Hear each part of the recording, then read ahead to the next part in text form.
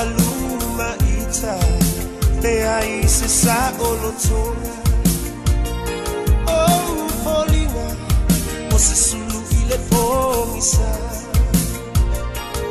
a ola upu o se rosene mamae ile la e pi one afi uale matine ya o nei la ngona manei ma faufonga lo una watu se mea a fai la tai ia tawina se rosa matu wilo lima holo lo falena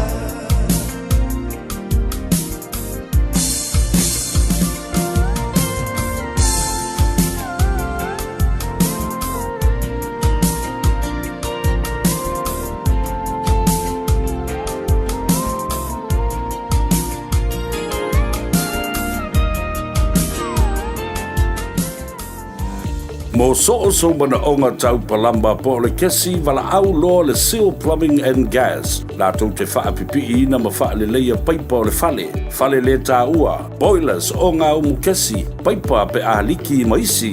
Talia wins quotes. Wala au loa fui maono mai upulusi. Ma Steve o le Seal Plumbing and Gas i le olua tasi fituiva tasi lua. Olua tasi fituiva tasi lua. Tau iaina e whafonga le Radio Samoa le nei whasilanga e tō se aile se 10% mai le tau o le itu la mua o lau ngā ruenga.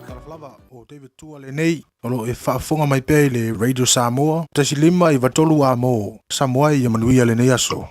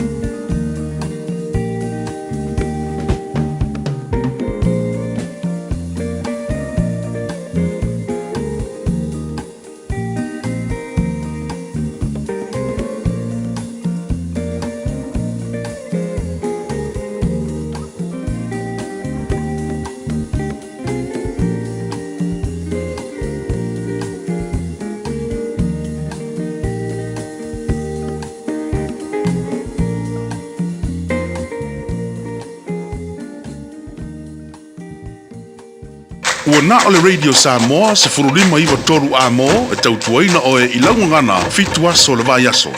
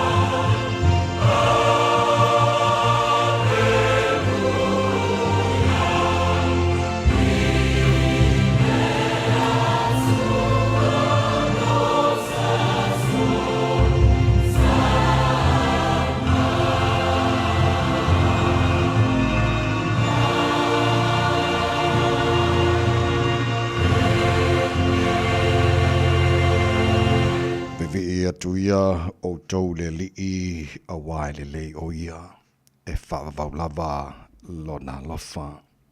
O tau e tu le fale o le lii i lo toa o le fale o le tātu atua i o tau vi atu i le lii a wai le lii. Ia whai pesenga i lona suafa a wai mātango fia lea. A wai filifilia i a kopo le lii mona o Israelu e whai mana oloa tā ua. Ia vi ia oelo mātua tua o le tai au manino ma le tai au singsengi, tai au te toa o le asa foua e au mai ua mātua patpatia. Ia au lava whaamonianga nei tai au, mua lava ona mātua lausu, e pese au vi inga lo mātua tua mātua whaamanuina lo suafa siri ese whaane ne e ate oe, a wā o le taulanga lava o vi inga ma le taulanga o le whaafetai. Ua te tau ma ona mea lava lea tu ina atu i lau fio. Mātu wifua i uluma le nei lava tai au, ma mātu whape atu e pa ia lava oe le atua mamalu.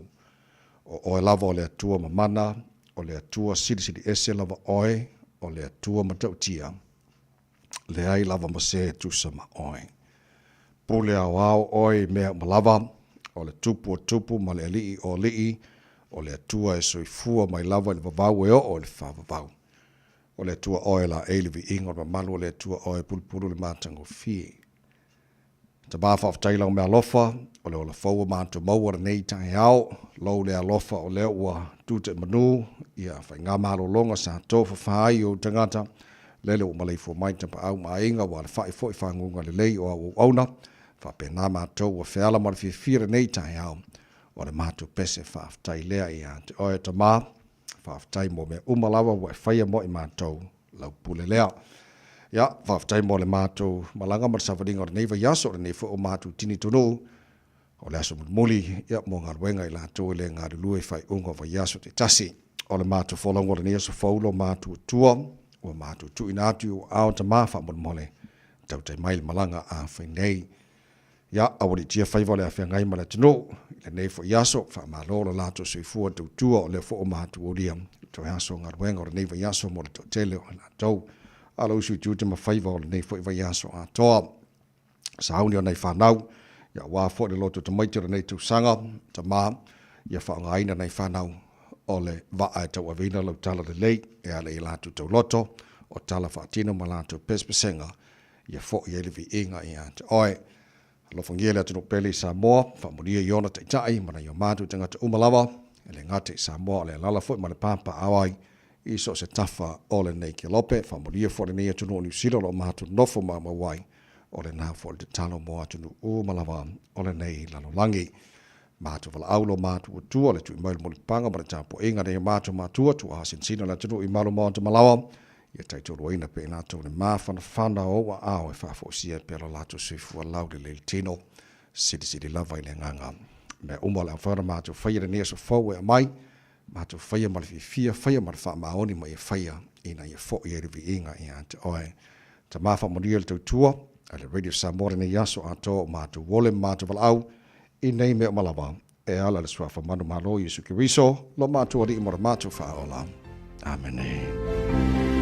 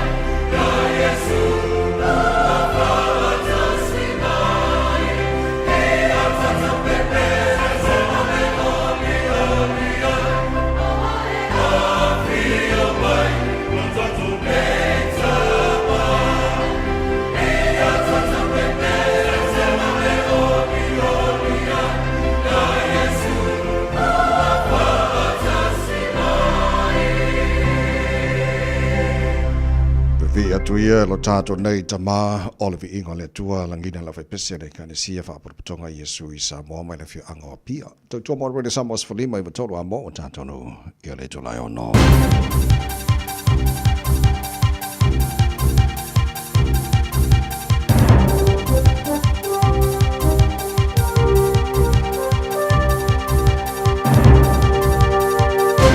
In this update, 4 people have died in Florida after a tornado outbreak in St. Lucie County from Hurricane Milton. Rescues are ongoing after the storm has passed through. Governor Ron DeSantis says the state is anticipating more casualties. More than 3 million people are without power.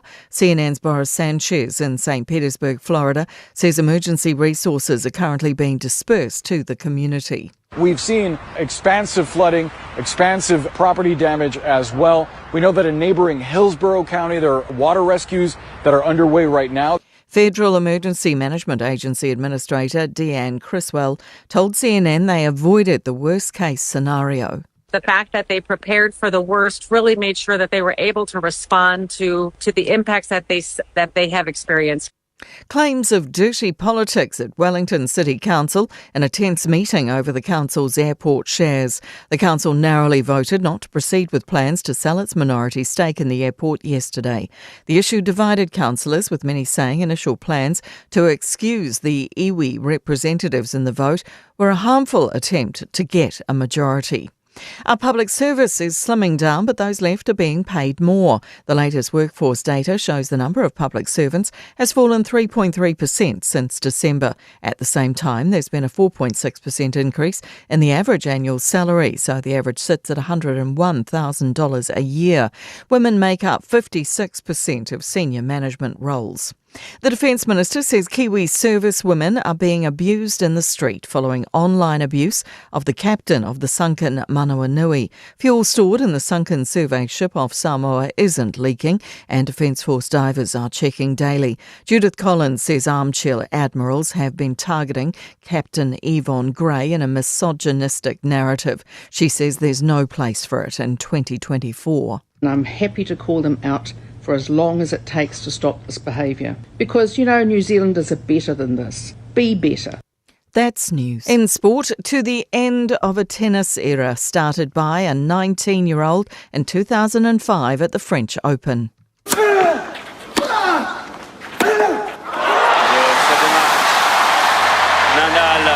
trois manches à une, 6-7, 6-3, 6-1, 7-5. Rafael Nadal will retire after the Davis Cup finals next month. The 38-year-old has won 22 majors, including 14 at Roland Garros. Harry Brook has scored England's first triple century in Test cricket since 1990 on the fourth day of the opening match against Pakistan in Multan. The tourists declared at 823 for 7, the fourth highest total in the format. The hosts are 152 for 6 at stumps, a deficit of 115. That's sport. I'm Jodie Gill. 24 hours a day, 7 days a week. Radio Samoa streaming live on www.radiosamoa.co.nz.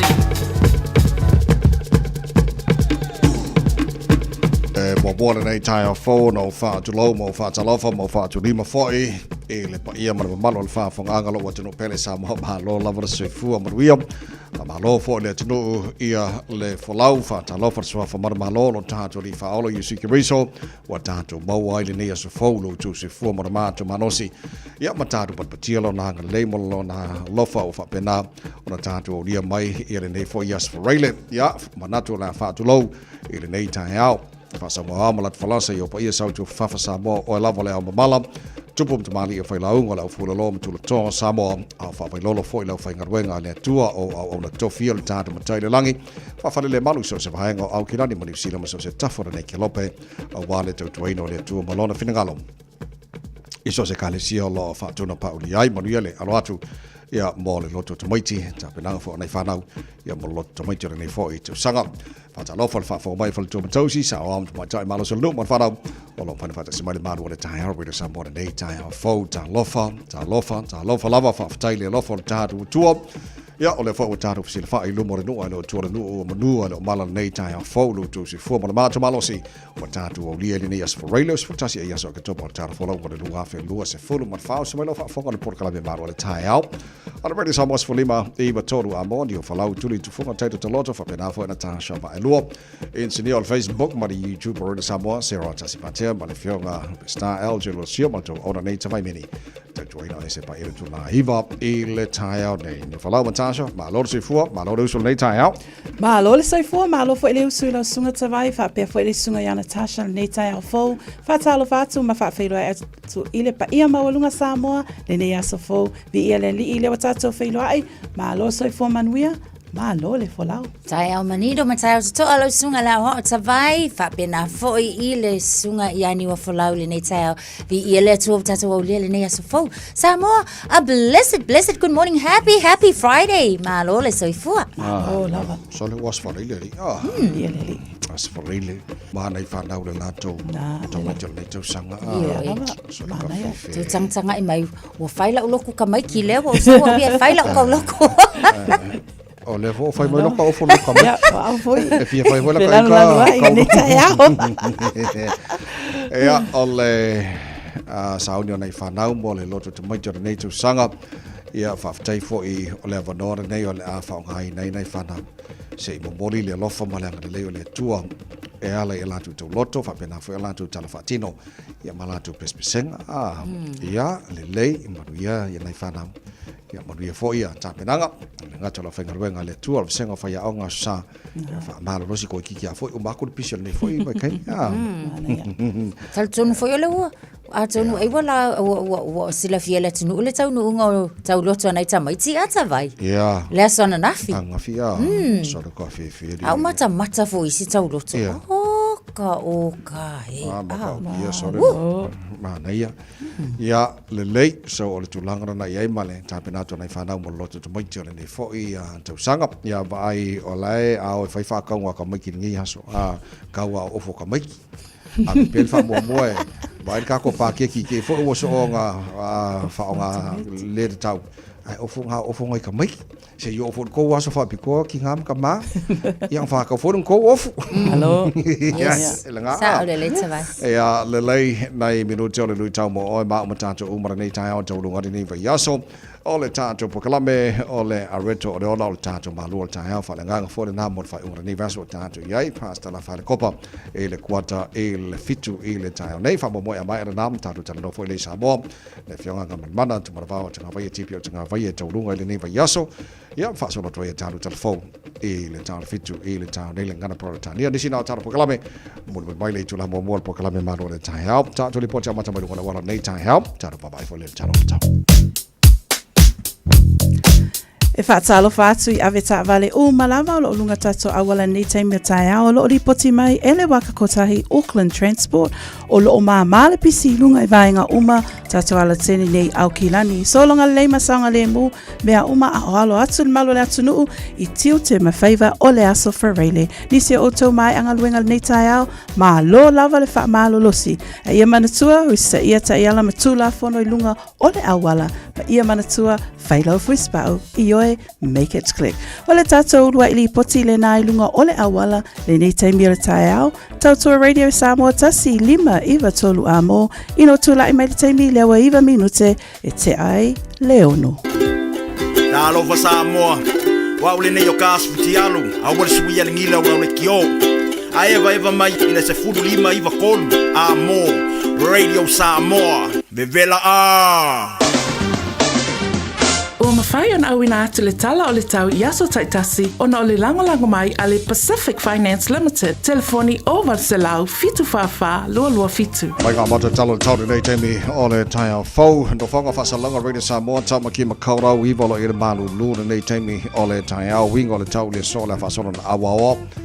Langi le leini so taimi pa o timu ni so vaenga au kilani se furu marfitu le maulunga le malu lufa mawina mo au kilani nei as Ferreile tai au pe audio le fasoro na awa langi le leini telo vaenga au kilani tutusa le malu lufa mawina mo au kilani le soma tai au fitu lona maulunga o le vaenga yon tuatu la pa o timu le so safa pe namara so fua langi le leile so dua stofi o le vayaso o luma na yatu fa mamonga yela vai tau tu na mai ile nei fo I tai au fau ya wa fo de silfia le tano ile tulanga la ile tau e fai o fo fanga nei aso malanga tu fai unga ole fa yaso o le vainga a matara nai talo le taura nei fo i tae ao. So se tasi e whaisana no ngā tupe le Pacific Finance Limited mai le aso sefulu ono se tema, se iau lia le aso sefulu valu au katopa, e anga va uma i le se i e te ono manu malo ai i le 5 se lau tala cash. E whaiele i le aso lusful tasi o katopa, apalai nei loa i le pacificfinance.co.nz, e talo sanga sau no ngā tupe le vau le 5 se lau, ma le lua se fulu afe tala, e lua miru te whaiele au talo sanga online, ai tasi li tu lai whaatali eite tali, e ia inga whaabitoa, walau lo le Pacific Finance Limited, i le oval se lau fitu whawha lua fitu, oval se lau fitu whawha lua fitu. Tasi o tele tulai ono, lui tau mo oe, whaungara nei vai aso.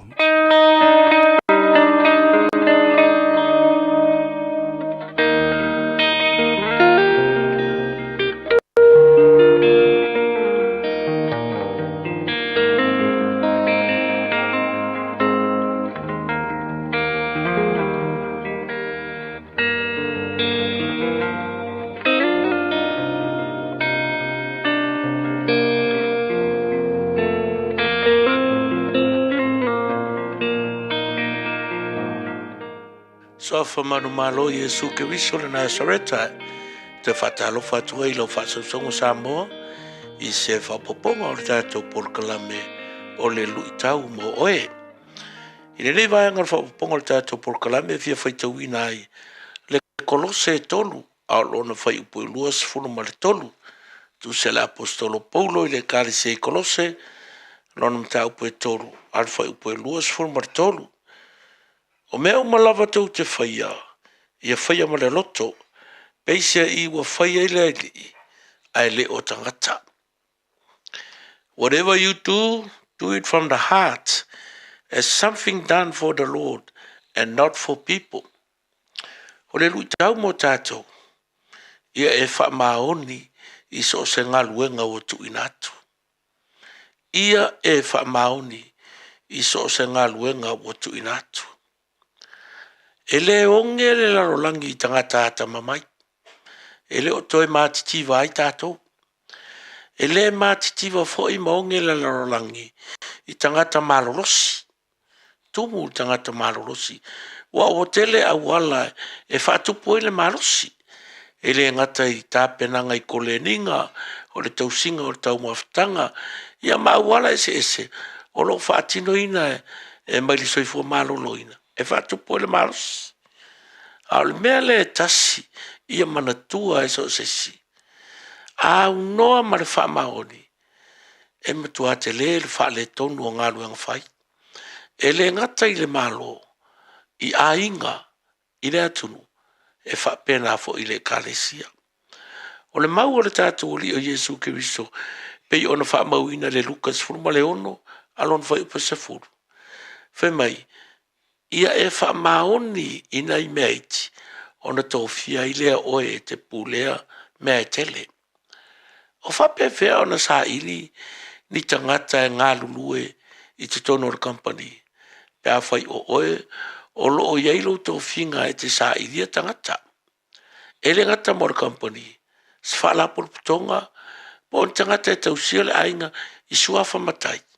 Io e pea no whai atu. Ele o toe mātitiva maonge tātou, i le ata mai whaale nei i lalolangi, manei ona po, whau masoloi, PA, MA, PhD, ma kua inga qualification ese, wa tātou mua mai a onga. A le mea le wha manatu ia te oe. A whai e te tautua i le atua, a e te wha atumutumu 5, e te wha apai ma fe alo fai, ma e seu masalo. E le ma faina manuia le kalesia le atua. E wha pena foi, i to tono lo ainga, i to tono le atunu, ma so se ngā luenga o tu inatu ia te oe. Mō le nei aso, le ala ngā luenga o fo inatu, pe te le pe lai titi, pe mama pe palapala, pe fai le luma o le va ainga tangata, pe te fai e leilo atu. Mea whaasirisiri ma le whataua, ia whaia ma le whamaoni. Whamanuia le tua ia te oe, tiu te mwhaiva ma lava singa uma o le nei aso. Mano le soafa Yesu. Amen.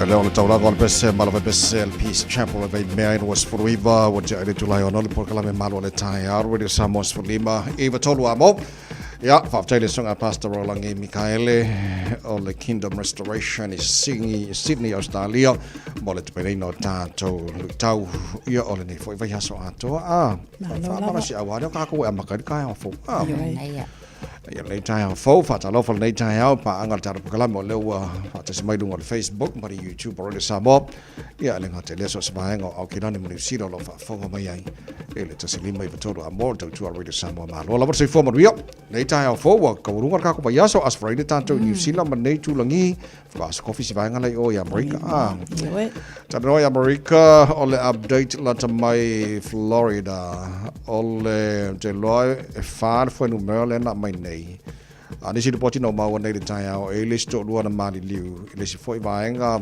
a te lo o St. Lucie County le to fa na fa mo ni mai mal liu ka lu le fa foi o Milton o le alava tawai pe ona e sau noa ia fa pe foi sunga Natasha nei tai au o se tala lata mai I le a fa le angi Florida le fa ilo mai le te mile nei Ioe e to fa o ilato mauti noa o fano lato so I fo se tala fa noa le na tolu miliona le numera o tangata ua fa iloa mai ua le aise e le tise I le taimi le nei tele fo I fale ma maota manisi fo I melungo awana ua fa iloa mai ua fa le angaina ona o le a fa le a Milton ia olo o lapata I pea I emergency services mo ilato umalava o alala lava I le vaenga le wangi le a fa pe ta tawai I St. Lucie State o ina lava o lo lapatai mo I lato umalava ina ia lato mataala ma lato tapipena ina ia o lo whailoa ina ia lato I higher grounds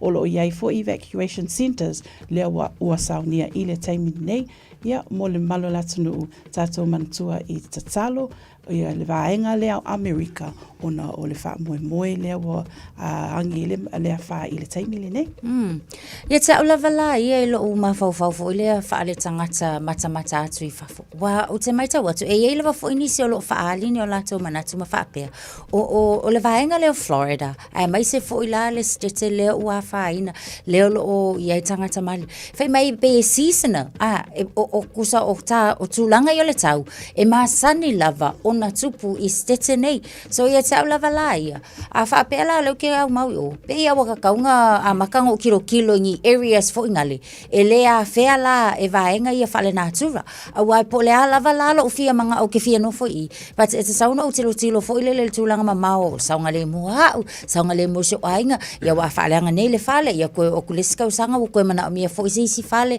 ia ai o tūlanga na ia te au lava ia wa le mai te wat o tūlanga ia e mai se lava I tono le setele neo Florida o se no fanga fo ile le a fea so o lava e mala fale natura fa pe nei so ile ia la ia kaulanga o kilo lo se no fanga fo ile ia e mafai fo na nga ia ma amatai ona toe fausia le ainga ma tupu ai ma feo lai ma nai e mai se lava fo ona I fana witi pe ona moli mausi tina kiwi le I tono Florida ile tau mafai fo ile inga wa watu warning fa alua ia te ia fa tolu ia lena mafai tu o SMS nga fa nga al fa la o lana ia tala o vaenga ia masani ona afea matangi malolosi but the great thing with the states nga lava ta pena ia stete nei mo le taimi leanga they were preparing for the worst le lai mafai e lato ona faafeso o tai pe mafai ona tali atu I le puapuanga tia le wa tangata which is good at savai wa ole tulanga na iai ole na whalongo I li poti nei le tai au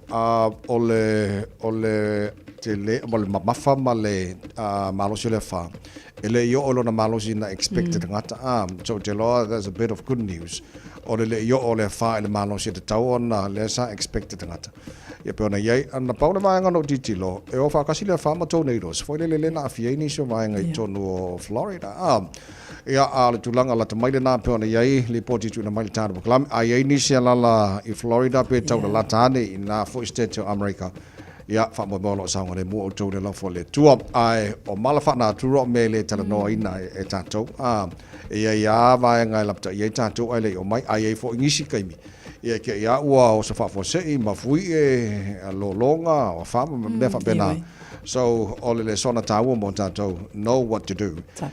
Kei mea o mai te whapena mo tātou. O whai tau ana po au nanga se tasi o alo Samoa. Te le tau sanga au na food parcels ma whatu inatu mo nei ainga e need le mana mia le tulango e tau mawhamai whapena. Sa tuhia. Wala tapunia lana au nanga le sunga ya David Tele Yo e tawai. Ona o le tūlanga lava tau se leni. O le au nanga le nei, e le whapitoa fo i le vaenga le o le food bank. O iei lana vaenga fo i lea e fisosoani fo i itangata. I le tau sia ina o lo lato soifua malolo inga pe o nga iei no whanga i wha malo stino mo tangata.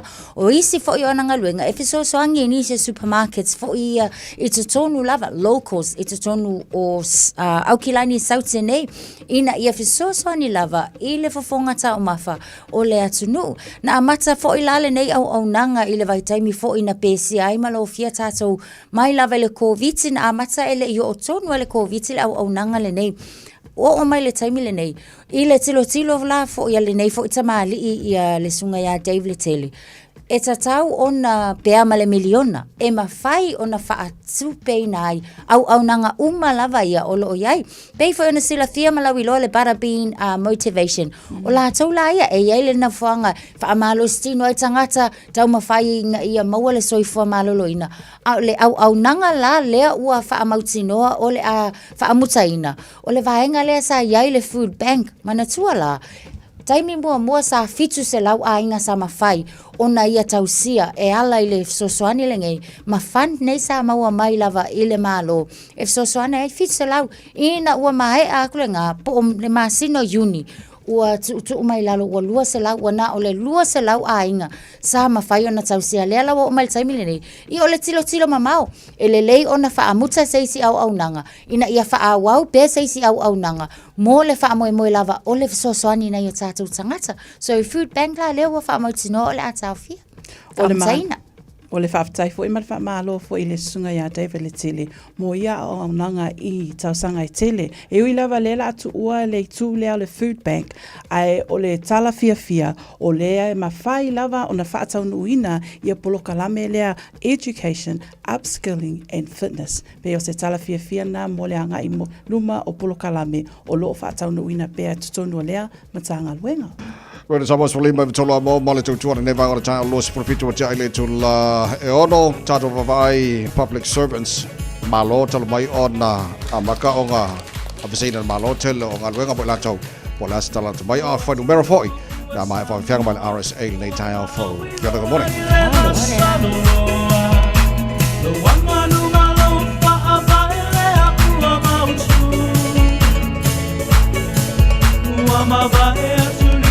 Sana o tu mau pea lo wanga ba se sa mai la pesa si va Samoa o tu mau wanga o tu mau e lo ai o Samoa lava tau si le ai awale pa tamala o tu mau Samoa lava, tau silelei ae awale pa atamala.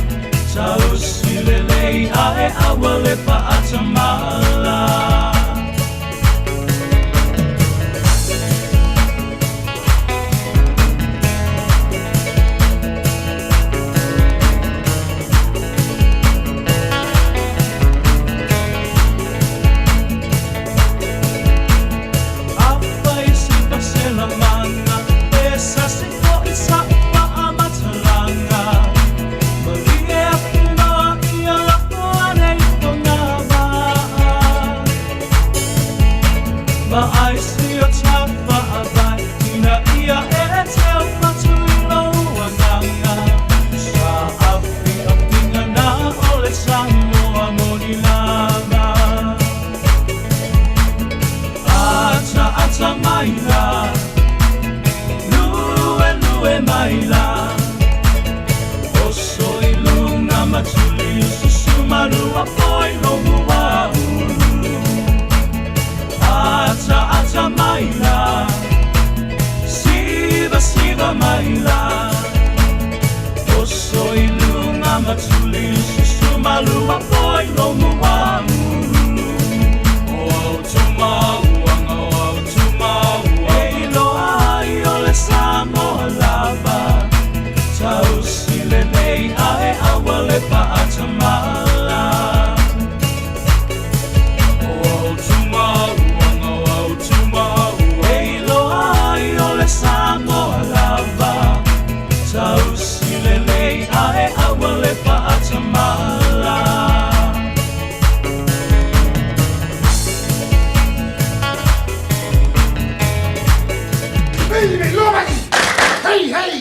O lea ua o maile vai tau o le tau tongo ai. O lona winga o te tau o na tapena lo mo ta mo vai taimi o timunga mamafa ma fa. E au fi aile fa mai na o talivai. Au tafo o tonga la au matua fale. Ina ia mama ala e tafe i aile sua vai. O le whaia o ia ngā ioinga e ono pui pui ailo whanua malawa. Mai le wha le ngaina mai i lo longa. Tanga iane le Auckland Council's flood viewer mo nisi wha amtalanga.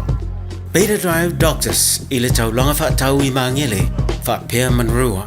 O le vaenga o so ngase pe amana o mia. E whaatino e fo i ma tuipui o le whana witi. O tuipui la COVID is flu iwa. Mo i la tau is flu on tau sanga malunga atu. Whapea ma tuipui o le flu. Wala au telefoni. 255 iwa valu. Mo so wano e whaatino ai nei au nanga. O fisa fo maa i maangele i taftafane o le McDonald. A manrewa i taftafane o le Faletusi po le Public Library. Beta Drive Doctors Clinics. O e fufu e whaatau ese lo fale. E te manao sta ngate whaanongo ia oe, tau tua mo oe, ma malama i laungangana. Wala au mai loa le malu mawhatau Bob le malu. I le olua tolu ono o 5 iwa pitu. Olua tolu ono o 5 iwa pitu. So lua se fulvalu i le fitu le polokalame marua le taiao. Ale Radio Samoa Sfalima e vatolu a moto. Te le tatou whaafong mai Amerika. Ia alofatu nei taiao fau je lona e stofi o tau nei aso. Salu kai o kai me whaikou tamo whtako le wauli. Ko lunch ia lea kau su se mako breakfast o kai. Alo lava whaftai lea tino tātou pakalame a reto o le ola i le taurunga nei vai aso le tātou malu o tāiao whananganga fo le nā o le tāiao i le kuata i le fitu ia o na tātou so tai fo nei Samoa le whianga mana o le owa i le whainga malo le po le coalition government i le last quarter of the year ia i ana fuwhanga pa mao o te leo i loa tulanga i te tiloanga i public services po le ase tala lata mai le tulanga i afa mo mo tausanga ia po o ko fiengisi ua abese ina pe vaia latu ngaruega ia mlesi vaga uma fa bonbone Tawai mana Tasha o se tala lata mai o lo whailoa mai taimi nei public service i ngā luenga ia peana tau e tawai i oe o le coalition whailoa mai ina ia whaamuta le tele o ngā luenga ia ai mai a te sema o mai a uni o le vaai inisi o data leo whailoa mai taimi nei whaapea e ova i le lua afe ia lato ngā luenga i le taimi le nei leo whaamuta i le taimi nei ai o le vaai i meo data ia whailoa mai le end of June e ono se fulu tolu wafe o i lātou e over le numera le nā o staff o loo tū mau i le taimi le nei i le sector le nā mai a te sema o loo whailoa mai le alu lalo pe whapea tolu tesi ma le tolu pasene le numera le nā alu i lalo e ui lea o loo sau noa pea le min star ia Nicola Willis tupe o loo whailoa mai le taimi nei o loo mo mia pea le tamawhai ina ia tuu pea i lalo pe whaamuta le tele o ngā luenga nā al taimi nei o numera nā wawai tele iai ona o lo whaapea mai e fitu wafe le numera e tatau o nā osia taimi nei lewa o i le lua afe le numera o ngā luenga leo whaamuta le taimi nei O se tūlanga fo le mai tau watu e tele lava ni vaenga o loo tilo i eile malo. Leo loo whaavaina i le lātou le lātou fo i lea targets lea i le whaititi o tangata whainga luenga. Pei lava o la lātou anamatau lea na tūla i mea lātou.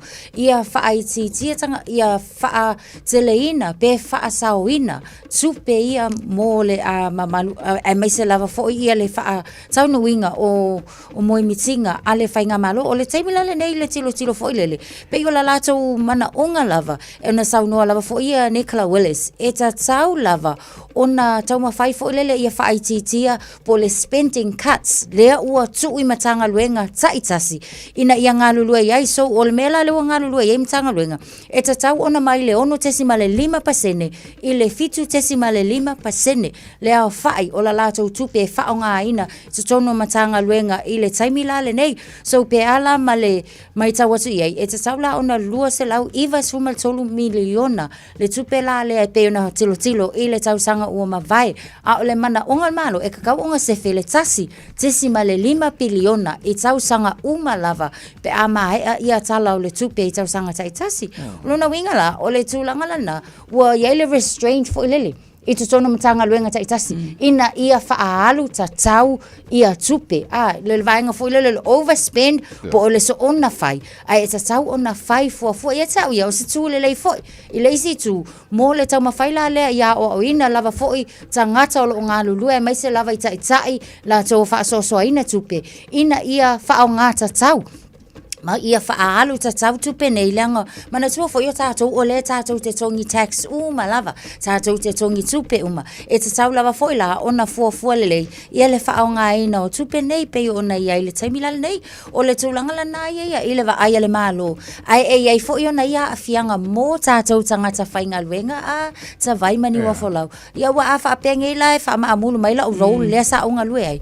Ai le ai ma se isi role I to tongu lava o se isi tanga luenga e felata a similar role I le ngaluenga le sa unga e whainga ka kele alanga o koe alwe sa ili sa unga luenga fo ilea ia wa eto e amata mai lawa fo I amtanga minimum wage ona wha solo lea a sa le lei e le maenga o te loe le itala noi el tata pakalame ai te le ano muli ta ia I le o le sa ilinga o le tamale malana whanau tolu I Maricopa o leo te wawa ai wa la mai tau o te loa tolu nei tau sanga sa ilia lava tamane ma lan whanau tolu. A le ai maua, even though o le ngai yangi si fo I o vainga fo le cameras mai si vainga ai ma ko ai paso le o malanto uma fo le sue but e a fo o popolenga tele o tamaiti.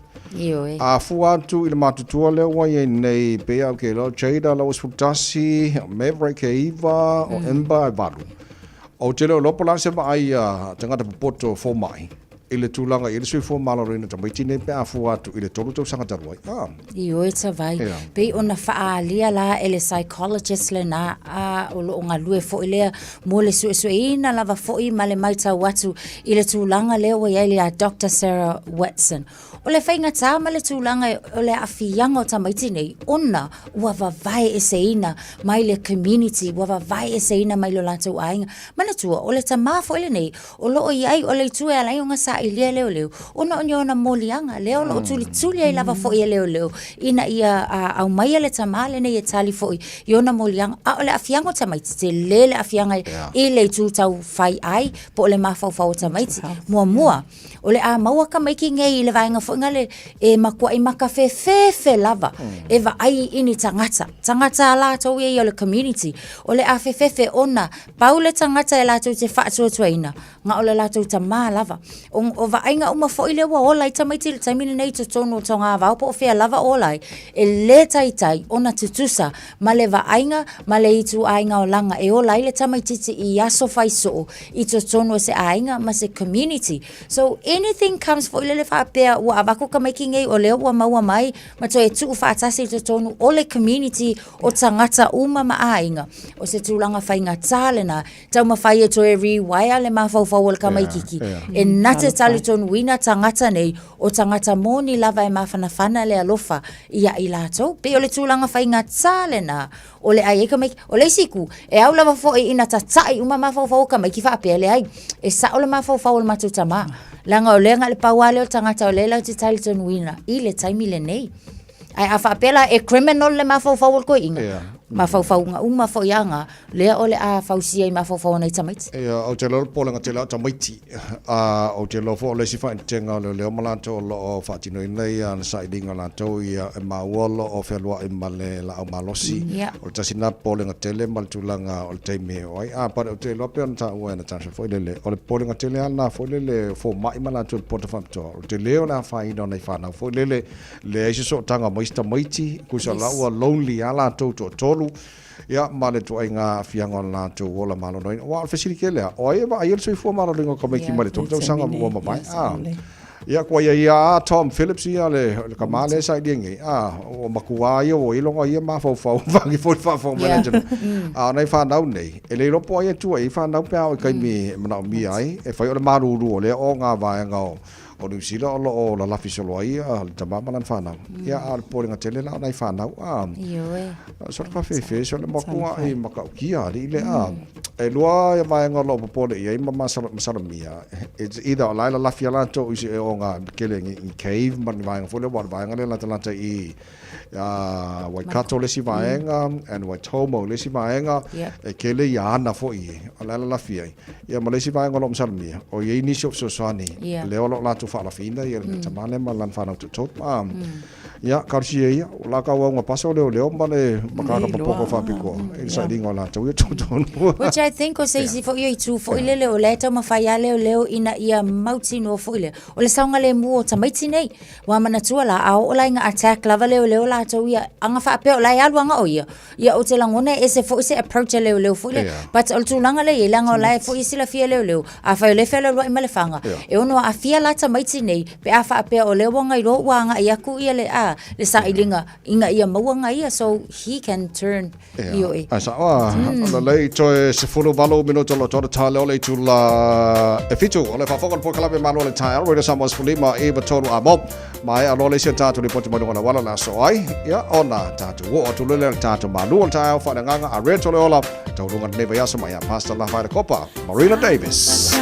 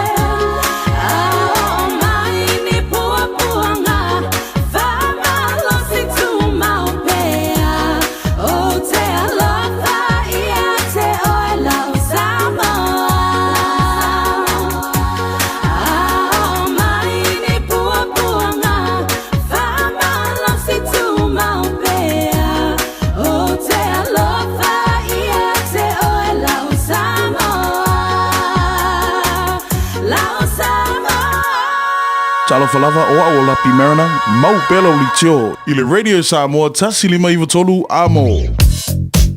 O loo tu mau pele maa o le pisi lunga tātou ala sele nei au kilani le aise swinga mai le tātou ulua i li poti. So longa le masaunga le mu mea uma, maa lo lava le onsa i tātou ave ta avale uma ia manatua. Please drive to the conditions, keep your distance. Maa alu sawa whaatu langa ina i le vaenga o le awala o lo e malanga i nei teimi. Li poti la tamaile nai lunga o le awala. Tautura Radio Samoa tasi 5 a mo. Ino tula i meile taimi lea ua toe se 5 minute ona tālea ole fitu. Talofa, we're the Katinas, and you're listening to Radio Samoa on 1593 AM. Bread of life sent down from glory. Many things you were on earth, a holy king, a carpenter, but you are the living word. Say it now. Come on.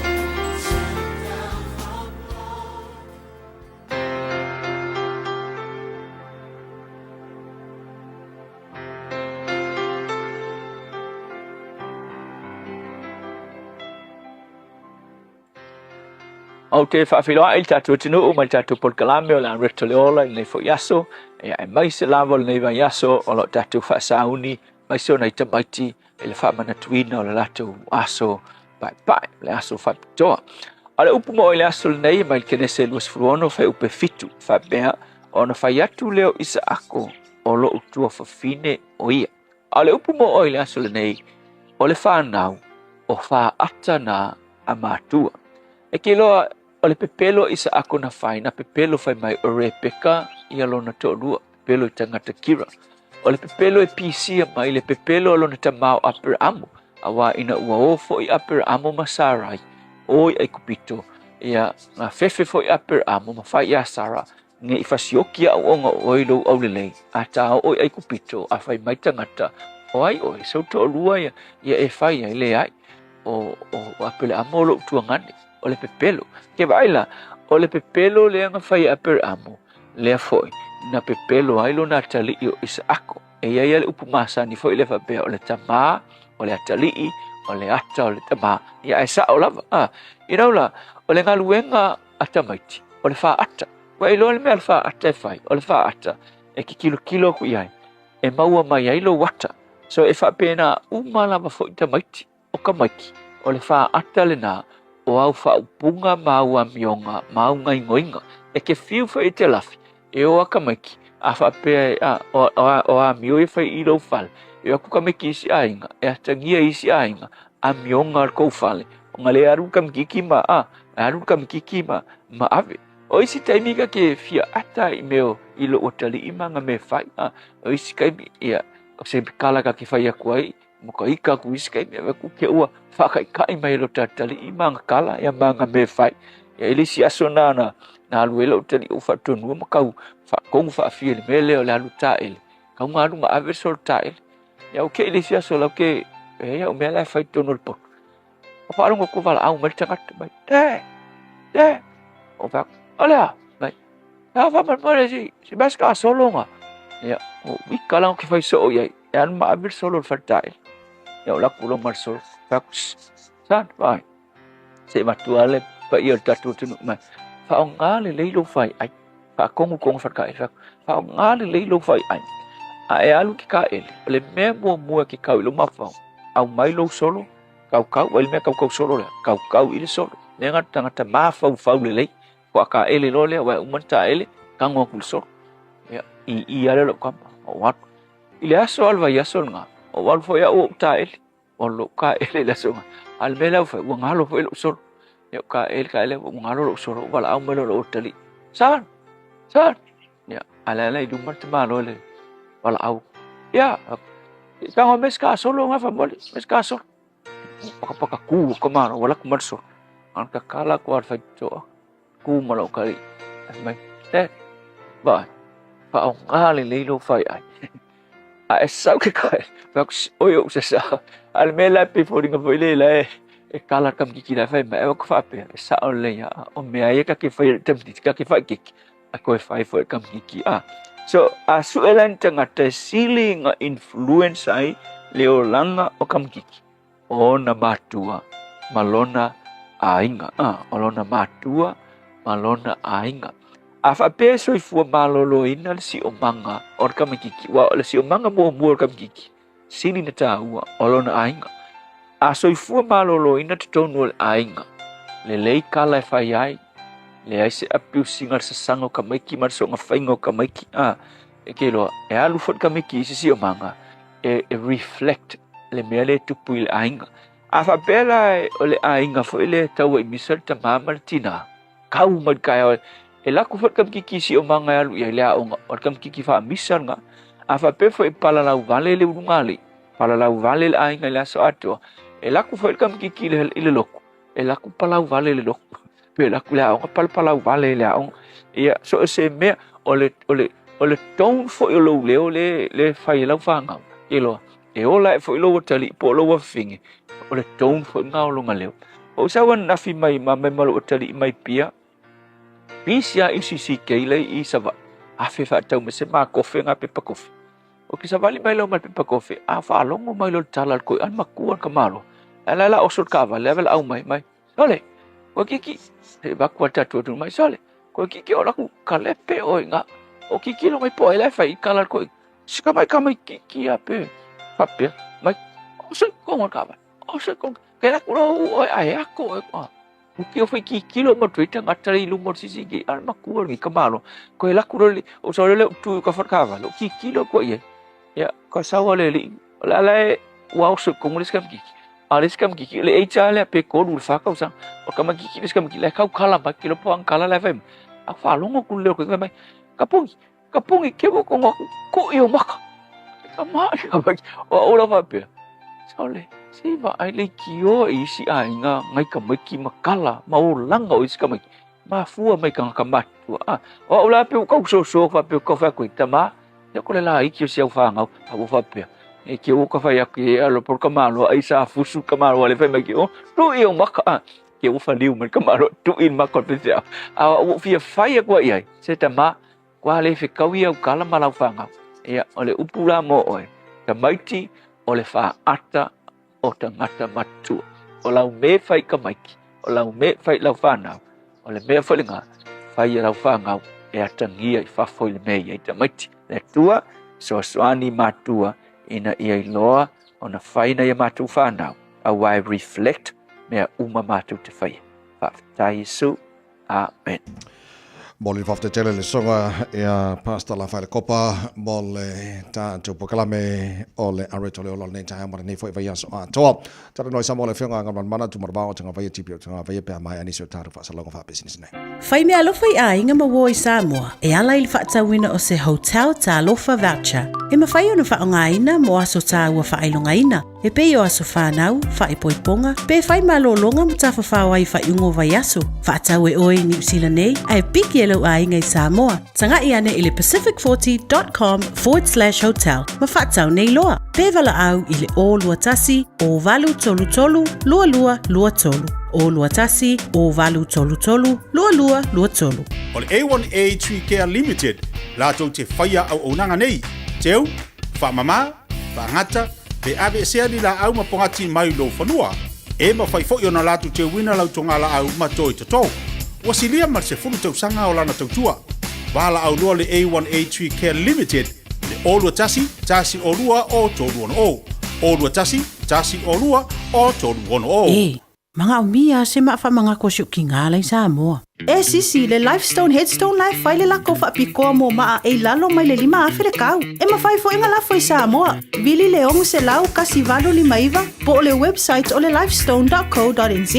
Whai loe le Lifestone Headstone o le Radio Samoa na e maua aile nei whaasalaunga o na lafo lea o le maa whaamanatu I Samoa e au noa ma se tongi. Lifestone Headstone le au nanga a le Pasifika. Toi ono bino telefitua ni o whalauma Natasha whaatas mai le whianga ia nganmal mana tu marbawa tanga vai ia tipio tanga vai ap tatu tara noanga fai ungor ni foi vai aso am. Whaatalo whaatu I lau a fionga ngal manmana nei tai au fovi ia leli I leo tatou whailuai. Malo lava tautua nei vai aso. Malo soifo manuia malo lava le folau. Talo ko ya te roto sala malo le usu malo ko I folau leia sprede.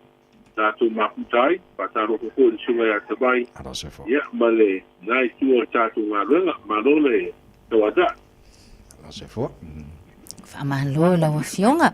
O lea o lo mai tau atu le nei foi vai taimi o lea lava o lo o tūlanga le lei lava.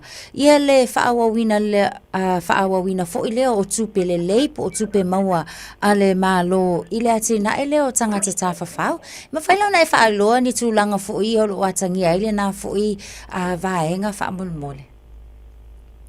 Palo whaftai, ia tonu nasa o ko se whamtaranga mai o le pulenga tanga tāpau le vai aso.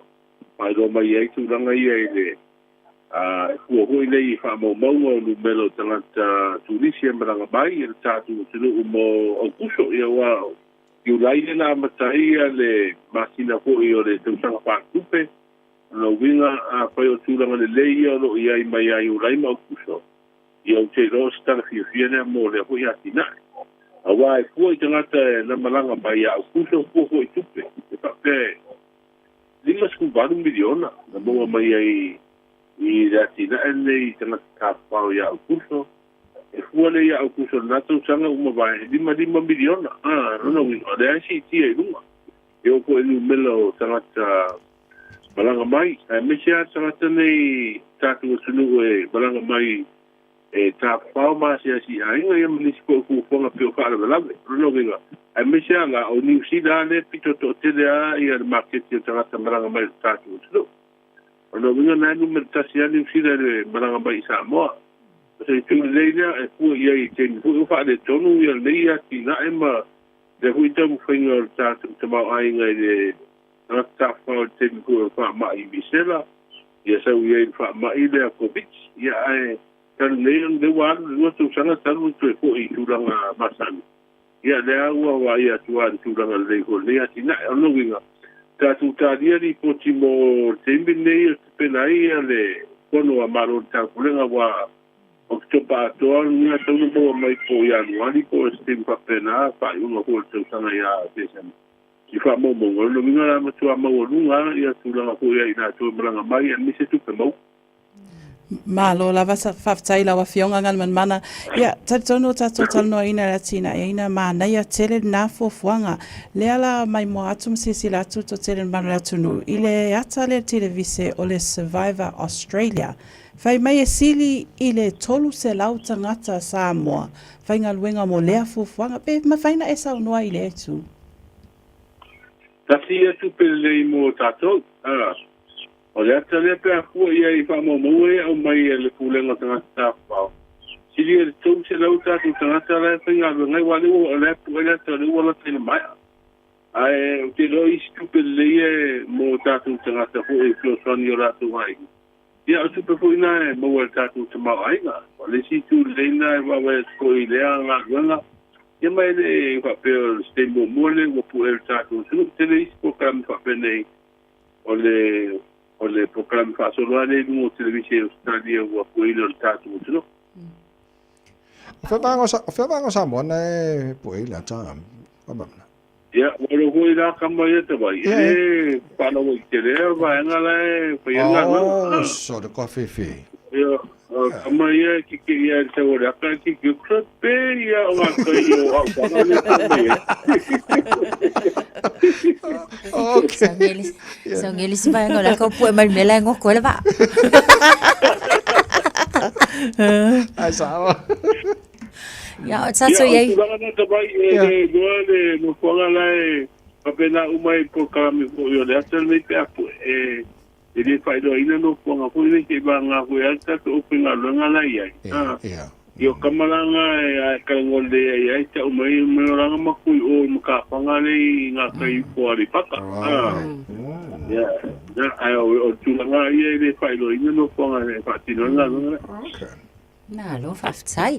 Ia o tatou iai fo ile tapenanga se tatou atunuu awa fo ia le fono lo manei le o tui mamau fo se taimi fatau nuina. O ka sole lawa fionga. Ama ko maka kul te unga o nuu ta itasi na we se waka fia o fua kwa Samoa. Ia ai o le vaenga la le o matou tulu mata ia le nei fo taimi me se fafonga la tunu. O lea ua le leile te wina o la lafanga ia ai mai se foil fa le leile o la tele o ala ni tūlanga fo ia o tama fail fainga malo fa ai loa i tangata ina ia tau sia la mo le taimi le nei mai se lava foil taimi lo isunga fono ia tira fia fo i ma le fa fsiri mai tūlanga lea le te wawa ia tūlunga le penga te fa ilangi le pulenga o pelawainga ma pelawainga i mo le wele ia piu abse ala tu ala no ko inu ma fiu anga ele no uma ma fiu anga o fiu anga lai ua piu tau so ko ile la tu nga ai ia pila mene o mo me pa apa ho i pi onga ta vai me tau sara e pai do ai le vai ngai de tau na o te le elo ta vale ia wa ia ma sali fa nga sama wai do mo pia ire na tole o te mo po e tu ia mori ana i do at ia o ko ia le au wari ia wari au wala ia o te nga ia o ave ia i si ran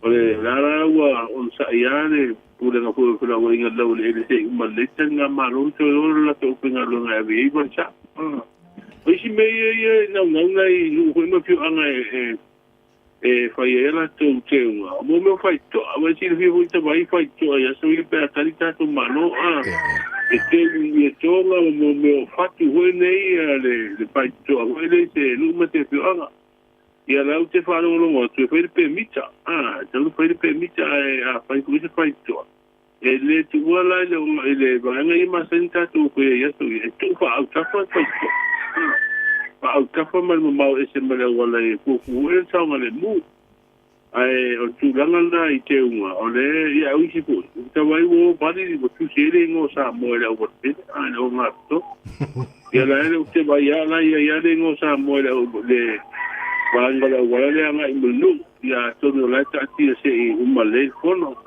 ia wai la uma ia wala ka mai le pule ngo fula wa ina le la to bari ina wala le i te fa na bari ku ke le vai na ia to no le Nau hoi lelo tātu mo tunu e. Pai me sin siri me le tena malo. Ia e o tātu nau ko. Ia e sori e maltu la kono liste. Ia sa le. O lea e se tala sa o la ta mai le tulango. E swa ule le va alea New Zealand le nango tongo i foi ngā te whale o upolu. A me sa ngā te whale sau te o le upolu whamon mo lea. Ngā mama. Ia, o le asa mata mai le amtanga ko ni ba ya so nga runga yo tau mai le uma le pita ko yo le sambi New Zealand pe nga runga le ya la na pa wa le asa na fi mo ko sima pelo inga ma disi ko yo le pita mai New Zealand o sambi ia ko pe fu se tama sa i yo no to mai fa jo ko i mene yo se se manga mai New Zealand ta no ko tu la tunga o la tu amor maule mai talu mai na fita ona matu pero e la ye so u le ta ola ole bishi du oil le vai nu ole se pe so le sambina na cafe ele o tape ole i to la pia i taile le open sea le ni so u le va pe tu amsa le se ko le magale na mai le Leisi fa mtelanga la te mai nga nga le apia tena. La o ma o le o ma o. E vai ngor ba ana di ki me so tara ko ne o mai.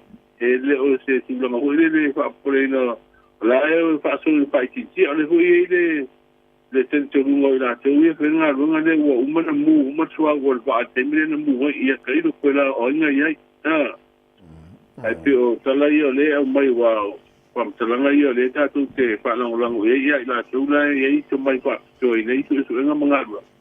Ia ang tatu roho le po le ang tūlanga lai whasinoi ia le po i tamu koe ngai na uane i a fia le ngā te whane ko ia fi ang mana tu o tatu motu pop. Malo vaftai ngam mana mo le family no chela nei vai ngai pe on sin gel nei foi tai fo to lu ngolo chu mo le tunu ya taru chala mai sa mo pe a chala chula valu ta nei va chula va no fa foi au cha pe na fa mo mo o le o fa lo mai el committee ko I tatu malo la tu ia nga fa mata pe na ni pa le tonu tu le mai bo pe ni so u sa al sa ua e tolu ia vai ngol va le o lo ngo tui nga te paleo lai tu so teu po e tolu vai ngol va lai mama mai so sa po so swani ia le va tau ko hermano per tania o lo ia ina yo nga sami nga nga na ve ayo nga te pale le uma fa tu ina le lo ia senior taku malo ina ia fa tu se le mi pro che ti miliona tala le tu malo le pa ia ma ua fa tu ina ko ia lo ia siri tu lang so tu la ono pa ngai no se vai ngo tu per pro che ti le tu malo pa tare de amadua wa ma ia fa ta u ta tu malo ia le sa ho I manga ruanga tinam ma ta I wo lo la tu sa I sa mo ele se la tu por ka me fo de wa fa mo fa la u do el tendo le fono malo ta prela malo fa te tele ia o mo vi mal tau le tunu le fa ngol nei vai aso Tala tau e inga lapta inga meni whao tuanga o ni ti munga mamafa ana whaanea o ngā lawa I lea piapi ana. A lea la I lea so mo le tau ai o le sporei le tātu tunu. O winga le tau o au o sa video le mta poru o kia I te sa moa. Ia mai ono a fi ai lea sinu I au mana I timu ini so teimi. Ia wo ini so teimi ma timu te uru wa solo ai pa tēnā I wina ma whai tine ono ia I moto poru ma sa wai. Ia mo lea sporei le tawai. Malo vaftai mana mo tau tu nei vai ngol chai au ia li ai wo mo lo ko ko no kom ia lo ko ko ia ko Saludo lo ko ia ko ia lo ko ia ko wa o pia nei no te me chi ko le ko de ni no ko wa ma what make yeah what ma le wo ka le ko po le po pe me ka ke le menio we she vai ya o me ngwe wa me ta me tinga so mai e fai ma ko ka langa ko pu kam kiki man lo ku kala ala wo kala I mai ko pu kam kiki man ko nga I fe ya me ma nga sa mo sa pena lo to me ya wa fai ko I mo me o tala ko I fa bana to I o ma de ya ko pese ko ya o ko ni pese foi tanga pa e ko ngari ya la fo wa ka ko pe na sa ko me ke pe o per kamale o manero le o ka ko ya la ko e manero le ya la ko I ta ula nga fa na ko I me o mar ka ko bel lo ko I me ne o le sa ka me ko I ko ani si ba ngo ka ko como mo ia la huela lulu wal pe a ngesa sale ia la no ka ko ta tu le tu ma ta tu masani ya sawa o me le ma le pe e de visi que ta tu e al punto si pe au pe va ama ta tu ande ta tu mo ia na so e sa lo tu al pe a ia e de se me ta tu si nge wa ta tu no e na tu al si nge pe ia au fa na ia mo la tu asa ia wa ia ko ni ta vai ko ke ko me kingi cha mo ka ko nga video we ai pe o sola ia me ko sa mo ani marmano mo ka kira ni ko me kingi ia sa munda ri la o e no to wanga la ta do ia al me ma no ko ko va ko ver ta wanga ri o la uta lo ko ia la sa ri se me ko uso fa te la mo ta te o tu no vai to sala ia ia fa te no pasani I taulanga I tūlanga ko I whātaunga al whanau ia tāsia ia wa sa mano lo matore te mkua e penga lunga kai ambuia pa te tere lava mo le tau mai le tātunga ruenga le tai amal nei vai aso atoa manu ia whai nei aso manu foi le weekend uso ia pa pena ko I te vai me tau sala tātou whero an po sai ia so ia le whionga kan mana tu marabawa tanga vai tipi o tanga vai ma tātou ma taupu whanau tele nei tai au na fo watu tāru headlines tau lungai lan tau tua pe antara valu I le tau nei tāru tala mai Samoa tau tua moro Samoa sfolima Eva tolu amo tala fok ili ngara Britania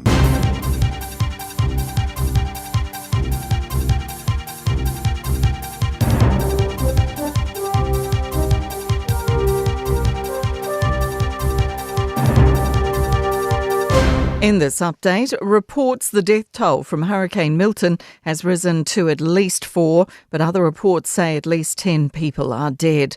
Rescues are ongoing now the storm has weakened and moved offshore. More than 3 million people are without power.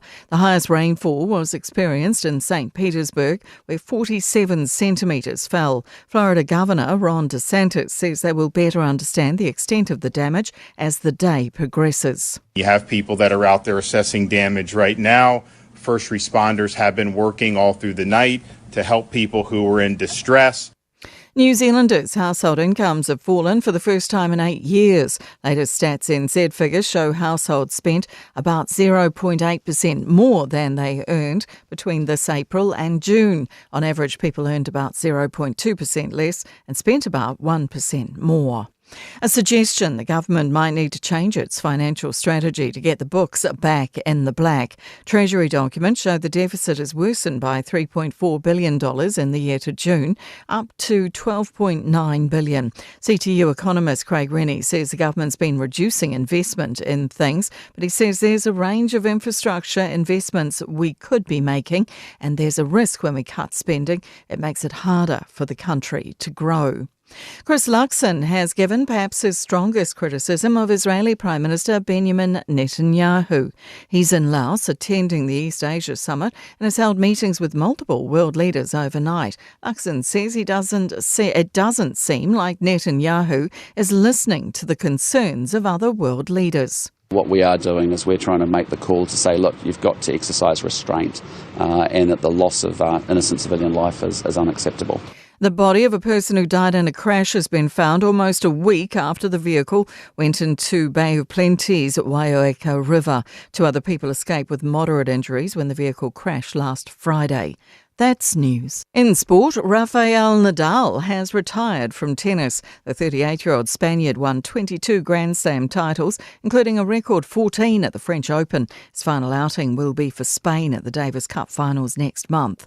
The roof panels over the home of baseball's Tampa Bay Rays have been ripped to shreds by the force of Hurricane Milton, with debris littering the field and seating areas. Team officials claim only a handful of essential personnel were inside Tropicana Field, located in St. Petersburg when the storm hit. No injuries were reported. Sydney Roosters league coach Trent Robinson and his wife Sandra were airlifted to hospital earlier this week after a gas bottle explosion at a barbecue dinner. The pair suffered burns to their arms but have since been discharged. That's sport. I'm Jodie Gill. 24 hours a day, 7 days a week. Radio Samoa streaming live on www.radiosamoa.co.nz. Solonga le lei lava lunga o la tato wala tele le nei taimi o le tai au file mu ngao ia ele o iei fo isi wha lava tau taavale mo tato ava taavale pau lava le fautuanga mo tato ia awa fo ele no fua ia le lei lava le tapena pena mamau ia maanga i vave pe lunga o le ala tele i awa tato tele mai lo lava fo ini me tutupu i lunga o ala tele pau lava le vaenga fo ile wha manatu o nisi lava o ala tele e vave ona feo lolo ma pisi o le vaenga le lunga o tato State Highways fulu male ono ia ona ole awala le naulo o tapuni ai le vaenga le nai point chef e pe ona sila fia fo ia ole ta wala le na ole tapena pena vave pe wa tatu fainga malanga mo lunga wala tele a ole li potile na mo tatu avita avale ole naulo o saunga le mu male le tatu lunga ole ala tele le taimil taiao e mafuta mai le manu le taiao la Radio Samoa no fulu tolo minute te ai le tu life itu.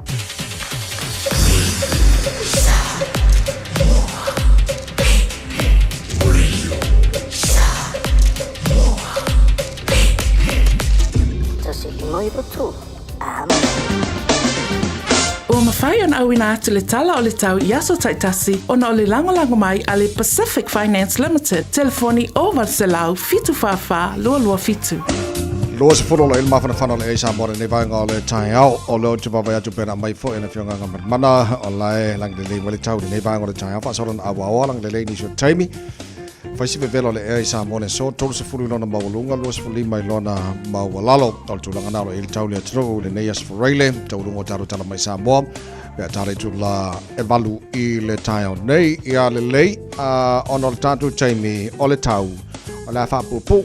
A silisila atu o naisu suru le la whaftai le tua sila ko ifa fo wakimu ia ka ko ka ka por ngi ka yao i ba nga umba le nga tai au kilani mai si ba nga umba New Zealand man ngai lang ia ko al tal with Samoa fa lo local tal company le So se tasi faisana no ngā tupe le Pacific Finance Limited mai le aso sefulu ono se tema se iau lia le aso sefulu valu au katopa e anga va umai le se ia te ono manu malo ai i le 5 se lau tala cash e whaiele i le aso lusful tasi au katopa apalai nei loa i le pacificfinance.co.nz e talo sanga sau no ngā tupe le vau le 5 se lau ma le lua se fulu afe tala e lua miru te whaie lau talo sanga online ai tasi li tulai whaatali e te tali e ia inga whaabitoa valau lo le Pacific Finance Limited i le oval se lau fitu fafa lua fitu oval se lau fitu fafa lua fitu Ole mau jana jola fitu ia le lei peia o retire mai la o kama le selo fi feeling king isi o Rafael Nadal ia le lei o makuri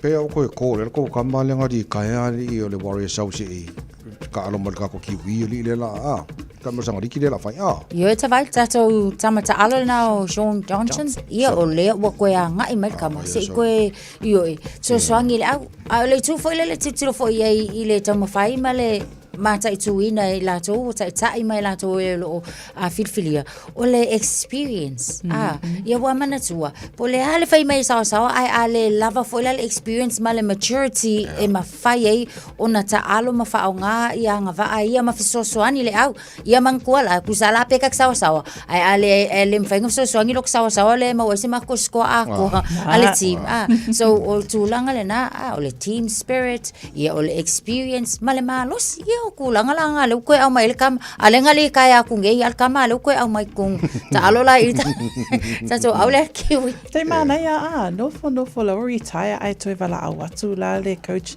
e sa ta alo o se la ngona matango fie mana ia le la to e o malai e ta alo ia mana ia te ta longa mo la le la ta alo el tama el to ta alo el ta to au la le kiwi ia o le la ta alo le ta alo ngale Australia ma Australia ile Christchurch Stadium ile solution fitu oktoba mana ia fola to mata ina talonga ia ka no fi Australia ia ola to talonga lena against Australia at the Christchurch Stadium on October ile solution fitu oktoba okay Nei, ona ko fa pia o college ke ayo ka ko piko le lo. Nei, Australia. O ai foi le Australia. Ke Australia fia fa kai mai fa ko ya so. Ia le Australia. Ia e foi ma ko college ke fa mol. Foi lá to. Ka lo fa ia le ka ko wo ia nga Ia le amata na fe ka lo. Weekend ngai pe. Luas fulfito o ke topa. Oi, fai un mas. Fai un mas. O ka causa salu ko di fa pe di la ka o foi mo TV di ala ngari le late time to America's Cup. Ia wana sia sa ka ngo i ka longo la opinion ia. Ka ko ka ko ai pe.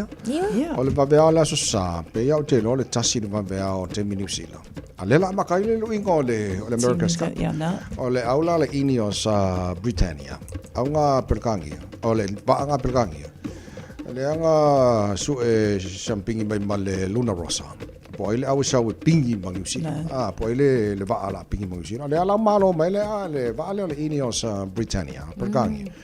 Le la fe towing la marka ko team music. Sort of fe. E ba ga o le best of 13. E fai ele su ngoli po le America's Cup. So se lo pusingi te lo awa le na tapena me to au New Zealand go team New Zealand ka malaka mai ele ia alwa veola taimi tato la santa to New Zealand me la makai ka longo bo le ta le tunga bo le ese fo ia ko inga va ari pe a ori ngo se e mo sabiri ia ba ia so ia le e ngiska longa o so mai ni fa un ki pe Ta vai o lo whanga solo pele ta alonga i le NPC mo i lato o lo murtai e ta alonga nei ta alo le awa Wellington ma Counties Manukau nei le afi i le lima te ai le fitu o quarter finals le ala o whataunu i teimi nei ta alo Bay of Plenty Hawke's Bay le aso atai au i le lima te ai le lua i le awa uli ia ma le aso sa whataunu i nei lota mai ti a ta alo e awa Taranaki and Waikato o le fitu 5 minute te ai le fitu le aso ataiao. Ia ma le aso sa whatau nuina le taalonga le Vale o Tasman and Canterbury. I le 5 minute te ai le lua. Kua pusi no foal kako o kilangiri in vanga le. Aluia le ala te taalonga tato. Le ufai tato, vainga funga no foi lalo. Alala mai lalo. Pos mai o tau. Alala mai lalo. Fai fisau tu kofir ngale. Te koe au lia kau sanga. Kua fe di fa le kongo kiri ko ori au kilangiri kau sanga ri. Ya lelei tatu talonga ta le tai Sfuri valo tele to la fitu pokala me maro le tai radio Samoa Sfulima e vatolu a mop tolunga le vai sol tar pokala me ngal porta near think a minute and so I da mai fa fianga mal 5 stars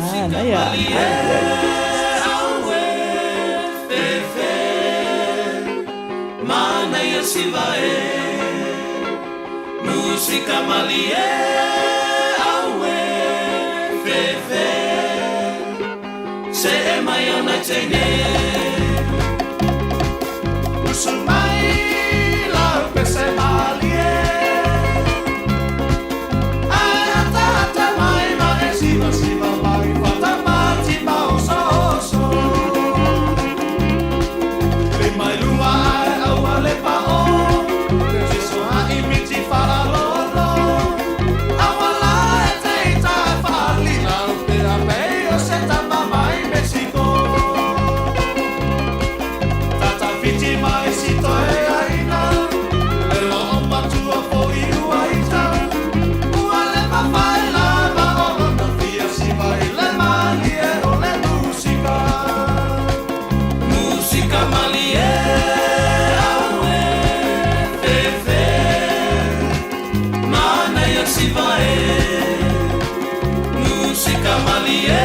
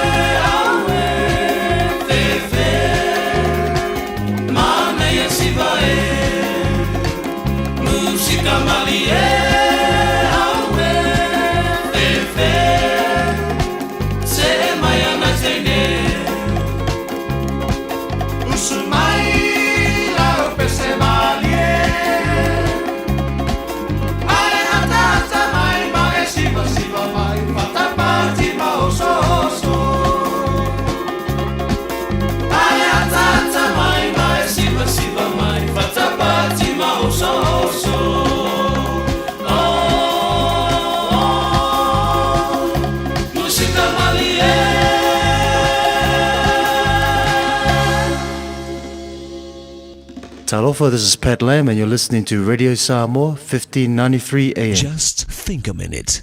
It could change everything.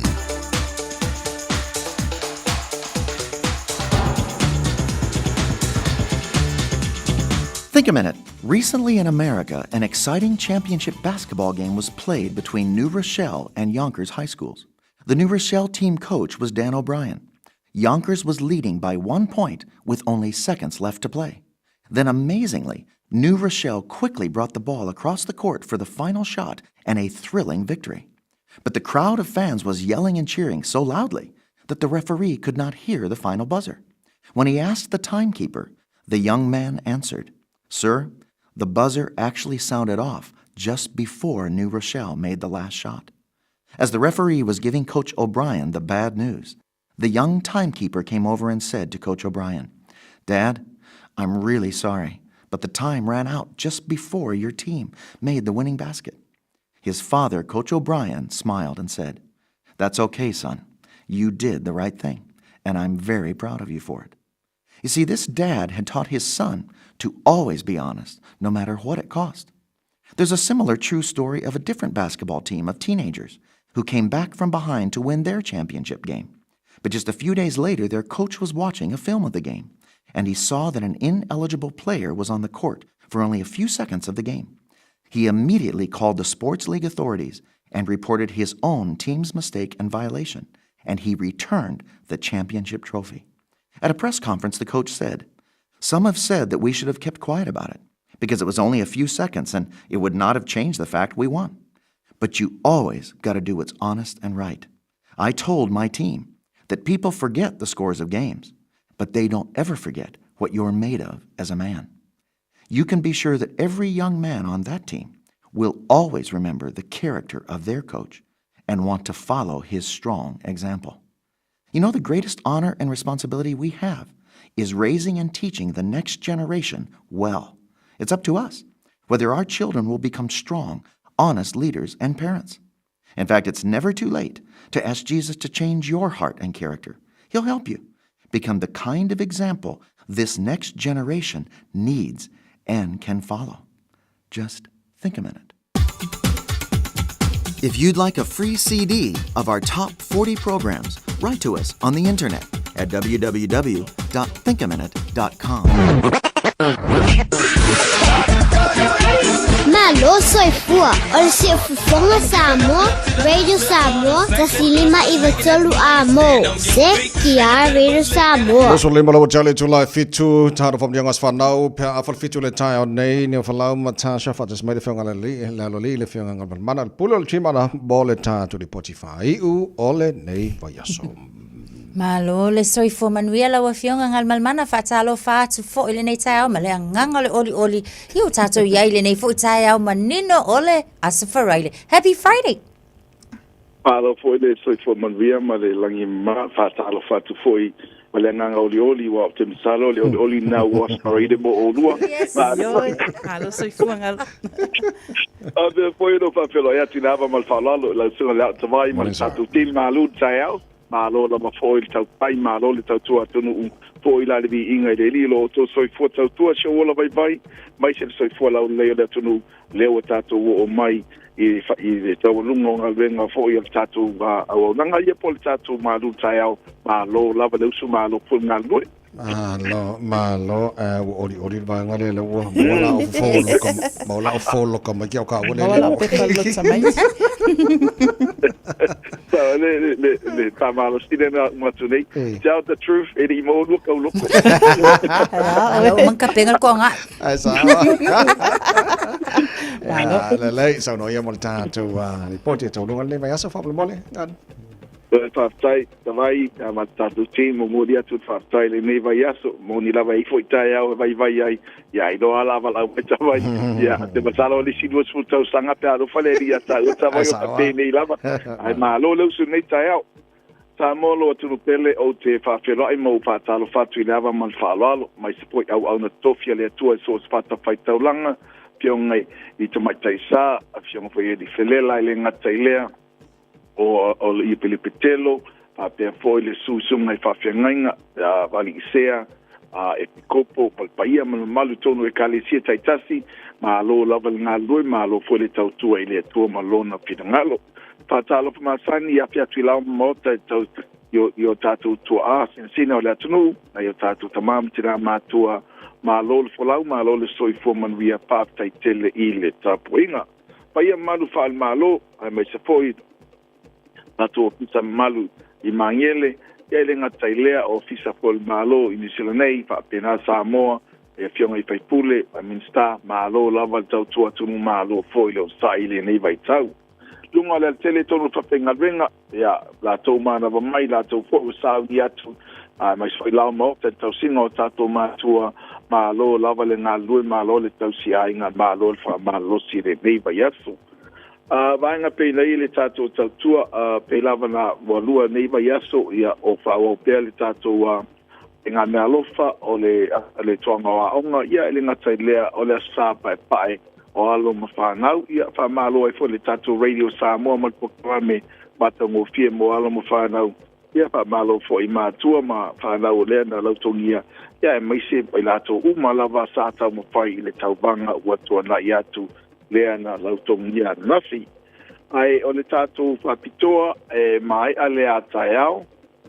a tele no na ila to pa manuia i nai a feta la po ai lava la le tavale te fataua la le taulo e fatawai e mautinoa lava e maua le a feta la so soni mo o tonga wa onga ia peta pena fo de to sa nia to ele e mo le a la onga le fo ia mai se fo ida sta pai o le pa now a feta la le na pe a fatau mo sai dia la tavale mai le tato onanga tele o tato i a tato so atonga fasta yatu de tele o ila toro va ngaina po tato unanga lean fa banie uma lava le matisi o saidia sta sama e o lava ya tato nu toa o i e le o fa pe bo le tato so soni na po tato tira chupe na ya fetala fa o pe o le fa o pe fo le tato wa bifero a fetala tu pat singo ai tala pu o sosani i tu langa tau sele nisho a inga lo askai ia Martinoa lava lo a lo silmo ngoi la au whainga venga ia ona maua le sosani mo oi whasoa lava lau ngana ono le tato taimi walau mai le tato telefoni lua fitu o wha o lua fitu po le o bal se lau kimana mertasi o bal se lau whao no lua ono lua tasi tu mamadiu mai le lua balu Ekenser Avenue de o tau o le tato lo toa le na ia mai se poi le tato email ia malua tato Facebook tae tala tato ofisa se pa ia lava le tula e lima mai la fale manu tae au ai mo le nei tula tuai ma tato timfa tai tele lava mo le avanoa le nei vai aso anga lele masala o motu mai le telefoni nei vanga le tae au lau fionga le loli ma lau whaftai tele lava mo le nei fo i tae au ma le nei vai aso a toa ia manu ia whai vara nei aso mo le fo i nano atu mo le whai unga le vai aso ia ua mai kei mo kako whamu nga mas whanga usole a oi ka whiwhi ia le lei se whai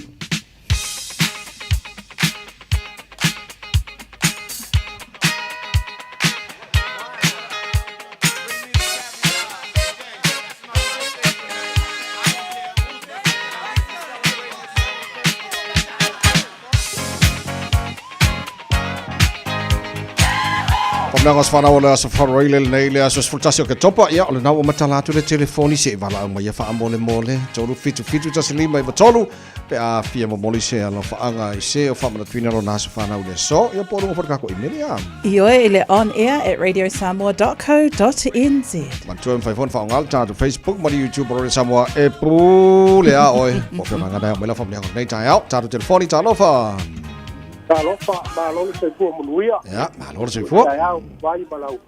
O va. Taiau manuia. Ia olo faanga ma, manuianga. Ono ngoleanga le lei o le tua le nei taiau. Wala fai mai le soifua ma le langi mama. Ia ua, papena ona. Ili ia yo mato tangata. Ono le alofo le atua le nei aso. Ua ato ai le ono skuru ma le lima tausanga. O le tina o le ainga.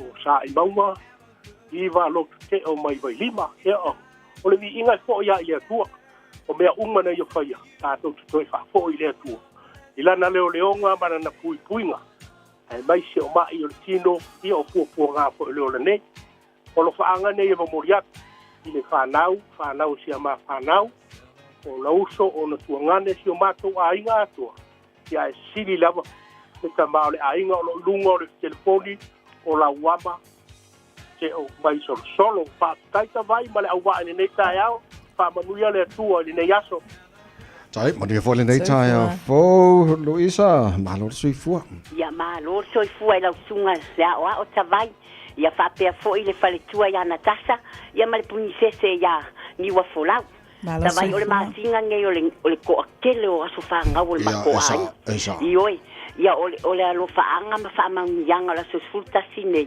ia e kele o si o ni se no foi au karia o kele lo po le a ko ngai lo afia ngai ia Mary ia o alo faanga ia vatu ne ia lo fale atua ma fa popo ni sia stele o lo volanga talitonu o lo tato ma futa pe i lunga o pe awole ea i lunga o telefoni ma ia talitonu a o fai e whalongolongo mai po wa e lunga le pasi ave lau pasi nei tai au nai Gold Coast ia lofa le atua ma leo ma pui lunga o awala ia lofa fo ile atua fo a ile ma losi ma leola ia so uma mato anga e o le lotu matatalo ia so uma ia lofa le atua mato e whaopopo ni saso stele ia o lofa anga na e watu nei Paul Park ia maulolo maluisa ia whaapea o nises maunefi all your auntie in New Zealand uncles ia nephew and nieces ia God bless you sis love you so much ia manuia lo wat whanau whawhetai tele tawai manatata malwhetua ia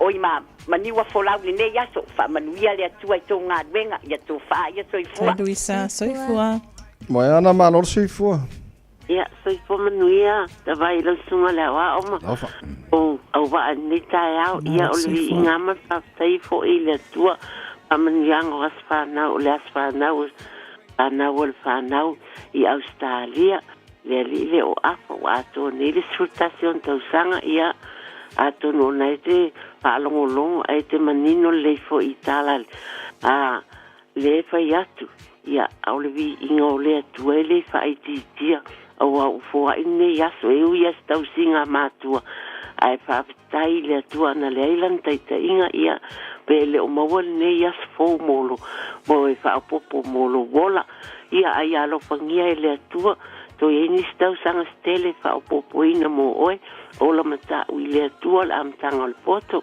ma fa ma wale me ale lei ina ia au sindi o ile ile ola e fa vau pe a fai tu sai malona finangalo ai olo fa anga e vastui uso lo tama mai sa moia ko seta malia ia ni fo ia tu langa ma fa nauma to lua lo keni ma to lua ia to fino lo tama o asenat ia si lo fa anga le tina lo tama le telefoni ia fa taita vai ma ni te to nga vengo ne yaso aso ifuia tai soifua Lele ia oin famunga family ang lopi chope Io e tawai lunga tato apia fōlinga mai Alisiana Sinta Leolanga.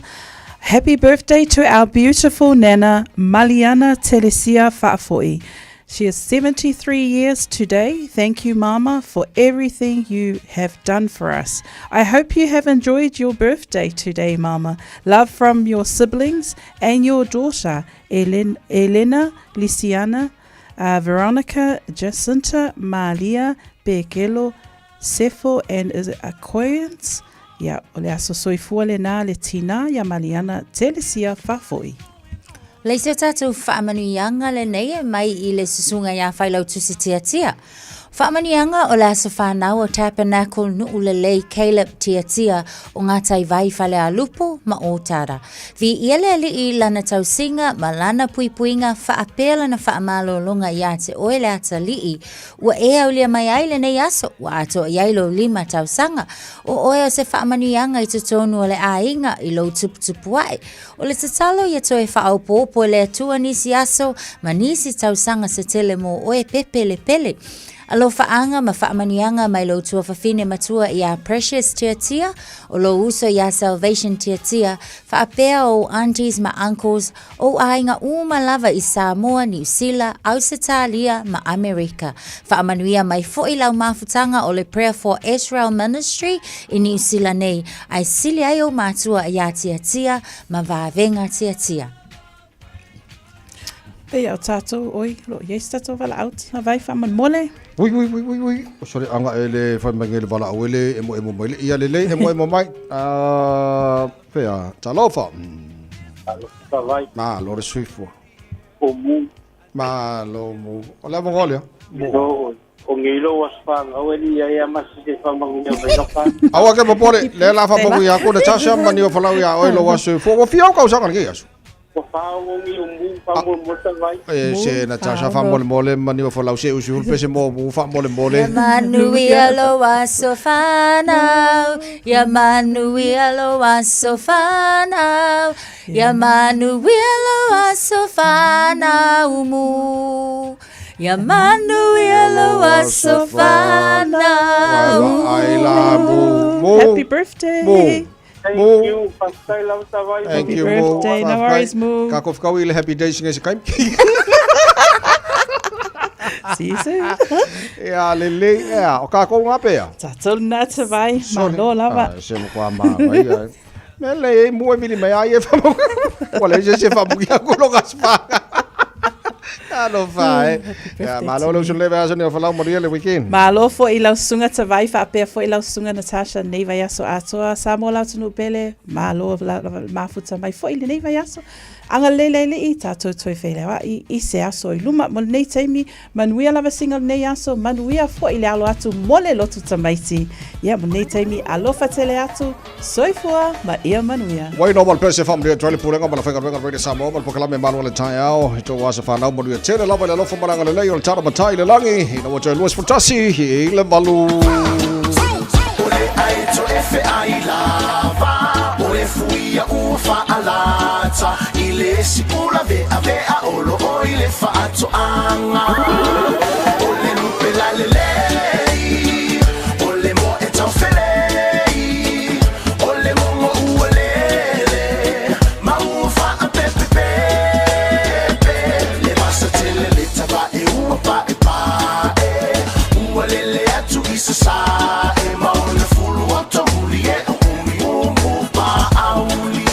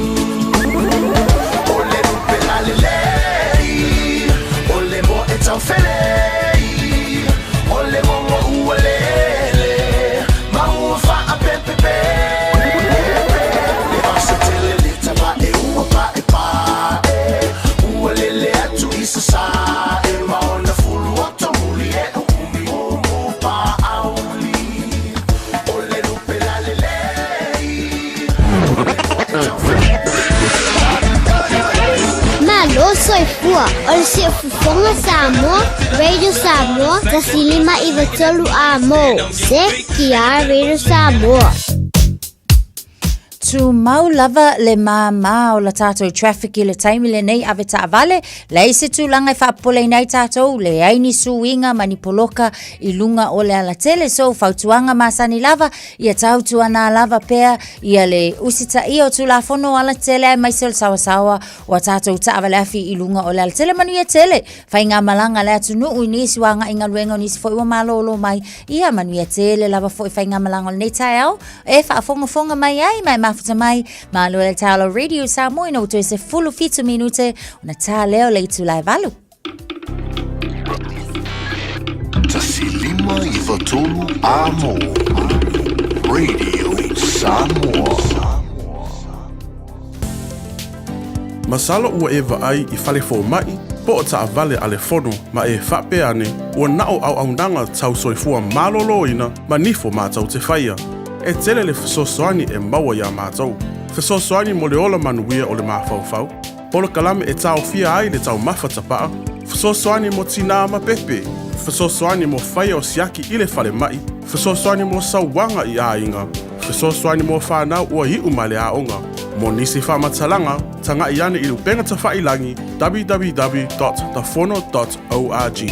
Pe vala au le o valu selau, fono for you. O valu selau, tolu ono whaavalu. Win-win, hooray!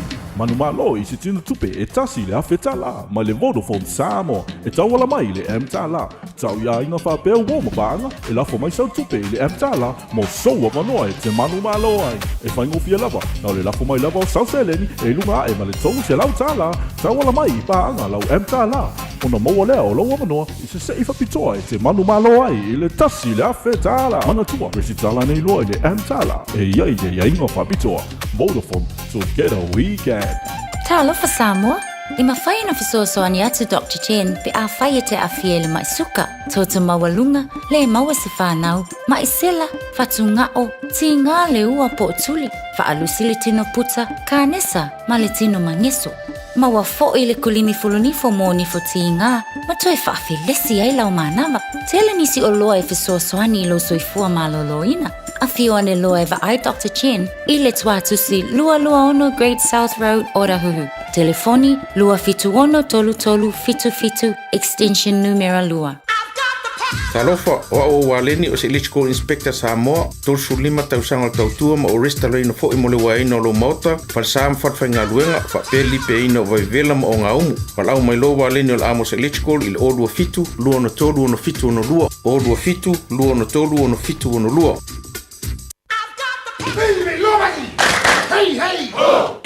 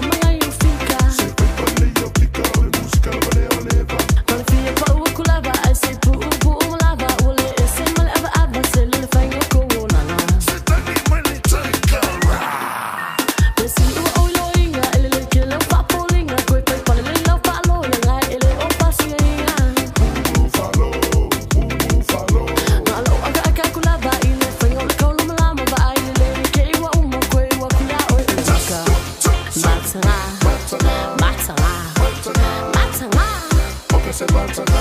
I like I sesi, I like I sesi, I like I sesi, I like I sesi, I like I sesi, I like I sesi.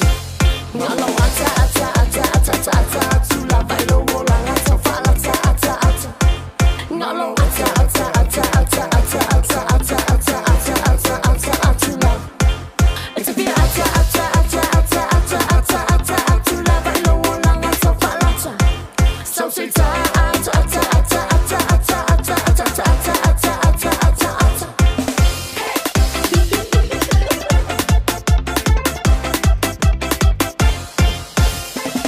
So whanga beken whawhiwhianga o le tae ao, le malu o le tae ao, Radio Samoa Sport mai watoro a mo se whai maaka mai.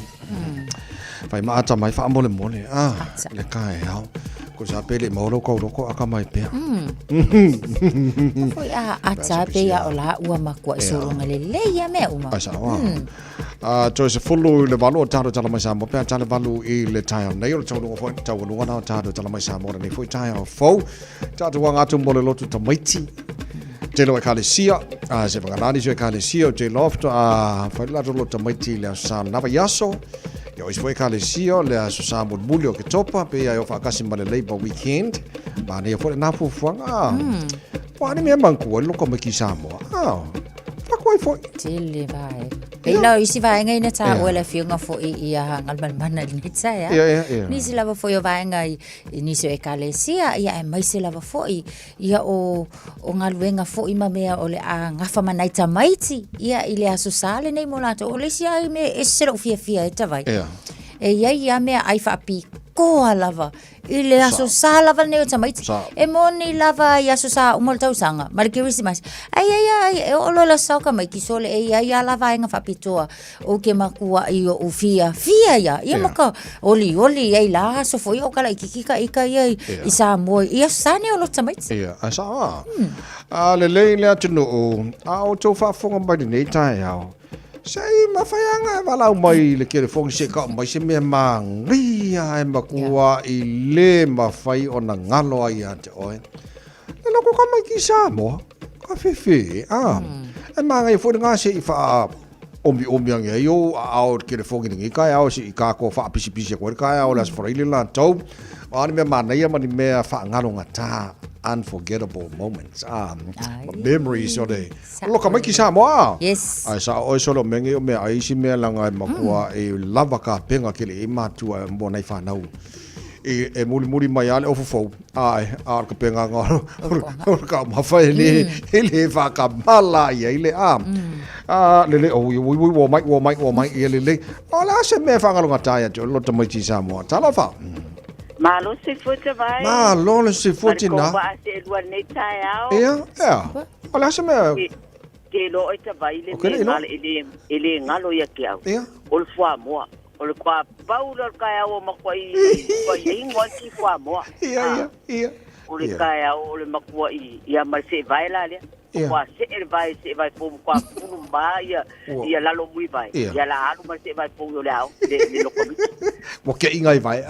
Wo ke ingai vai o le wo ia. Ai sa. Le faftai tina. Faftai mo le vala mo nei tai ao. Le ia le se tana vala talo fa. Soifua lau leila sunga le au ka vai. Lo le soifua ta ma ia. Ola se me fa ngalo ta lo komiki. Ile ngalo ya kia ua paua leo le aso kwa ulo ua pipi ise ofu faulo pa. Ai sa. Ai le ngaka le ngā aule. Le kaya o ka ke ala ifo wale vanga ready mai le puringi ma le sosi hoi le. Ai sa. Ai pau foi lo le aso e make ai mua ai muni ai o mako ka. Yes. Makua. Sa o le lei. Okay, le lei. Oe kama koe. Pau foi le aso kwa kua i luma o nka ko ke le fai le kau loko. Ia le lei. Oe kama tuala sau kau loko vole vanga fai ngā i Samoa. Oe kama kua bele puangaro. Ia le a. Ia e sau kau loko fai. Kau loko? Ia, oe kama kua si kau loko ngai fai i Samoa la kau sanga o le. Ia meo kau loko foi mu ia nge ia so auria mai la so loka mai. Ele ne ai mai ia mo so o fufo. Ia ku so kau loko nga ngo fa fai ngir kai. Malo after the bomb. Talofa. Morning, Sabat. Morning. Lily. Yeah. O e mangkua. Yeah. O mangkua kami ole lokamai. O ke o fowai I kausanga o mai lokamai. Awala. E tu e lokinga. Oh, ele whakau mai whanolo asu I tina. Ele whakaunga o kusa o lokinga su. Oh, maanga ia sole. Maanga ia. Lele, whaftai Rachel. Ia lele. Whaftai la. Ia la wala nei tae au fo kako kala ngoa fo I me mangkua loka mai ki Samoa wale la sao ni na I whanau fo mo loka mai ki am. Talofa. Talofa tawai. Alor suifua. Te ole aso loka mai ki mākou a ingaman mākou tawai. Yeah. Te mire whako I whakasi o mai ar mākou wa ingan whanul mākou kai. Sao. Yeah. O kurona ia whakoa, o le teime, o le asko ngā whakoa pa ai e asa skurimi. Ia! Seki. Ke sira pia skurimi ke mea tawai. Ia. Siko I ngā skoinga tupai se apa misio ngā whanetua sa iei. Ia. Ka ua e vidia le mako skurimi murpaero vidi wa ngani a. Yes. Umude aisa ka fa e o ngā kong o ngā vidi rola ia. A fai meira le kiwa ka miki wale a ia ko akele o mako wainga. Ia. Ke alu la ko kuledis ka biki ke mo ai e piko I rumba I wale ngā Okay. Alo. Ko ngā ko te mi e ia ngai me hoi ngai pu awa e tulo e. E fa sa mai desiro ka miki ngai desiro ka miki. Sawa. Alo ai ngai me ngā mo ko ngai o desiro ka miki. Mana ia malo wafte te man susun mal tatu paklamen nei tai au onol tatu taimi ia ol tatu wala mun muri lea talofa. Alofa tawai. Lole suifu. Tele kawai ke le me siri nga makua. Le mo pale pua. Ia lea. O ia ra me ai o ai so me ai. Ia. An me pale pua pa wa ke pua ko se pare ro ka uku. Ai sao. Ia. Manga. Ia. Fata vai. Ai sawa o teleana ma fole le fifi ki le fele pale yo isio la au la au so sko nga la au ma nei fele pale al puola ke po foto sangale kalongo mele usole kama ma ke usi fo yo va inga tawai o le teu nga falsa le so to na awanga le pau foi leo la so tau sanga e maku ai ka milo ai fakula ngo se e maku ai so ai ia le fotono falsa ia o fu anai a inga tanga tamali liu fo i e ku mo fo tono falsa ia o tala fa atino oka o vaenga ia maku ai o ka manga kuai ia la fo ia so male mela le olfkangis Awa ke faku ama ko ifa mo moi loko mai la kala lisi a hinga ia le ofia a toi la to fati no ngai ola foi tamait esele le mele o le acto ka mai ki Samoa esele anga va amal popoko atava asa le nisi o panga lungal tanto Facebook le aso ngai el sapsui asa le ia wa langa le o fangtani ni ve kai mo kile sapsui ya nga so pe o ka ma ngai o so alwele le asa nai fa na o le sais tu mulu au makalo mal piesua o ia langa o ka mafa ia o le asole ai piesua sa e tuanga tia malo le nga opu tomuli malo faftai o fofou a kangi wangalo ka udoko Maria ta sa le ia nga wanga o le fofou nga lo ka udoko sole malo faftai le tunu le wala mal tar bakala me le ta ala farka fa malo skingo Marka fa malas kingo fa marka ko vayaso e o maro fa malas tino so o tau lungo tau mai sa mora nei vayaso so luma ka ko wo Aya so lunga chuchu lunga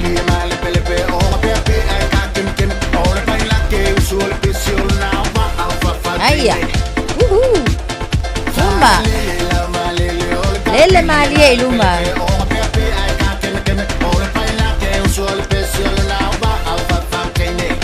Allo ilunga.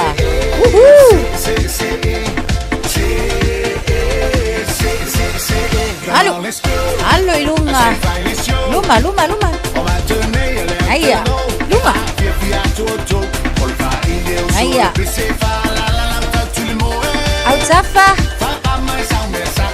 Autafa. Yo. Alo ya kai kasi. Yo. Sui. Ayya. Anaya. Hihi. Sabali.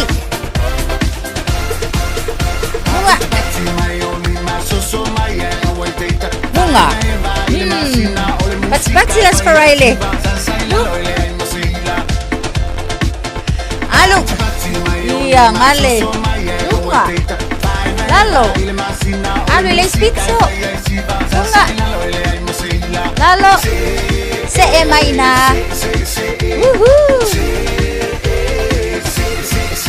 Bunga i. Yo. Ano yai? Ano irunga? Ayya.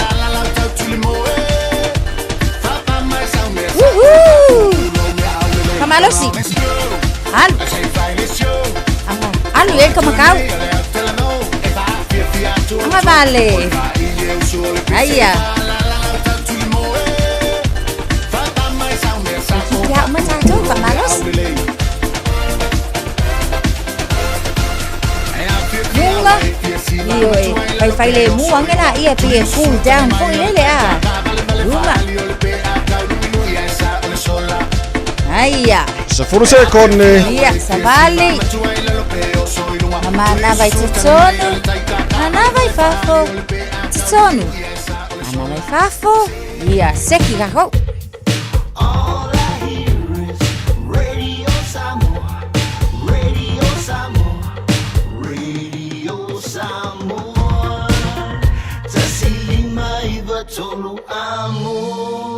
Radio Samoa, kasilima i vakuru amo.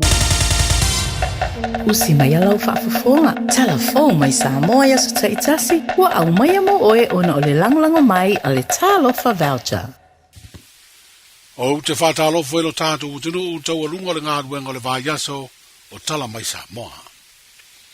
O papolenga mātunga lunga le mama i whafoni suau. Mai le vaasu e su e le fitefite o le sami o le malo New Zealand le mana wanui. Wa wha maoni e nei se li poti le tamai o le komiti whau fautua le malo.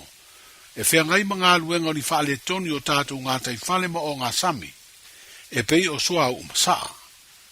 Wa wha ilo e lea komiti whau fautua e teitei whono ai. Le ofisa sidi o pulenga o le mtanga aluenga o ngā aluenga te tele le malo. E tolu ni vaenga o le vaa wangoto i o ngā sami i sau te upolu. O mori mawina ele au mauru po divers, o lo mama i whafore so au. Peitai, e uina mori mawina lea wha le tonu, ai wa wha iloa le pepa o wha amtalanga, o lo o wha i titia ia sa uma le mama i whafore so au. Wa wha lia nisio li poti e tori tu aingo so au o lo ilunga o le vaa, e au fiaire so au kiso, ma le hydraulic oil. Wha lia le komiti whaufotua o so au o lo mama i whafore, o lo sau mai le tāne o le vaa, e tā ua o le service tank, e tū le vaenga o lo iei le afi, lea iei le teletonunga o le vaenga tonu leo le vaa na amatai le afi, a o le ngoto. Fa mai le lipoti le tamai, o lo iei le teletonunga o se vaenga tere o le suau o le vaa, wa uma o na mū, ai o le suau o lo mama, lea tā ua o le residual oil. O vaenga i le suau i le vaenga i lunga o le suasami po le sea surface, o se vainga masani lea pe a iai ni tūlanga wha pe a alia ni mai. Ai o lo tafe e se atu i le vasa loa loa ma wha i titi ai. O le tafe i utau ni suau i le alo alo ma taunu atua i matawhanga.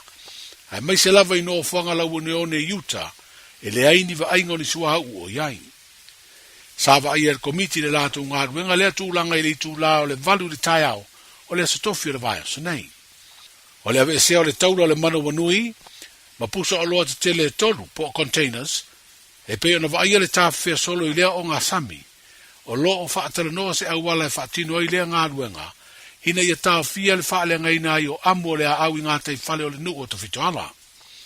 O le stofi foi tā wheiroa i ai sui o le komiti whau fautua, ma sui o lea whioanga, ma wha matala i ai e sui o le mta ngā ruenga o puna oa whaale nā tura, ma si o manga tūlanga le whaatino ina, o ngā luenga mō le pui pui a malu o ngā tei whale o le nuu, mai ni a fianga e mafua lea i le vaa uangoto, i o ngā sami o lea whaai tu o le tātou motu o ponu.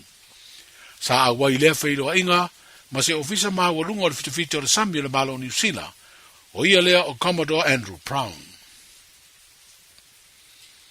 O le o ngā sami o lo whaatino e ngā ruenga o le mata i tū o ni a fianga o le ngā tai whale, mai ni sua u masaa mai le vaasu e su e le mana wanui.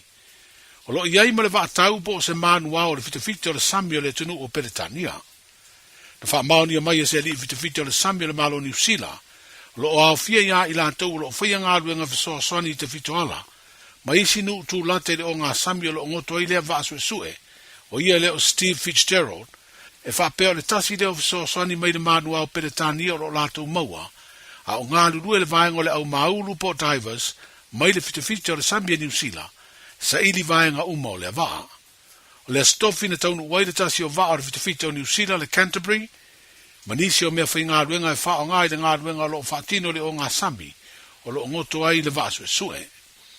O le whailo inga melea sui o le fitafita o le sami a New Zealand, na whailo ai atua i fwoi le tamaitai o Louise mai le University of Massey, o lo awina mai e whau fautua ni ngā ruenga e whaatino, pe a iaini a fianga o mea ola mai sua u masaa, e whapitoa le i mea ola li tu ainga o mamele, e pei o lau mei.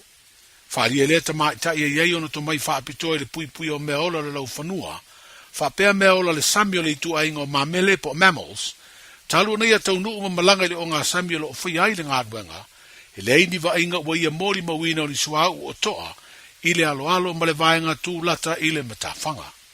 O se ata video fo ina pu e ina mai lo ai se lau mei se vaenga o le sami o iei se suau, o whaalia le ta mai ta i poto whaapitoa, le ai se whaamtalanga ua o antu, o tā uai ni lau mei ua mamate.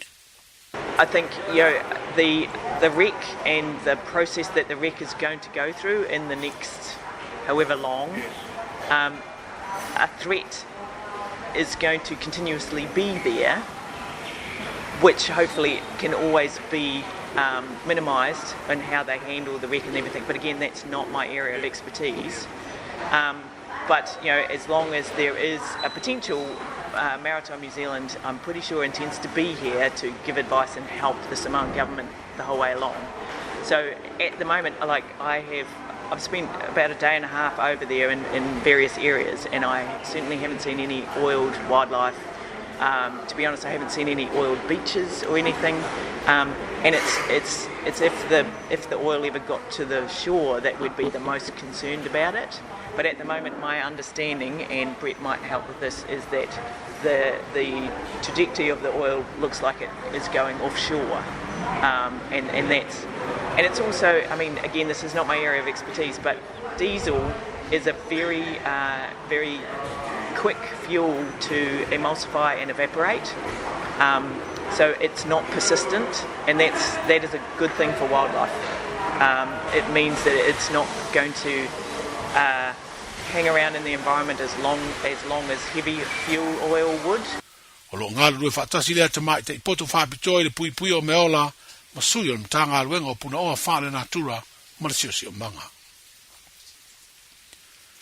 O i luma nei o le komiti whaatonu o le polo keti tasi le miliona tā la, whautuanga mai le lo i asili e tūsai o le taunu unga o sue suenga, a le mta ngā luenga o tupe le malo, i le tau sisia lea i tū malo o le pāma whaasare le angalua, o ta iala e wha o ngā i eise leni o le atinae, mō le manui o tangato i tū malo. Wa i oe le lo i asiri le tau sisia lea le pā o ta iala o le lisi, mō ofisa o fono whawai. Pei tai ua whautua ina le komiti whaatonu, e wha matu uwai ngā tupe o tau fia lea i tū malo, ona e atangia fo i le tau sisia e fono whawai anisi o i tū malo, o ai e inga mata iala o lisi, ina nei whaapito ai ua nā o le pā, o lo o a fia i lea tūlanga. E iwa sifuru awhere vai ngā tupe na tau fia mai le tufanga, o le miliona tā lano na lua mō lea i tū malo. O whaasare lea ngā lua, wa langolongo ina fo i le lo i asili, le taunu ungo sue suenga mtanga luenga o tupe, e peo na mau ai, wa le sa o le whao ngā ino se vai ngā tupe o le polo keti, o lea vai ngā tupe se lau fitu suli maafe tā la, mō le ofisa o lea fono whaavai, e au fiei alauni o tangata whainga luenga. O whautua ina fo i komiti whaatonu le lo i asili, ina ia sila po o tausisia e lea i tū malo, ai e inga mata i alo le lisi o ofisa o fono whaavai. Sa whasiringia le tamai tai ministar mta ngā ruenga o tina mta mai tai, a tina e o fiu anga maanga fiso tai o loo vai le polo keti tasi miliona tā la, i sono fina ngalo le whautuanga le lo i asili. Ai na ia whaeloa mai e le maua sona teimi, ona ua vave le fono ar kāpeneta i le stofi. Ua whaeloa le minsta le fionga Muripola ana Rosa Ale Morio, o le ai se teimi na maua leo se whaeloa inga matu stala, e whaeloa ai sona finangalo i le nei mata upu.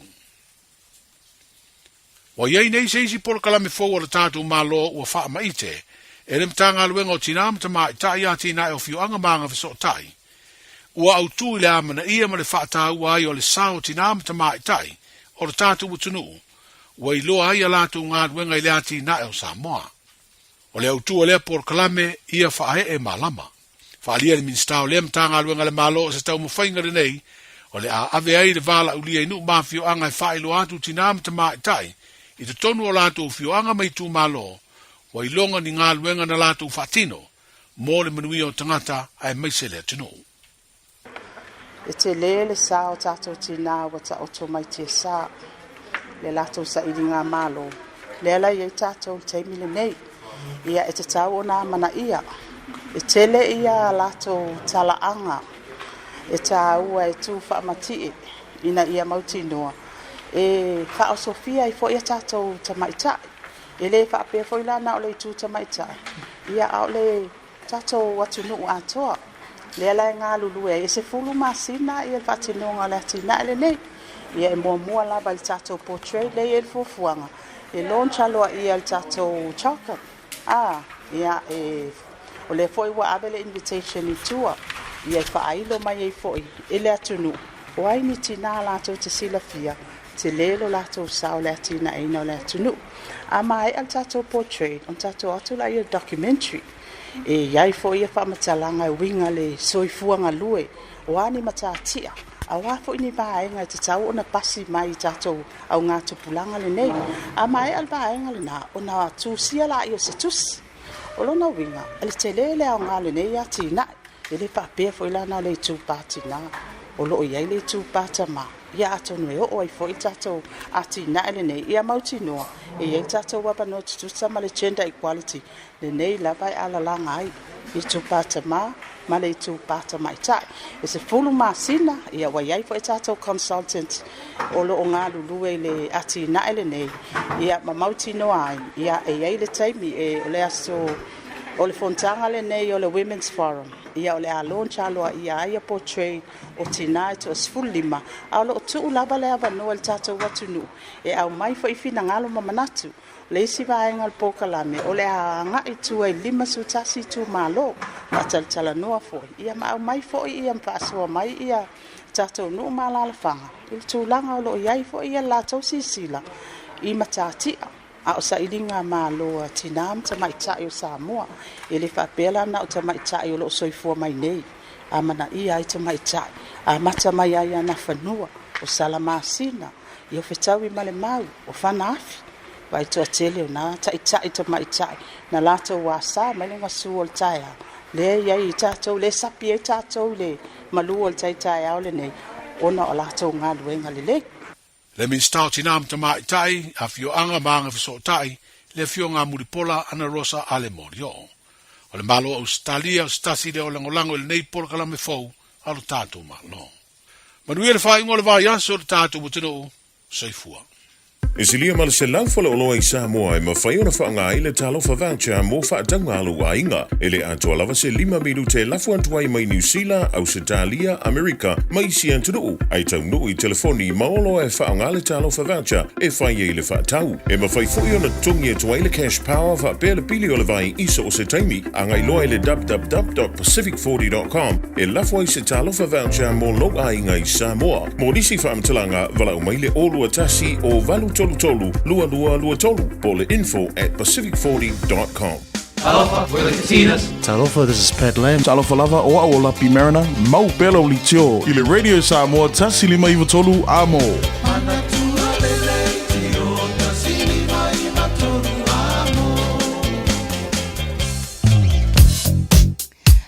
Ia o lea whato atau whio lolo ane le pisi o nisi o vaenga o lunga o tātou wala te tele tātou on State Highways Fuluma Leono, westbound o lewo mai tau watu o whio lolo manga ia tu lava fo ina mamawhale traffic i le vale na Western Springs anga ia tu i Point Chevalier wha amole mole ia ai mai se fo le anga ia tu le na mai Waterview Tunnel and Spaghetti Junction o vaenga na o lo o ua mai tau watu na o whio lolo mai le pisi eastbound o tātou mai i na pe ala talata atu Lincoln Road, pau fo ile na o le vaenga o lo umai tau atu ile na fo i ala tele na ua whio lolo tātou on Southern Motorway City bound, anga i atu lea mai i na Ellerslie, anga i atu ile taulanga autu i ole na ua mai tau atu ua whio lolo fo ile pisi o tātou, ai mai se tutonu lava fo i Auckland CBD, Shortland Street o lo o malo si ele traffic ile taimi le nei, whape na fo ile anga i atu i Green Lane on ramp, mai tau atu whio lolo pisi o tātou, southbound pe a whapeo e whai malanga mai Green Lane pe anga i mai e takanini o le vale na i o le na fo i o whio lolo le pisi mai se lava fo i pe ala talata mai tātou i nei manukau State Highway lua se fulu southbound ia na o le vaenga le na mai Ora Street on ram ia whape na fo i Hillsborough Road vaenga na o le na ua iei swinga taimi le nei am sa vale manu ia tele le whainga malanga saunga le mu le whainga malanga le nei tae au ia ina ua tula i mai le taimi ua se fulu ma le wha minute te ahai le itu lai valu. Talofa Samoa o Jerome Gray le nei. Pe o e e lau ta vale po e whaafonga mai ilo maota. Ia tu pele ni lo lau le tio le 15 a mo. Radio Samoa numera tasi i New Zealand. O mawhai ona au ina atu le tala o le tau i aso taitasi ona o le langolango mai a le Pacific Finance Limited. Telefoni over se lau fitu whawha lua lua fitu. I le vainga lata mai le tala o le tau ne vanga le tai au lua se furu whawa i ele vevela le e Samboa. E le ne vainga o le tai au e tu mauinga o le tau le atunu o mora neas for reile o le a whaasolo na awa o ni su taimi e langi le leifo ni su taimi tu mau tolu se fulu degree Celsius moru o le vevela le e Samboa le so. Lua se fulu male lima i lona mawalalo i le tulanga i ele tau lata mai 5 minuti talu ile update lata mai tulanga i le tau i Australia fa filo yatu fa talofa malu le tunu iso sabang Australia lo fa tasi mali tara bakala nei tai malo la versi fu manuia le la mo Canberra lima lo ile malulu nei tai mali tai ala fa solo na awa ole tau ma vela tu ile luas fu lima lona mawlunga lima lona mawalalo mo sini Australia ma lorsi fo maria pa angal tar bakala me nei temela tai au ole afa solo in awa oi pa uji munisho taimi ma nei fo ma fan fana mo to los fo fa lona mo lungas fo lima lona mo lalo belpone balolo el malulu nei va ngol tai au ole afa solo in awa ole tau mo to fo si malulu fo i o to ve ko ki ya ko kusa ko ma kilang fo fitu mo lunga malulu mo to le so no lona mo lalo e al telo si va nga malulu fo i Hobart fo fitu mo lunga malulu Malo sut sabili ni so taimi fa solo in langi de leile tau Adelaide lo so tasi molunga ma fan fana oisila va nga fa yasi vela Brisbane malo so fo mario nei tai au la awa tau langi de leile ni so taimi lo so lima molunga de vela fa mawina le so fa solo no kwa vela le e so mata ngo fo le lai Perth Australia tol so tasi le molunga de vela ya mar so mata ngo le la tol so lima molunga de vela o ida we no bainga se mana Australia male tulanga ile tau ia mole nei fo ias forile wa ta tu lia se mai le talo le tau ele no fa sa langa radio Samoa tama ki makaurau se fulolo ele malu lu nei vaenga ole tai au va tu fa fo le wa vala mai langi le lei o le tau ele nei vaenga ole tai au fo o winga na tau le soe awa o langi le lei ele te me po o timu ni so vaenga o kilani se fo fitu mo le malu lu mo ta tau le so tu se le la mel pone tai au pe audio la façon on awa lang de leile tau tu se le malu lu ne ma tai au full feature lon ma lunga façon on timu la sa ma la so fua façon lang de leile so lua so lu stoffier va yaso lu mana yatu fa mo mana la vai tau nei taimi ole tai au le mamaro le tunu ala papa au ni so vaenga la langi Hawaii America Israelu ma so vaenga o kilope e le talitonuga lo manuia mai ia le tau i le nei fo ia sofo. So se tasi e whaisana no ngā tupe i le Pacific Finance Limited mai le aso se fulu ono se tema se iau lia le aso se fulu valua o katopa e anga wa uma i le se i e te ono manu malo ai i le 5 se laun tala cash. E whaiele i le aso loose tasi o katopa apalai nei loa i le pacificfinance.co.nz e talo sanga sau no ngā tupe i le vau le 5 se lau ma le lua se fulu afe tala e lua miru te whaie lau talo sanga online ai tasi li tu lai whaatali e te tali e ia ngā whaabitoa walau lo le Pacific Finance Limited i le oval se lau fitu fafa lua fitu oval se lau fitu fafa lua fitu talo mai sa mo le tolu foi lau talo mai sa mo pe na fa fonga le tonu nei foi tai a fo la atu fa sa la wina mo oi ia ile tars fu lua lau le so ma fitu po ana nei fa tai su ia ready sa mo pia le finga ngal mana tu mo va o tanga vai ti tanga vai ma lo fa tai mo tu tua le ngata nei tai a nei foi vai aso ato longo pui li sa mo le ngata ia o nei so stuff o nei kilope tele mo lo tupu le tonu e foringa mai o leana mai le poti e la to poto fa pito o lo o ba ia le tulango i swa u le popone e tanto i le va le anu silo nango to i foi ngate fa le upo ya o le ai foringa mai o isi li poti o fa mai o lai liki swa u fa o isi li poki o lai le o kirkele o isi li poki o lai le o yesi swa u le mau le motino le po feli po te sa na pau al meu tena no wa ia va ven fas konfinga va ale ia wone i a fa ina tele le sio mango tato aba sao na ia fio anga tau la tel va ngale le ngo tole va ia karsi la to wa la nga ru ia va ngala yo la vo ko wa ma o wo mal va pergangi fasi fofanga e va venga fasi fofanga va pe ave ese polal mole ai ia wa tel tono ole va ve na fai e fofanga ia ole tau fio fia folal na ole tele o li poti ss ia wa ole umia ona ia ole va ai samo ole umi fo nga mal fela nan wa fo na li poti ia ole a o mai motato asa wa o si li poti no ma wa ia o ia wa pepe ia o ke le vaila se lau mei nga o ia ngo kilo ia ke ropongi o le vangai kongol pusa isa ia e faali mai o fe kau i mar ngo ko faale ia aka ilo ia se i tatu va vai ante le pe ia o fofuanga mao mo le amari ino tina le pe ona ma o le porkala mele la fofuanga ia o le afo de ngon porkala mele nga mai o le fae e malama Panaya acknowledge le jujem ma mele le fa na tina le ngato la to fa langi fo lo ya tina fo yo lo so fo mai pe so mele le tele mele kero mele le ia fa ma tusi fa ma wai tu so le pine fa mauri na mo lu mana ya wa o ka ko so fo manile tu no mo ko lo mai kai ka ya o va nga tu ngutu mai na tau sanga o whatever ia le akau ki o ia ngi vai kai ia se manga nai ni so tu sin tu si nei to sanga vai ma i kiri nga po au nga tu planga o luma ia me na ko fai ka ku si ala le le pinge fa mau le il ku si fa mau mana ia karsi ai mana ia telele nei initiative tavai o ongale na mo tato ai mai se lava tu planga le luma nai ele le ia loka arua ko ka pispisa o mo ka fa mai o ka ikole sa mo a laita te malama lama lele in nai tala anga e mai se lava lama to nei le tu pa ta mai ta tele sao o tina wa fai ilangi fo launga a o se tulanga le leilea o le toe au mai e o lava ta mai ta tala vo ni se o lo o tau au si mo tulanga le lei fo ia matulanga e si iti ai ia tatou i Samoa o kale mana ia o le nei fo i a fa moi wa nga ia tu ia asa wa le a mo tu mai le vanga na wa nga wa ma tame tina a mo ku mai nga vanga ia ku ko makamala ko po yengi be fa mo winga nga le linga fai i ku pa vanga le ma ku vanga ngale Paya war kau le pua mala fo mai. Ya le na ona vanga nai sa mo mo fa fo mai le tunu nei tai au ya la fo pisi le tunu mo lo tamaiti sa mo le lo se fulu mo le lo mi ro tunu mo cha nei ya le tu la e valu ya usi mai la ila fa fo le taulunga cha tu mo fa sa mo nei foi ya so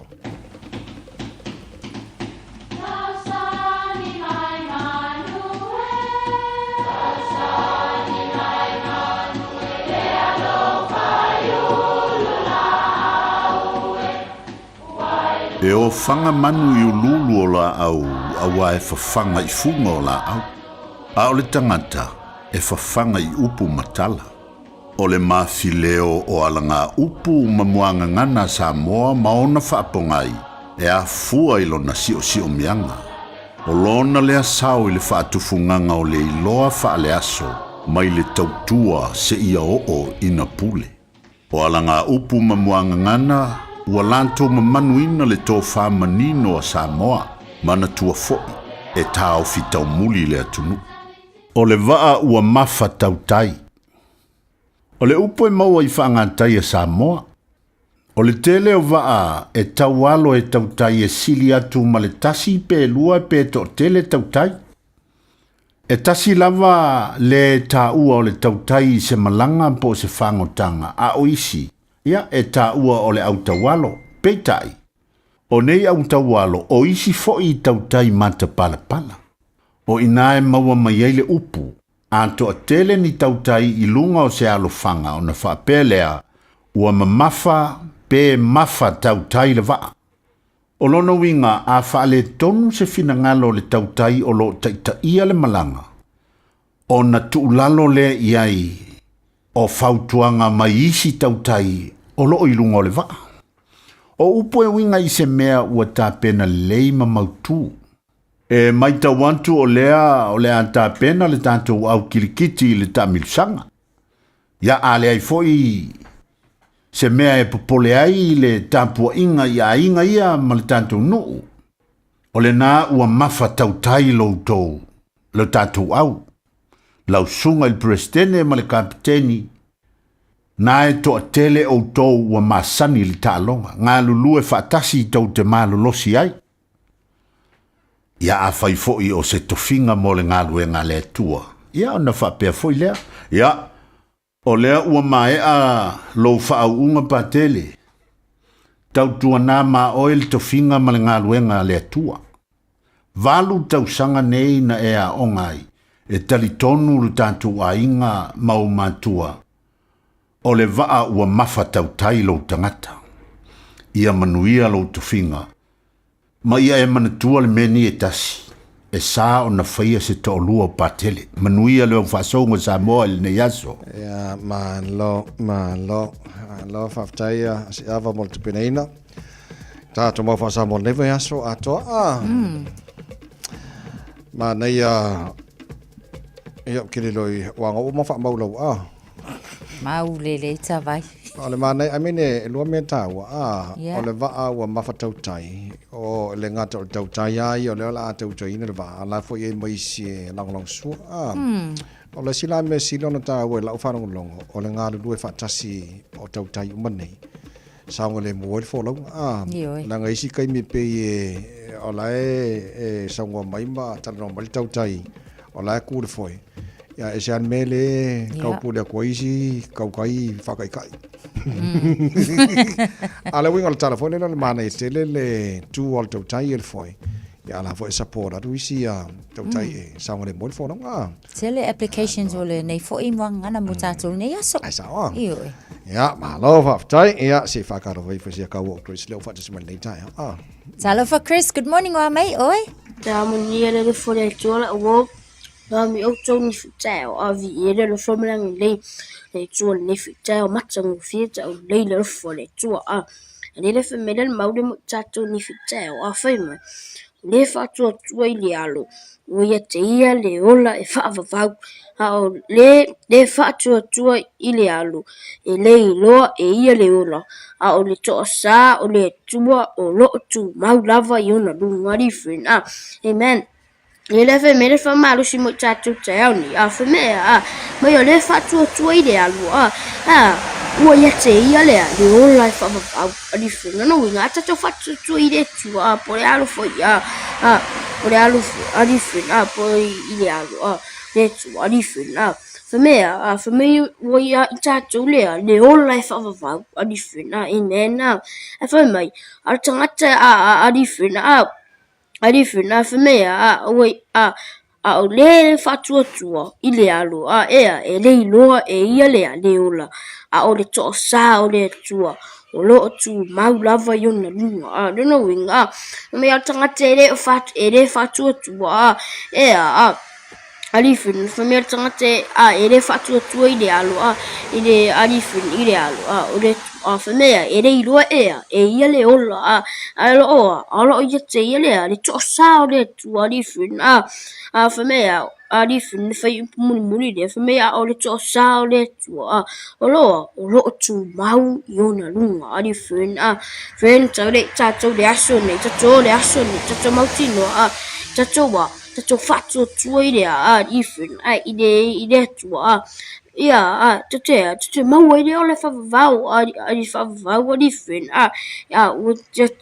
ifin tade tato de asone tato de asone tato loi ore o ngata o tato tauni tato wa fatu tua ile tua ifin tete mau ide le ole favau ifin fen yo tato mau na mu tato ni fitel amun tele tua le tu moto ka place la fen ni ya sofa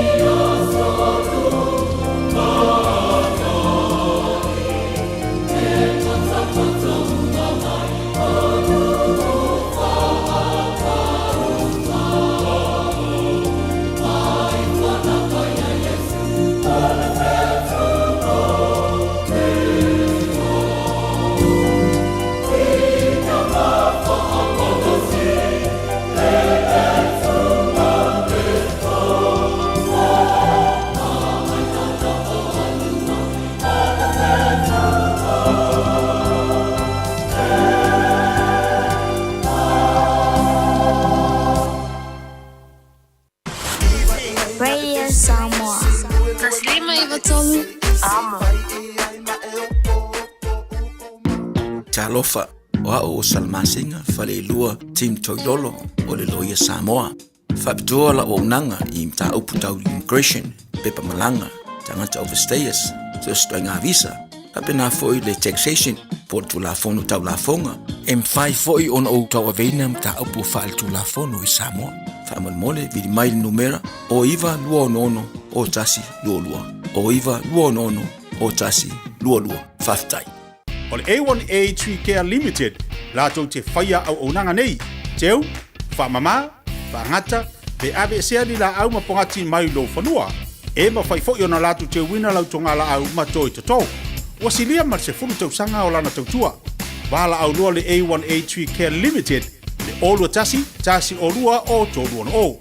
Olua tasi o lua o toru ono o. Call the friendly team at Seal Plumbing and Gas for all your plumbing and gas fitting needs. We can install and fix water taps, toilets, water heaters, gas hobs, pipe leaks, water mains, and much more. If money is tight, we can provide wins quotes. Call Fuimaono Mayu Upulusi and Steve on 021-797912. That's 021-797912. Mention this radio ad and we can cut 10% off the first hour's labor charge. Seal Plumbing and Gas. Radio Samoa's for Lima over Tolua Mo, Natasha, Letato, Porcalame, Walesimo, Oimana Sunga, Solo, Setumole, Fatas Mail, Moteli Sala, Fight, and a 4 time for.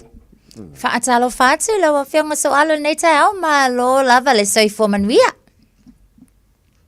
Good afternoon, Tasha. Ia. Malo leu su tavai. Whawhirai fo ile atunu o lo tapuai. Malo li leu su. Lo. Malo le soifo. So da le ma ngai la background of that. Pe au te lo no manga e isi sika fa ko anga o ka ko fa ko anga o fai a so alo. Ko kama. Ko kama. E kai me kero fa mo sui lo fa o fa ya ching ching. Wow. Ai sole. Ia. Ona e le toino ku kama ngai kai mi Samoa. Mana to foi po le luar to luma se ta ruanta ta no ele to e mo se le ko mo se kim. Sa. Ele fai foi lan ko fese ma manga. Ora ufa va ma manga lang a vele le vau. Ia longa vinga yo kile le pala mo ke ko makalo. Ia le la va ku vason ke ngele si u kar container. Ia la fai ngai si me ko ave fa ka wa lo ka me ke ngai ma ko pi ko. Ia mo se le ngi fai ma manga. La le ko ku kama mar ka pa. Ia lo fai si do ka pa ku kama. Ika ngai ma e fai si va ver ku kama. Longa vinga. E vala au mo le sika avale la fa ka wa ku. E vala au ku ma ko fa ka ku kama. Ia ngai la ku. Ole ka ua. Se le ngi me u ma ka u ki ma ko la ka vai ma ta se mo fa nga ku. Ole o kele ia so ma ke sainga. Fa ka ua ia sainga me ngi fa au ai. Le fo la u kilo ia oi. O ku kama ia so le kama piko i sidi dang fa ngo fi. Wa nga le lua ko ru ma singa ia se le loa. Ia nga le ka ua fa pe pa ave fa ka. Ele pe da o ka pa mo ia kele ia nga ru nga fai. Ku pele. Ke fo nga ruenga. Ia o ngisi me o fa popo i lunga ka ko kalo. Wa ao inga munga la ia fainganga mo se avongo fai kalo. E vai do me nga e munga la pela fai ku kamar kai mi ngai ta vai matas. Malo so alof so son mai mo va nga le lo fai se ko nga ku kama. O se fa solo mai la mtai na fo le fai nga ka ko nga ku kama. Ia ma la fai foi ma o nga tawo mo la ko ile fai se ko nga ku kama mo. O le meo le sisi male mo nga papa o le fili le ku kama ka vai. E ia la le vai meio o vai sisi pengi palace foi nga kamara nga umolonga a kol faku. Ia faka mi lo nga e attract mena le sisi male nga papa le mangongi le kambale. Ia o mai kaya ia u lunga la no u lunga ngai nga papa ngai sisi pepe. Ai manga o mi ya la pui e maru. Ia o mai fa pui le foi la vai wa. Ula ku kama kai mingi. E va pe fanga nga ula ku kama. Wa e ula ku kama pe nga ka kera la mbanga solo. Ia ele ko mga via la se fui kai minga ka vai. O le first 2-3 weeks. Ia fui ka ya fui le fia e ula lo ilunga. Ia kai minga ngai. Ia le ole ko kere se mafo se fui. Le o se ena ko wia. Ia por fai o ke topa ma se ngai por am kanga no vema.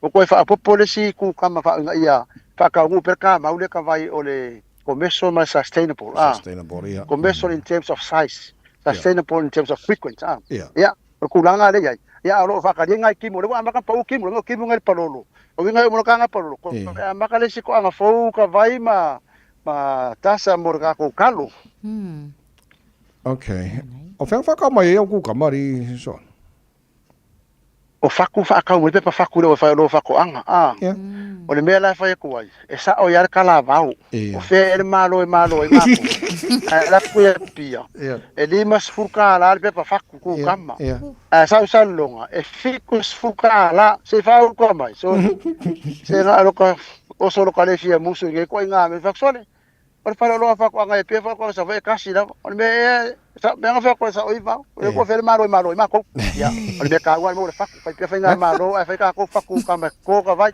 ola foi da lima sukala a o nga sele ya o le ma ko si ko ya la ka vai okay e o la oficina lenta foi atu foi le ponal te le ma le tele ku ka me fa na mo le pe pa le kasi le te sa no e lima sfulu ma fikus fulu le ka e o o lima sa la ka la ku pe mo ku ka ma e pe pa le lima sfulu si mi sukala si ko o ma ko si ko ya la e foi da ise o mai fa pala ku ka ma pula o nga avere fa ka se fa ni e mai ko wai ya e ya la fa ko le e foi fa ko fa le ko fa ko ya mai i fa lo loa io fa ko la uma le nga pa sia le ya o test trial mo ki ngo ala ko yola al mere for ku ka mai fa pala ya e no ngia la nga pe ya fa pe o le national le ya la ka wa ngai se so angi mo kai mi fa o lai pe da fe ki sa fa ngai pa marsia de o la ku ka ma mai se fa la o nga ta vai ma tas ole mana ya la ole ye ole to ole ko nga ku ka ma fo le e pisang ya o ka nga ka la ko ku ka ma ala se le al ka nga kai la na fa to ngai le se ko ya ya ole si meta vai ma tas e ave ma ko pe pa ku ka ma fo le pe se 2 kilo le ma fa e ave fa lo se nga fiku ka la ka no se nga fa ka o le iva ka la ai angale mawa pia fa ai kwa ia o pia ka vai o pe pare fiku ka la ngai lo su lima ka la ia pia lu se furu ka la ia e ma fa la ia pia ka ngo fie e ka un ka ku ka ma ko si ko ia ia le sa fa inga e mo ka va aso la ka vai ke ia le ko mel ma ko le sa mo nga va ko fa ke lo pu pension e ko le sa mo se o vai ko ya sia va nga fa ke o fe o ma e ko mai va ko i o sau ka vai das ko nga e va fa popo mai pia ka fiku ko le va le po ma le va le au le sa mo ka va le kiu ke le ka fe vai ala fa le ko va e o ngai foi la ma solo me le kisi masi o lo comic makaya o ai le anga va ko va ale fa ngale va ku kuila o la e ku kuila le va anga ru nga po ka vai e sa o e ko fe malo e ka ko le lei o le na e sa no te mo mobile palolo o le ase va ingal tulang o ta pe nanga wale pe ana ma ua aso full valu e anto le masina no fai tau lo le o aso fitu ia ka lo palolo e o la la fai tau ina sa mo kalo sia e le se parolo le pa u kimu fa de con parolo ka san kenge o nga foringa nga e ya sa parolo ya kimu parolo le la wa maka wa e ko lunga wanga ya aka kalo e wa le fa pe ko lu kimu ki ngol sa parolo e la wa maka nga fa u e ka parolo ka ngaka o ya sa vanga la ko ka va ngola pia so sa pa ke gi si vanga me o kuai e mo ka pa ma e au e ku so e la ki ala ki mo sai sa tunias ya lo vinga la ko foi me aso le vanga la muri la ku ava ai o la o fa va ka parolo ya o ka kalo ka se le parolo ka ku nga foi la ngai ka usanga fa de ko ke ka parolo e me parolo ke le a foi ngalo fa ngalo ka sa mi se bien ele manga mia ka manga le ma wa ngai ka le mo ya ka o le sa tala no mala fianga ngal manna le amatanga ne va ya so popole ngala ia yo le va fo le a New Zealand na ngo tau ngai foi ngata fa le polu o la o sir fiel tu lango e ono afia ya na fi anga fo ma fa pe so se va ala va ngo ko fa pe nga ko nga sa sina ka vai mo ki ngwa va afia so como so me sera ya me salo la ku ngaru ngal manga fo ku mo va mo o ya ma ko fa dadi po pole ke wole ngi parolo nga ya wa le sidea ka parolo sido ka parolo ngaru manga ka parolo fa mo maka fa sala bo o maka o kies pa nga pi e la mo se vanga ari fa ari maka fo mo sa parolo ai sa o le o lua o le fa nga o le nga kai fa lo ku ngaru ngis e liki mai sua o va ange la ngol va se va kede ya o nga fa nga le nge ya ma so ka pula el ma fo ngol nge me pa mai singa lu le au fa afa nga lu le au le ka ulang ngoko pa pa ulia ya ai le fa nga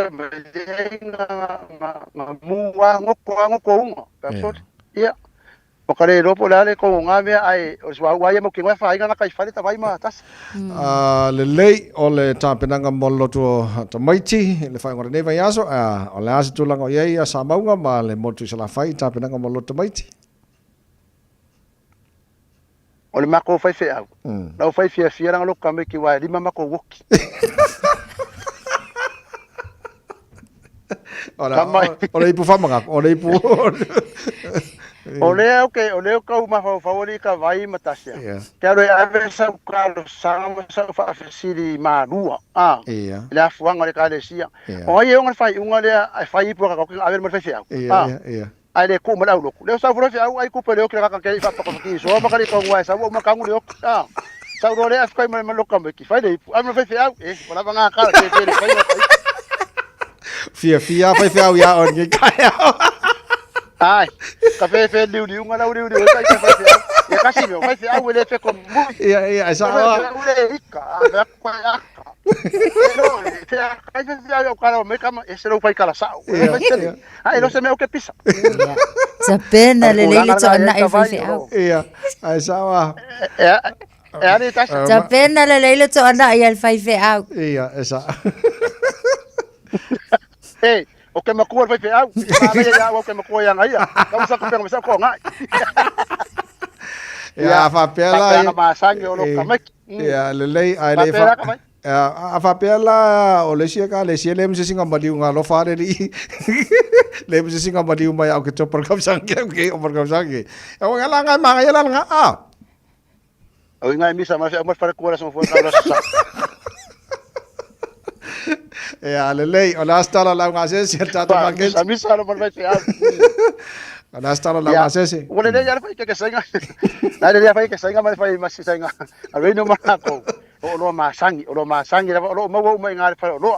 Pa wale o lo fa kang ko mo. O le vai salo. O ma ko am ka nge ba ku ngi sila. O ngole o kere ngale ko se ei. O ma o lunga ngi yo ka ko ni ma nga vele fa ka fa kan maro ra kala ka ngi ala ko ya. Fa ka ngara sengi umbong isila ka ko vai salo. Alo ku mo pe ia ka ko esi supo esi. Pa si esi pa esi. So ponga mo esi mo ne so ya. Ia. Pancake fa. Asa wa. Ia le lei malo fa te tele lava so alo mo tara kala mel nei tai ao. Le lei mo le tonu fulua chi Puini Road I Papatoetoe o ina il tata maketi Samoa pe ona tele tatu ta mafa. Afrika ko inga masanga fa mbele so ruo o le so asa so. Lai fa yanga ko inga. O inga le fa ngole mu mil le akili fa kai. Ele ma ya semanga voces. Vamos mais semanga voces. E mo que ngo ku kere al famsingo. Ia sa. Okay. So ala fa mo tara bo kala mel nei tai ao. Ia mangwil fa ngolo ko lo mai. Alo fa ke la ko foi fa penga foi nga mo le ko lo fa nga bangwe fa ngo lo ka lo ko mata lo ka mai ki lo banga inge. Ia fa penga fa ko lo fa ngore. Pa ke Samoa ma le wale si so im so alo mai Samoa il ka ko lo ka po ia fa vo le kyo. Ora nga ya ko lo ka mai ke lo fa ke la ko ta vai mata sa. Tai la so alo o le fo le ne aso mo le weekend. Bueno, somos Lima tola motos for file iba to pound up minuto lo toyo le malu le tai out and for us for Rayleigh. Alo la por si fo Maria. Gathered all her island goods and packed them as she starts another day. Carefully she makes her way beside the mountain streams as she sings an island chant of long ago. Sweet, sweet lady of Waihole,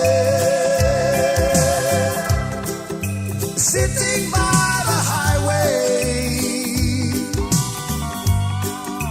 selling her papaya,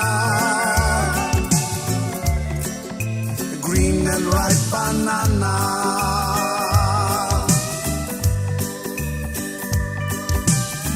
Walking down the damp and rock and roll, her humble wagon stops.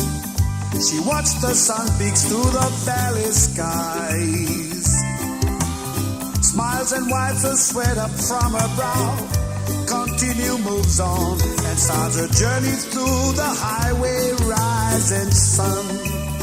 And she would sing, sweet, sweet lady of Waihole,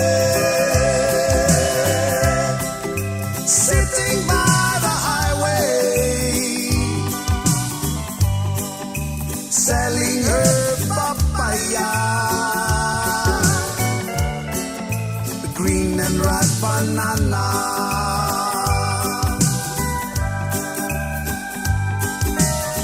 Later in the evening, she would gather all her island goods, pack them as she ends another day.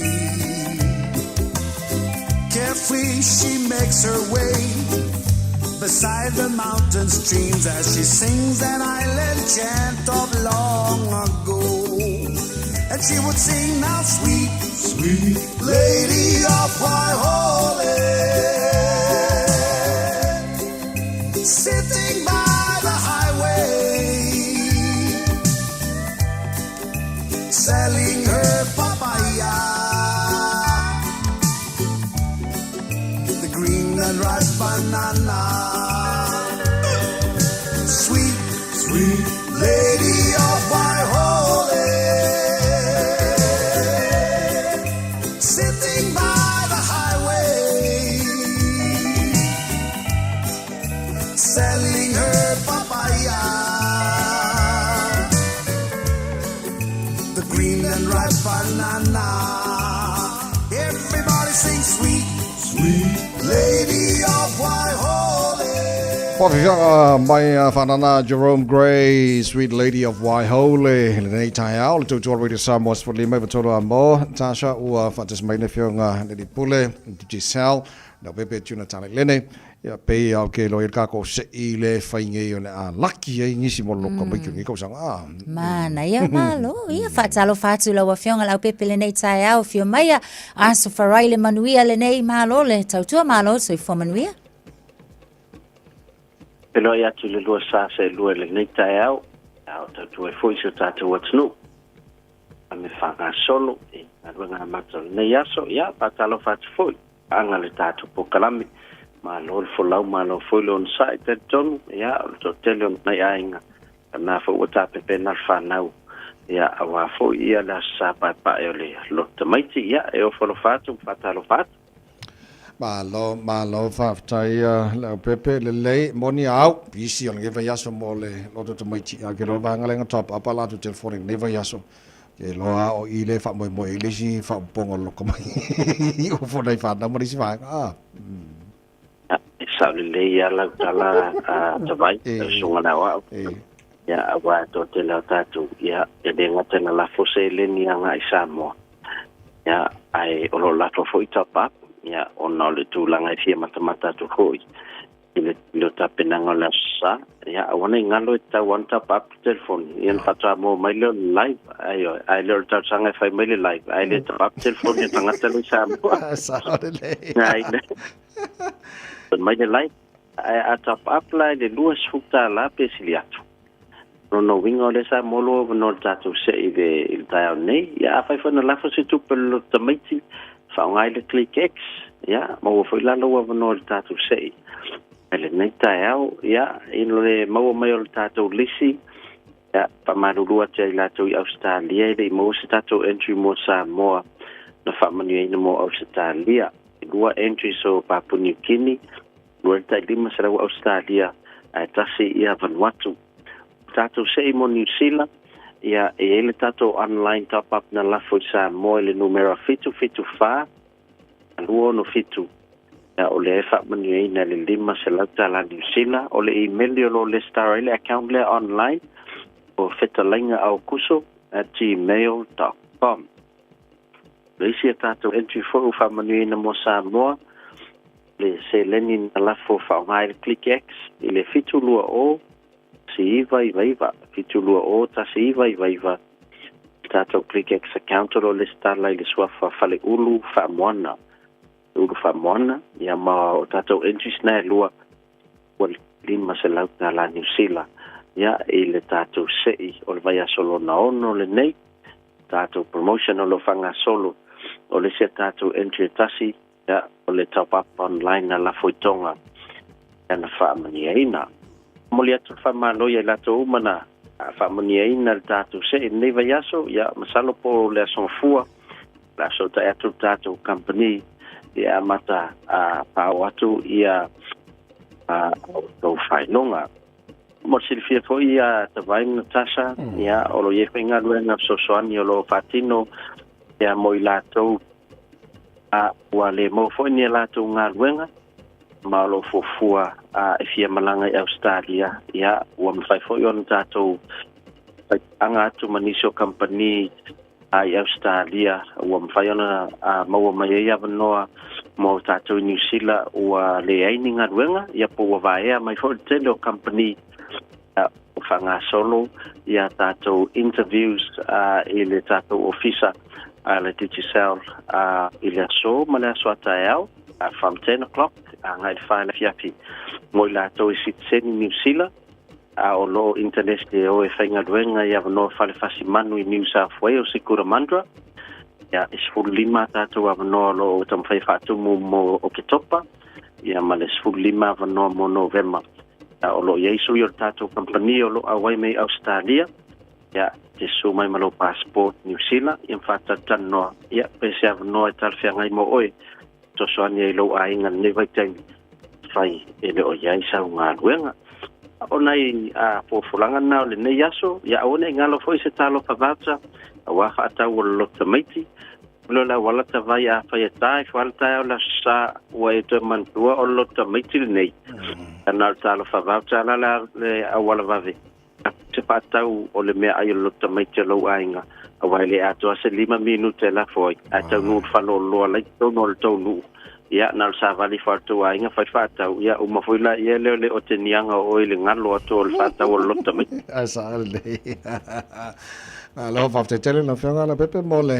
tātu po club nei tai au maduia ia whai vol nei aso mo le for the weekend ia o le toi lo anga ia inga o mala foi mai kalisia o lo na pena ia lo tamiti a New Zealand ia ma ia foi no lo pepa ta vai ia ma ma lo ma te lava ia ma ia lava nei aso le fiora de pole Digicel la pepe tuna tana le mal tatu se ile na ia ona fo wa ma toi ma nei fa mo ia foi mo nei fa nau ia ma lo la to lo to mai nei tau sang ia le lei ia o tau lunga foi ma le ma le tai ao la tau tala noa nga e le loto maiti ia o to nei matai ao ia pa ufa patoa le tātou tānoa Samoa ia molo kamai ia se lau lima sumareiva o ne hanga mōre o ne hanga ia ngā lam koe whaakau whaare lei e lo marasuki ai se lau pusenge lan tapena ngā nei whanau mō mātou la leo le koen kamai ki rai ia alu iei whaakau leo fofu le tau loto whatau support our local business ia sao le lei mana ia le lei ia o tulanga na iai o leo tapena mai sanawa masimino mo taru telefou i le ngana Samoa pia tala iwa le tai nei ia ona tuoto foi lo taru pakalame so ati tia fa le tusti tia i le fifia mai fa wa wina la tu tuaru le Samoa ia mo nai tu lao mana ia tu ia ka foi lo sfuma le lua ia a oli ma fonga mua ia fiona fonga mua se manu Francis Ioane fa solo to la vantar po clamo nei foi va yas ma lo fa te tele Samoa la tu pele ia ole a fa to fa tu ta tu po clamo ma lo le tai au la se ma tu fa talanga o le tau te mari fo lu tu fa fonga mal nei tai au ma ngi va yaso ia ma lu ave fa le fina ngalo le tu ia ma lo fo lu su neve yaso ta ma lo fo te vai le tau ata ile nei foi vaso manu ia tele langa iatu ia ile famna tu na foi ole aso sapa e pae o nei fa nau fa pena foi Samoa fa aftai tele lava lau tau mafuta mai ma lau tau fa manu ia i matou nei a lofa te lau tu tamaiti u ma lava ole a e fai la ko loko ma ko e fai awal kangi ia fa manu ia tu foi se unga ngonga o ngā mata fa pena foi fotu malama o fai ala tau sauninga o lo lotu tamaiti le nei tai au manu ia tele la sapa e pae ole fana soi fua ia se vo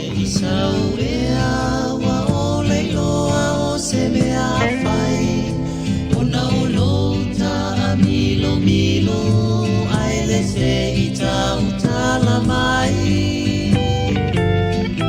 afai lava ua e musu tau vale ai lo ulu i lo alofa e mafua ia ta uku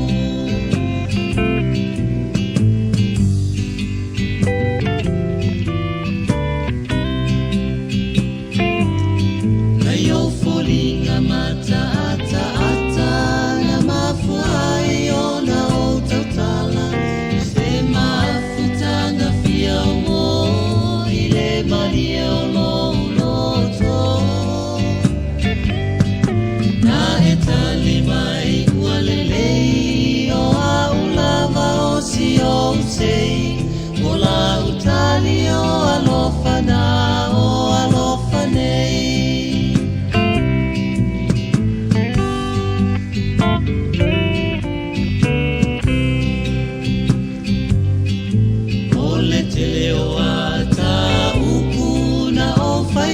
susunga o te musu ai le ai o nai mea pila o lunga lava o lo umimita wai uai na tava i le loloto le moana ina ua la sisi au paanga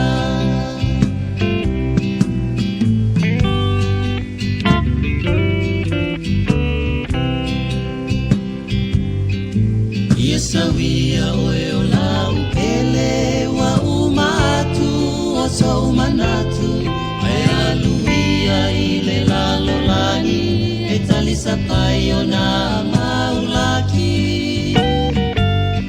e fina ngalo e le seua o le atua e le foifua o ua lofana ua umaita ua talo failo ufia fia o le angata talu o itia le mafutanga faipea a oi mau iso se mea aole nei lava ua e sola tia i tape yo se polonga ai ui lea o e lava maso alofa ai ui lea o e lava maso alofa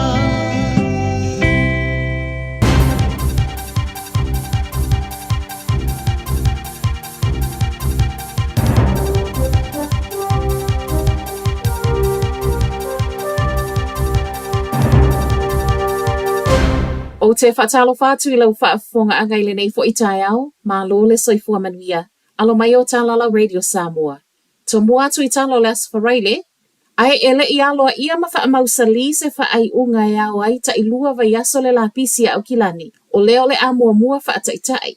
O le unga leo le pālota le komiti le pule ngā nu o lo o ngafa ma le nei suinga, e pe ona au ai le se fulu wha councillors ana nafi, ai te ele to a wha. O le nei trial, e le o mauti noa po o anu o le ai o le awhaiai. Peitai, o le ana o for my councillors ia El Filipina, Lotu Fuli, ma Angela Dalton o Aukilani Saute, ia whaia I o lato nu. O se whaataita inga wa whaatusa I le vau le tasi tesi 4 miliona, ma le tasi tesi 5 miliona lona tau, fua I a inga e se fulu afe. Ai ele I whaataita I la, o le amua mua whaia whaatala noanga ma a inga o le awha au ngā I le trial, I le vau o ke topa ma Novema o le tausanga asau. Ai ele I a mata le trial ma ia Februari o le lua afe lua ono, a nga ia au kuso o le tausanga lavalea. O whaatala noanga fo I le tausanga fo o le a fua I ai le whaatau nu upea o le nei fua fuanga I le tausanga I lua afe lua ono. Ua toe soire whaai unga le pule ngā nu o Wellingtone ma o le a le whaatau e sea na sea o loo I le malai lele. Uma le pālota I le awauli ana nafi o fuanga se fulu tausanga le pule ngā nu ma au tasia I e aua ne I whaatau e sea le tolu se fulu wha pasene o ana sea o loo iai le malai lele. O sea nei e tusa ma whaatusa tusanga le KPMG e o atu I le wha se lau ivas fulma le 2 miliona. Ma o leana whaapea e whaatau, ai au mai tupe e whaatupe I ngā luenga whaalelei ai taimi e a awhia ai ma la whaanātura e pe o mawhui. O lei unga le pālota ana nafi o se whaanua noanga le le pule nu o Wellingtone Tory whanau, ma lana whinau, e matua I te lelo na talitonunga o le whaatau ese atu o sea o le a whesoa soani lea I lea ai. To a fitu na sai mai e leo leo ona o tu ua ingo le au mai whaana nao fua la au whaasaina, matua e whaatau ese atu. O le toa fitu le nei na maua mai o sa whainga leo na alua na nafi au kilani ma waikato. Ma e whaapeo lea sa whaau ngā e I lato nei whale mautotongi ma storage units. O loo au fi ai fo I ma leo loo whaau lulu I le nei toa fitu I tangata na sai mai ana nafi. Le e whaapea na au mai whaamalosi le taimi whaato atu lau ele ai I le malaiva aleli au kilani. Ma wai fo I ma le valu se lau wafeta lato pepepa. Whaatesi ma le 5 kilo kalama o aisa po methamphetamine. O fuala au ma le 2 se fulu kalama o cocaine. O Aukilani, Waikato, ma Bay of Plenty leo lo fai mai leo sa fai ai fe whaatau wa ingo fuala au whaasa a I lato. Ma o lo so e nei fo I leo po o fea lea e alu iai po lo fiti matupe mai fe whaatau wa inga. E le vau le 2 ma le ono, ma le 4 ma le tasi tausanga le mātutua o I lato wa mōlia mai leo e talitonu e ono iai nisi tangata whaau popo wheso o ta ai mai lātou nei. O loo whaau peo na mai tawina le whaau ngai tangata o nofuanga tu ufua i aukilani saute la fua i ei la pisi. Te lo whanua tu ufua nei e whaapeo loo whaata pena e whawai si fale peitai wa whaima nofuanga e la fua i ai ele tu atele la pisi. Mo le maua nisi o ai ngai Flatbush o le whaafita uli tele o le i loa po o aisao e ana nei whanua ina ia taulai i ai reporti. O nisi fo i o ainga o toe moli mau o le tele ina toe o wha mama peitai e umane lava wa toe tumu i la pisi. Ta ua mai ei fo i o le to atele o tangata o whaia le ami o wha asoli tu la fono e le no nofo i nuu nei. Ma o le tele fo i o la pisi la fuai o la pisi te tele. O le fautuanga mo tangata taito o tasi o lo umia whanua tu ufua i a whaia se pae maluai. Ai mai le pule ngā nu ua aukilani o lo yeile laina telefoni luas fulfai tu la fitu waso le vaiaso e mawhai o na wala awa tuwai. Ma tala wha o le ata puni le food banker Dave le tele i aukilani saute e le tasi se polo kalame ta uai le tele o lo ia au nai e ala i pisinisi i aukilani saute wha apea aukilani sisifo. Peitai ua whaiala na wha ngai tapuni le food bank o na ua le tutusa tupe o lo wha atupei lea fisoa soani ma le tele o le manao. O se whai unga ele i whai ngofie, ai ilana moli mau i tala le One News, ua whaia ai ele ia a fia atu ai maisi vaenga o lana pisinisi. O le food bank le nei o atu le fitu se lau a inga i taimi pisi, e o i ai lana fesoa soani peita ele masino mati, na pa ua i le na o le lua se lau. O lo o wha awa pea isi ana polo kalame ese mai le food bank, e iai a o a onga wha apea tō le ninga mo le soifua malu loina. O tala nalo Radio Samoa, manuiele nei taia.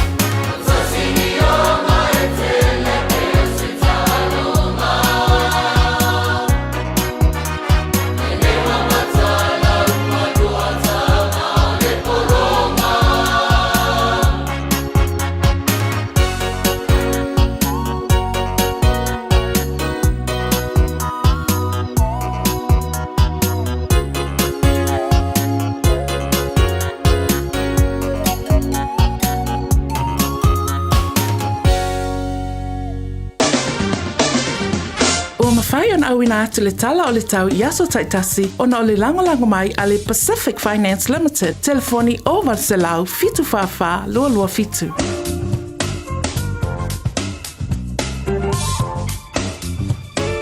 Ya, lo se mate le watu nei tai au waiwa minuto te nei le tu lai vai lunga le tau foi male unanga le vida Samoa se mali mai tu la mo malan pokalen fanga solo mo tatu le nei tai au. Ta lo yo le tatu se mai se ngol tatu tala le tau na na tu ina tu lava wingo le tau le tai au nei pe on fa mawina. Ya balito lipotia mai foi le fisa va ai mo tatu la so se football le tasi nei o le masina pe tatu yai. Winga langi le le o tau pe on fa mawina ma lipotia mai fisa ai tau. O lo ma tungo fio le sulu mai la li tai au nei ma na le sulu mai la pi ona yai pa so tu le ule la yena nai wanga le atu ule le so so mal fitu lo yeri fa ma fa ma wina mo ta tu nei au kila li se mai lo na malu se fu mal tasi ti keri ofisa vai tau fa mai o le tois fu va minute le tu lai fitu tai au nei le na suali tai le na so ile la I le nei fu tai au ai ola ngoto atu le lus fu lima te le tu lai fitu so lua su 5 minute le tu lai valu le fia na nei o le sa tai au pi on wa wa foi winga le tau le sa tai la stona ile le suma lua pa mo ina le sa vai tau lo ia ton ma fan le sa tai suma fitu se atu lo na malu suma toru le sa tai au langi le winga le tau li poti mai se vanga nai awoni si vai nga o le atu le sa tai au so lua su le tu lai fitu tai au le sa le la ngoto foi le tu lua su 5 minute le tu lai valu ile a fia tai au Tale watu berngati falol tatu watu no o.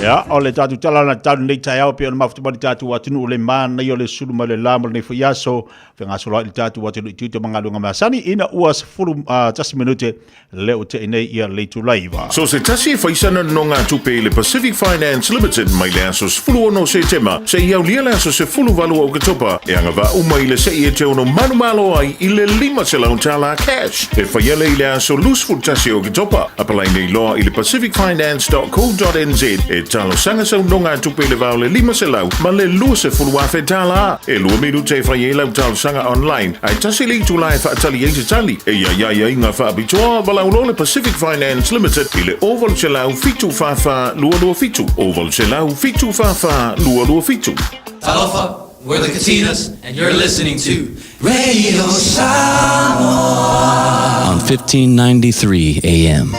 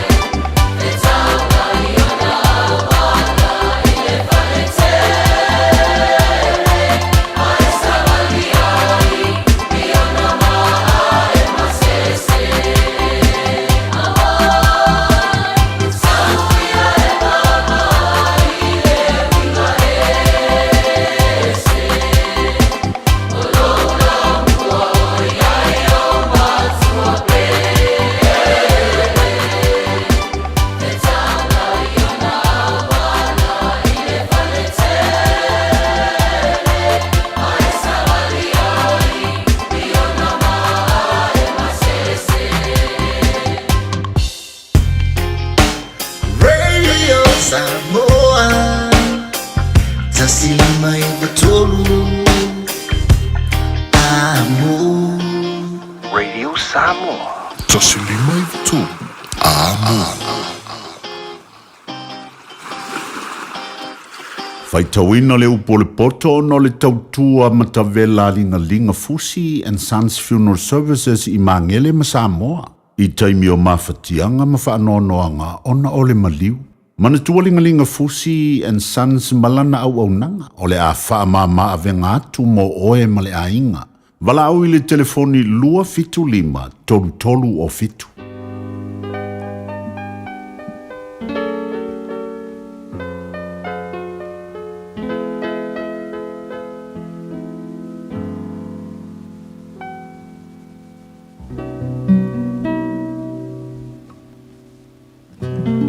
Tawina le upo le poto le nei tae au.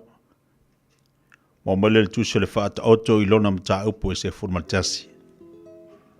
Whamanuia le tua le whaita wina o lana fiong pa ia. O fua whaatau tau whai mamango ino sia ia I ova. A o le maa e fua ai e ato atoa. O lona lea fia fia. A sau le wha mawalunga.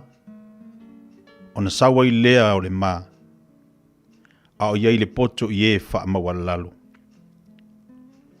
O le amio sao a e ua amio tonu e taita ina ai I lantou. A o le wha pio pio o e amio le tonu e whano ai I lantou. E le ao ngale o loa I le aso le toa sa. A o le amio tonu e lave a I leana I le oti. O le amio tonu o le ua sao e whaalau le ina ilo na ala. A o lana amio leanga e pa ua I le ua amio leanga. O le amio tonu a e amio sao e lave ina ai I lantou. A o e whapepi o e maua I lantou I a lantou amio paa. A o tili tangata amio leanga ua whanolona whaatua tuanga. E whano fo I le whaamoe moe o le tangata amio le tonu. E lavea ina le amio tonu ai le poponga. Ai sau le amio leanga e sui ai o ia. O le ngutu o le wha le matau e whano ai le la te tua oi. A o le poto e lavea ina ai e amio tonu. O oli le a ai pe a manuia e amio tonu. E ofo fia foi pe a whano e amio leanga.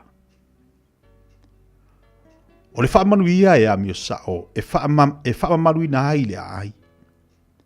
A o ngutu e amio leanga e lepeti ai. O lewa le aiso na mawhau na te ino u le la te tua oi. A ua whaalongo le tangata mawhau. O le whelwai ma whiawea I na te whaali upu whaalilo. A o le ua loto whaamaoni na te tanu mai a le upu. A le ai se pule, ua malaia le nuu. A o le toa telo whai pule, e saonga le muai. E matu ati ngā ina le ua whai mamoni o le tangata ese. A o le ua ino e whetangofi I lima mo isi. E fi le mu lava o ia. E maua le mamalu le whawhine mata ngō fie. A o tane malolosi e maua le oloa. O le tangata alofa uanga le lei o ia ia te ia lava. A o le ua sa wana te whaatinga ina lo na lava tino. O le amio leanga ua whai e ia le ngā luenga pepelo.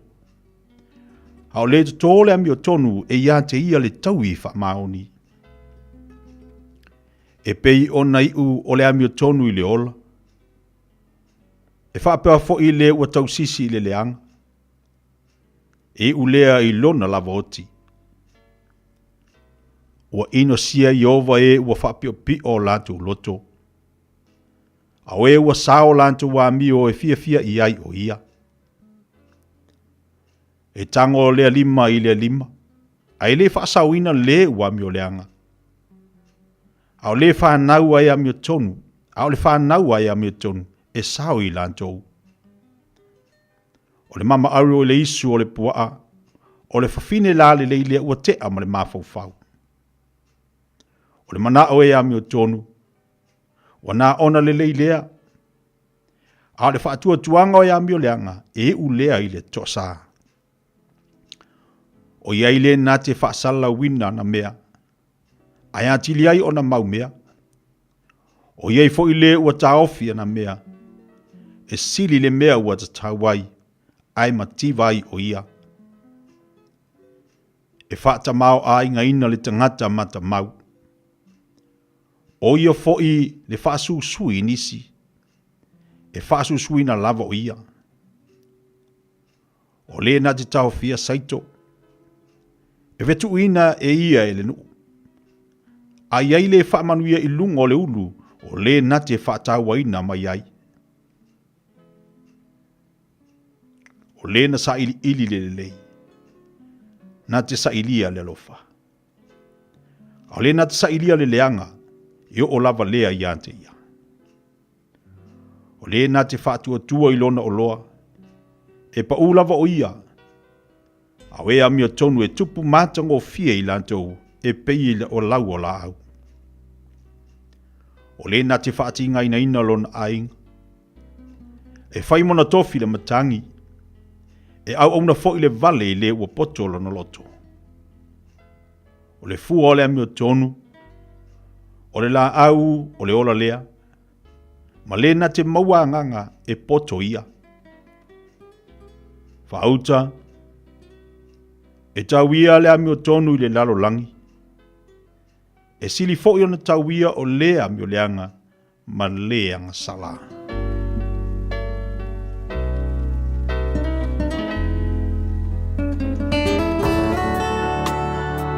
Ua awina atu le upu o le poto i le nei aso o no le langolango mai a linga Fusi and Sons Funeral Services. Ua mawhai o na tu whatasia o au nanga tala whea ngai i ni tautau ngō fia tele. E fiso soni atu ai, a o whea ngai oe ma le popole ma le wheme mea. E mori whatasia atu ai ma wha mai senga, ma wha mawhana whananga mai a linga Fusi and Sons mo a inga uma o Samoa ua whea le maliu ma le oti. Malau mai loa ia lingalinga Philip Fusi lingalinga. To ia whaapo lingalinga, to ngia si ulavea, pesusu mai i le luas fulvalu Canning Crescent i Mangele. Samoa, sa uni lau vi inga.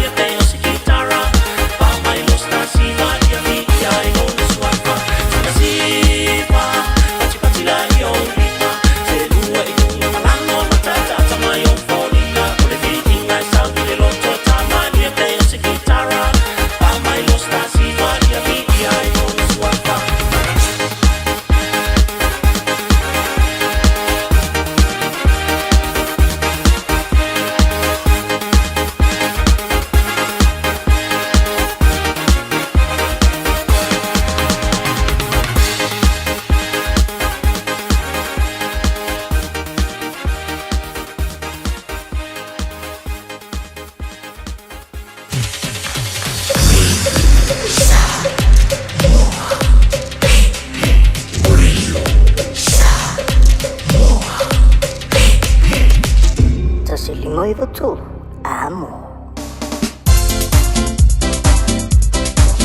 Luas fulu fitu minuta lo te nei le tu live wal bokla me fifia mai le nei tai ao e toi fa talo fatu mo walo fatu tatu wa tinu le fu tai ao fo aso matu ngo fie pe ona tatu o dia mai lias falile to walo fa bokla me fifia mai e se fo tu o ni so bokla me rida samo pe ona ai ana bokla me vai aso tektasi e le wa mai atu le tu blanga ale sunga le o ia to medi fa pe fo tu sala le tai ao bokla me malu le tai ao pe ona yele unanga mo tatu le vai aso ato ia fa balo atu la nei tai ao fo bo le mamalo le tatu watu no le fatu am fai ona ma mai fata si mai lunga le tatu proclame ya te utou te mam ti da ma tua fe lava nai tu te fata si mai nei tai ao fata lo fatu proclame le fifia mai ma lo le sei fu manuia ma lo fo de langi matafi aso fa leile mo le ya se fa popo ya so to se fu ma so ma tu wola vai ia le ngata fo ile fa lo fatu la finga luenga tofi le tua sunga fa fengainga o to fa le tua le ngata fo ile sunga fa fengainga malolo malo ea o afinga patele te mai te sa no fa tofi ese o ekalisia le olo mafutu mai lunga po kalami fifia mai fa lo fatu ia te o mo to lava le nei tai ao ia ele foi lava tu o fa feilo ia tu pa anga ale fifia mai ia ma pa anga lava le rida sa mo po kalami mai le tai ao se pa ia la fiafi fia lava nei te fata si mai ai ma ua mai ai la unanga mo tanto le nei tai ao asfalaile ayo le eva ma le fifia ma le ata e se me la tatu fa u le nei aso por nei tai tu load fa fonga tatu watu ala fa i de fifia ala fa i le manuia ala fa i de oli o le li ia fa pe wa ala ma le nei tai ao e te langona wo ye se me wa kau pole fu lo loku wa kau pa vai tu nei tai ao ye se me ma fa ya ai mai se ole kasi de avenga ma fa oka mo mo se le ngi ma fa so o le se avenga ma mafale ata tu mo mo fa so ale e ala funga ma mafa wa e mafa fa di tilo me ti mafa fa yai ale me aia ne ale me wa mai le yaso pe sa wa le paka ma falawa oso ai ko fa ila la marka ko falawa ma le popo ai mai do ke le popo ya kako ke le popo mo fa lo ai longa e ko e causa mia se popo mas falawa ye mo singa fa si paka vo ila le ko ko falawa se ole ainga mau ole ainga ai mo fala o ilaso ia ta ilo tonu ia ke ilo o de talana al tatu watunu ai mai se nei ta mama nei tina ma tu ole ta o yo tatu pokala me nei tu asin sinapi ona o vava ia vava ila ula la nga mer kinga ya pe mika angafi marka mai ya iputag o mana tu natu mo ma fau wai ile o langa mar sei fuanga ole fa amu ia yo tatu le taimile nei o le faamu ia yo tātou le nei taimi. Tātou ia wa ia le nei taimi. Ia o lena tilo mai vava ai le o langa. O whalongo longo la i tala oto ma whamtalanga nei ta mama nei tinai le lātou fai vai taimi. Oka, e makau kia. Ai longa ma whainga e koe le whaisenga luenga whanole le loa le whakausa vari se mea. Ai longa ma whainga e koe alu na e taonga e ave umalau se lengi i lobu ta mamalu tina pe aho ole te malau tutongi. Talo sia ao e whaingaruenga tapa malu tina malu ta mai ante oe tama mali teine i lo tutongi ave uma i ai. Talo sia. Ao isi ia vaenga no whalango longo i ai. I moli maua nei ta mamala i tina. Maua lor kokongi e kua kuru ki ngā por ka mai e kapar kokongi. Anga se fase fulukala. Pe kor se fulukala ia. Ave umale ia. Vai. Ave umale ia. Ai se menkua. Fainga luenga le vai aso atoa. Male maukingoa. Nganga sengi kokongi. O te mamaltina. Ai aka kor ngai vai kemi. A tu pulanga talavou a tatu fa nau. Ai fai mai mori maua nai tama. Manai tina. A maua ava kwa se kupe wavak. A rei mori hai. E ave uma e fai mera e mana on tam to ina malo matua. Ia po matua i lava i taimi. Tau si eino le o le lotu. Tau tu eino le lotu. Tau si le fai au. Fai ngō mea fale nuu. Inka mai se lengi anga maua. Ma le tala lea e maua kokongi awa i ili mea ria. Mo kua kuru ka māpori ki ngā e lako e kapar kokongi. Ai al nei vai te mea tātou. E nei vai te mea tātou. O maua lau tu tongi e tango e ave o malau tu tongi lau ta mamalau tina e whaasoa mai ai. Mani e tele pe ai whaia nā tūlanga. Le angare mea lau tātou tilo iai. Tātou mori mawina. I le wha maoni o mātua sa ti ngā ina i laso. Na tā pena mai ele manuia mō nei. O le ti ngā ina, o le la ina, ma le timu ia, ma le tango lima, na tā pena mai ele manuia o oe lewa manuia nei. Pātaila, wala na i alu e le fia luta mamalu tina.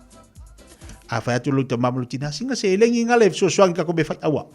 Wala vangi whape mai e, o whia foi awe ngaka, wala vane e whesilingia. Au e te whesilingia, se tala ma se whai atu o luta mamalu tina se tupe. Pawale mea a maua le lei, whai ita Mom, Dad, wale e se mea. Ia wale, ia o sau foro kokongi la ko pe whapea ngai whairu ko uru malau whangau. Ai a whapea ngai ke sinko, le ai la kaunga ngokor se ringa ka ua i urko inga malo makua. Le se mea la ave solo i fua le vanga ngali. E a lale me mai mau e fua i o awa le sau e ave le se ringi, ave le ko inga malo makua. Hei pala wati leo toi luas fulu hono minuta tano le tulas fulu. Ai ali tatu whatata noanga mo le soi fomalu. Wale mwhainu pa au mai mo tatu le nei tai au. E oi ali tala na. A whapeo ngai ke 5. Ngai ke whainga luenga o ngai ke 5 kere i tapo. Sauru ko kongi aru sa oi orko inga malu makua. I oi seu tamama seu tina. A mua masinga se fulu ka lai ke olai. Mali me ukwere ka vale. E se lo kur poe me kur keo. Ai a whapea ngai whailu ko olua whailau whangau ngai kausika maiki. A whai atu to ina malo matua singa se lengi a whape mai manguria ia o rua tama ma lia o rua matua o le lava la ka whaasua wa avaku fori se lengi ile e whai mea ka mea onga ka maiki malama le lei malama le lei ai do fai me ko inga malo makua se lengi a o ngai sinko a whai mai e wali se mea whabole mole o le ai ama se mea o le lewa a whia wawe lau se lengi wawe al whonga umi ya o soa fonga umi ele i mai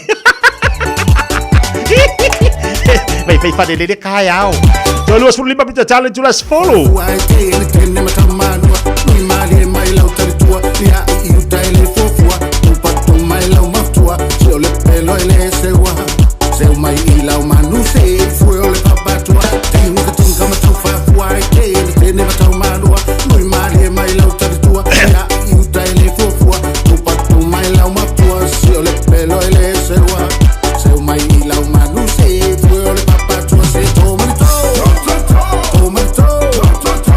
e to kwane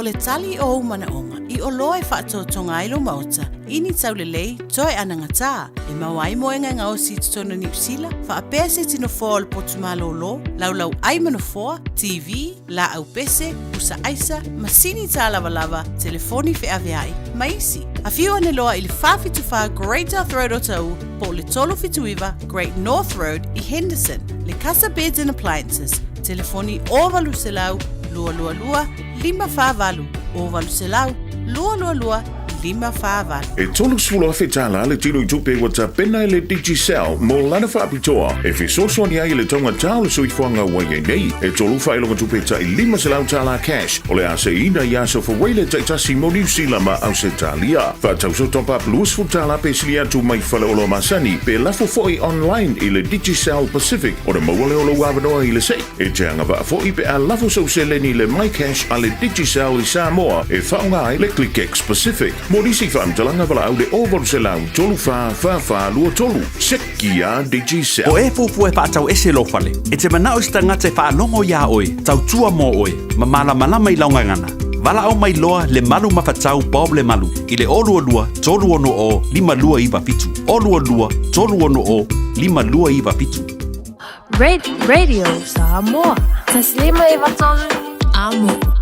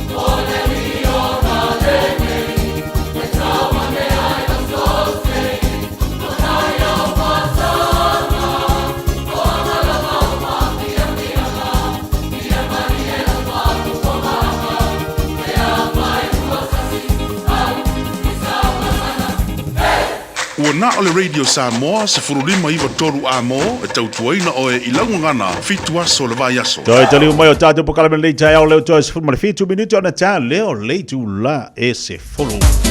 Tale tu la se fulu ona wina te foi leo toi fasala wina o leo nanga matau tu al tau lunga foi leo le fatua salva mas mino mo tātou tale vai fanua. Ya, o te whatalo whati nisi o tātou paanga umala wale whati sima ilunga o le tātou Facebook le tāo nei. E foi malunga o le tātou YouTube. Whatalo whati a tofi si a tū. Mahalo le se fumanuia, mahalo whaaftel mafta mai. O ringari atu o e tango e share le tātou pukalame. Share, like, ia mai tango e tu o singa whatu fo ilia. Whaasoa le tātou pukalame le fifia mai. Mo nisi fo au paanga mo tātou wo. Ia e vaiva mai lawa kako o le fifia.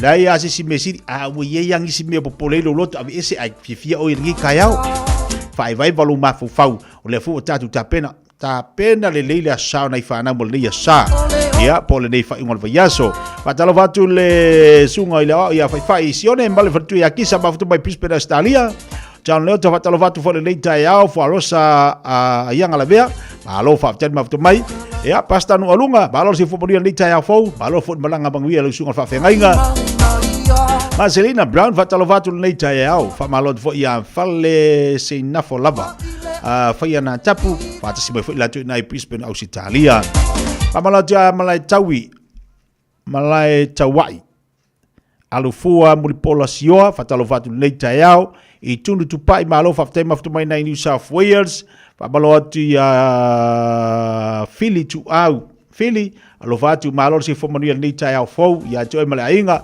aso pesio fa malo atu leita ya fo fa talo fatu fo ya nisio tatu paanga pero maftu mai ya pasi lungo tatu YouTube leita ya Sullivan fa talo fatu malo so fo manu ya maftu mai na Texas Queenie Save Leo Patalo fatu nei tai au malo lava le usi ngā luenga Evo lave Fa malo atu nei tai au Asfa leili leu tātu iai Tala ta ina Malo se fua la leva asu ka koe va aia Ia tala ta ina Malo tala Saini tuila epa malo faftani maftu bai nei tai au fo Fa malo atu ia eke nese vai uluai Liu vaenga le fatasi mai alo fatu ia alitasi tupai mafuta mai Washington mare tele vaenga ia le o tele latu lelo mafuta bai tatu pokala me mata umale no fanga na te mafuta mai ai mo te lo fanga me familianga tatu pokala me mo tolas falaile le nei o tatu iai fa maloti ai foi ia langa le sangu mela UP 36 malo se fu moria California i mantu malo fanga tu vatu Samoa talo falava ia sale faiva malo se fu moria le fitaiao Peti mani fatalo fatu nei tai au fo malo de mafuta mai ia vi le leo le fo manuel nei tai au test tiva fatalo fatu ale ngatu fo leo ni so tatu o nanga mtautua si atu fa malo ni so tatu o nanga mtautua pe na if tatu fale ainga ia o ni so pisi ni so company le tatu watu no leo mafuta mo nei tai au fe lava na te fatasi mai ai mo mo le lo fa anga tatu pokala mo to malava malo lava ngalu malo fa malosi malo fo sa ini malo La nuola piras tema le fatasi mai fea Tacoma i Washington Maiola tanu fai fatalo fatu leita yao Mau ese tango ai Amerika Samoa le fatasi mai ai Malon se fumanuia leita yao fou Vai Kalamba le fatasi mai nai Potni Pole Sola Malon se fumanuia leita yao Abalo atu pa Kalamba Society Maseve Ya male latu au loli le fo mafuta mai lungo le al tele fenga manga lu ngal tai au malo atu nga lu malo fa malo lo si fa fia venga mo tato u malava ya au e mafuta mai pe lungo le tau tu danga si fonga le samo se fu malima i tolu amo malo dia fale lili popoli i flat busolo mafuta mai ali tasi tu pai malo se fu mruia Bianga si filo le mana io le surma le la Ava pe night vele va i fa folo fale mana ia tele ia portatu tanga bela le usu surma le la si kauka o file le selengi e va como la usainga si fo modia le songa fa fenga selota atalo vati a lotu fala ba au mafuta mai nai nebia no fo pe matani na ua e alu will never find enough for my self I had to tele upu matala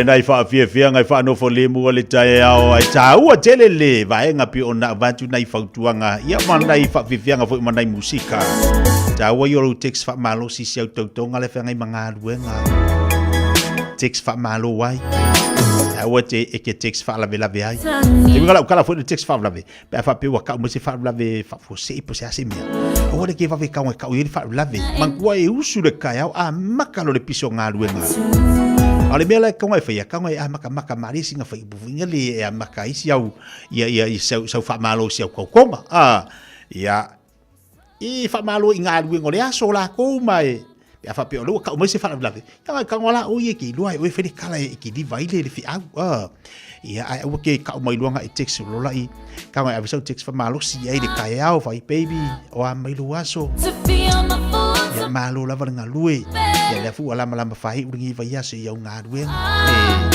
e ia ka ko oka e ko kari mai fo ile manguia fa fe kai fo ile kakalo mai o mo le text fa malusi yo nga e ma fo la ia pe va ve ka u fa la ve nga ka mai po se maliu po le alava e ke lo ai o ia le fa la ve ka nga va ve ka mo le me le ka nga va ve ta ua ia ai te tau ana e ka text fa malusi ia te sia le va ka fa talo fa tu le tai ao ia ai fu ba vela ngi pulinga te sia tuli fileti balor se fo manuia le ngata fo le ia mari lau tua ma futa mai nai manueua tuli fileti fa talo fa tu dei amata le ma futa mai nai America Samoa ni Mora Augusto ma futa mai Brisbane Australia pata Yohane Mikaele se fo manuia le fo itai le fa sima ina i le Fair Great North Road i Carston lai fa tau le vai salo o ka kai manga ia a fe atu ia i le fa o li mari manga fa ka le vai salo mai sau tau maftanga po sau malu o le tai au ina le tatu vai salo tuli feleti talo fa le tai au fo amaloti ani ava mata autu e seta pati fa talo fatu nei tai au ngat foi lea tangi lima to ala mai sini au sitalia ma le ko nesa a kian pa tasi ma le foi tai au nei fa fianga tangi lima to ala na lo le sei fo manuia e seta le mafuto me bala inga ina me pone tele upumatala wa etalina ya fa bala de bokala me le tanto official consula ina mangele ya mala to fo au va fe ngai mangalu wenga fa mai no tiu to ma faival ni va yaso fa malo atu tawanta i malo fa malosi ya ma malo dato wa tunu ma futu mai nunga tau tuar fifia mai ka ko leva ai usu le tai au baby ele ma faira ve selo loto ya te o la ngai te usu te sa ili se seleni ya no fe va ili ta fa nau e se le ba ngai mo ko ke lo ka mai kia ma wale sif so ni seleni atalo va so ya nai o lo ta fa fa fa finga luenga ni tai au atalo va tia Elena fa feu au to by Keynes pa pena foi ana tia si vale o tamalo le sei fo manuia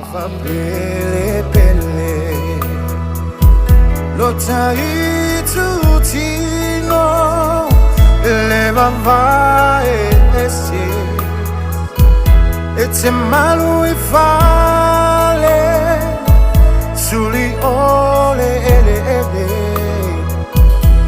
le tama futanga ia so etele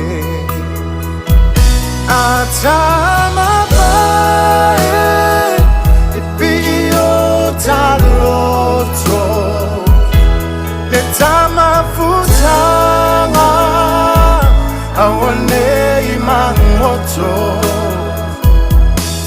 awane ngalo eli Tamua, Banui for my langi, Yola Mufanua,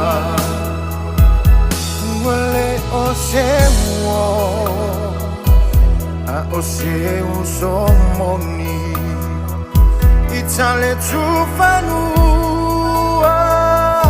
Oinu Lofa Maoni. la au matala ua ina le manongi e eu fofonga fo ile oli oli atama bae e pio taloto le tama futanga awane imangoto awane ngalo eli ilo mutamua manui fo maglangi iyo ulangu fanua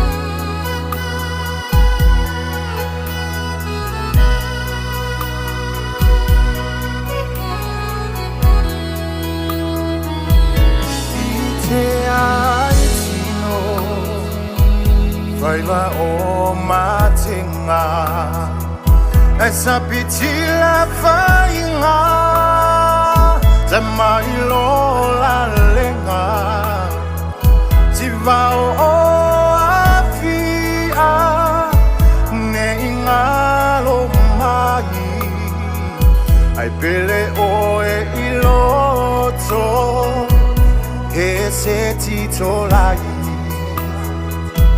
Atama bae e pio taloto le tama futanga awane imangoto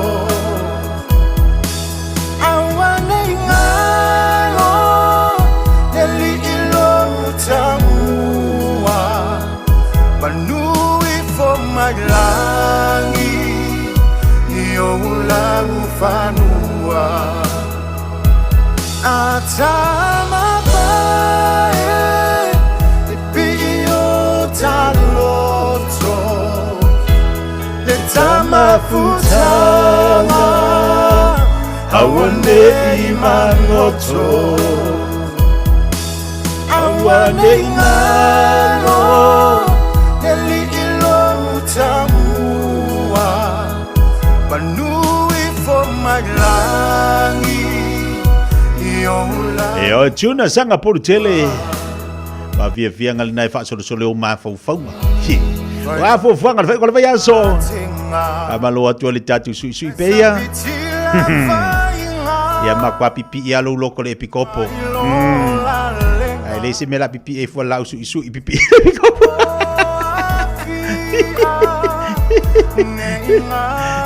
Malo tu foi a tercia levanga califa committee plana lo fatu mori fo nei tai ao. Ya, malo la valo sai mai malo foi fata lo fatu sunga fa finga pasta Elia. Ai mas foi ele fanto ia ola, le uso ia passa mal dado fa disidia ina i papo toi. Ai al fa finga le toi tali va tu le fa poponga bo toi fa salawino tu tu salva masmino. Goi mai ia lar kai ao. Ya wanga wo mai puki. Ia malau susui, vai se vai o kia kurangi la.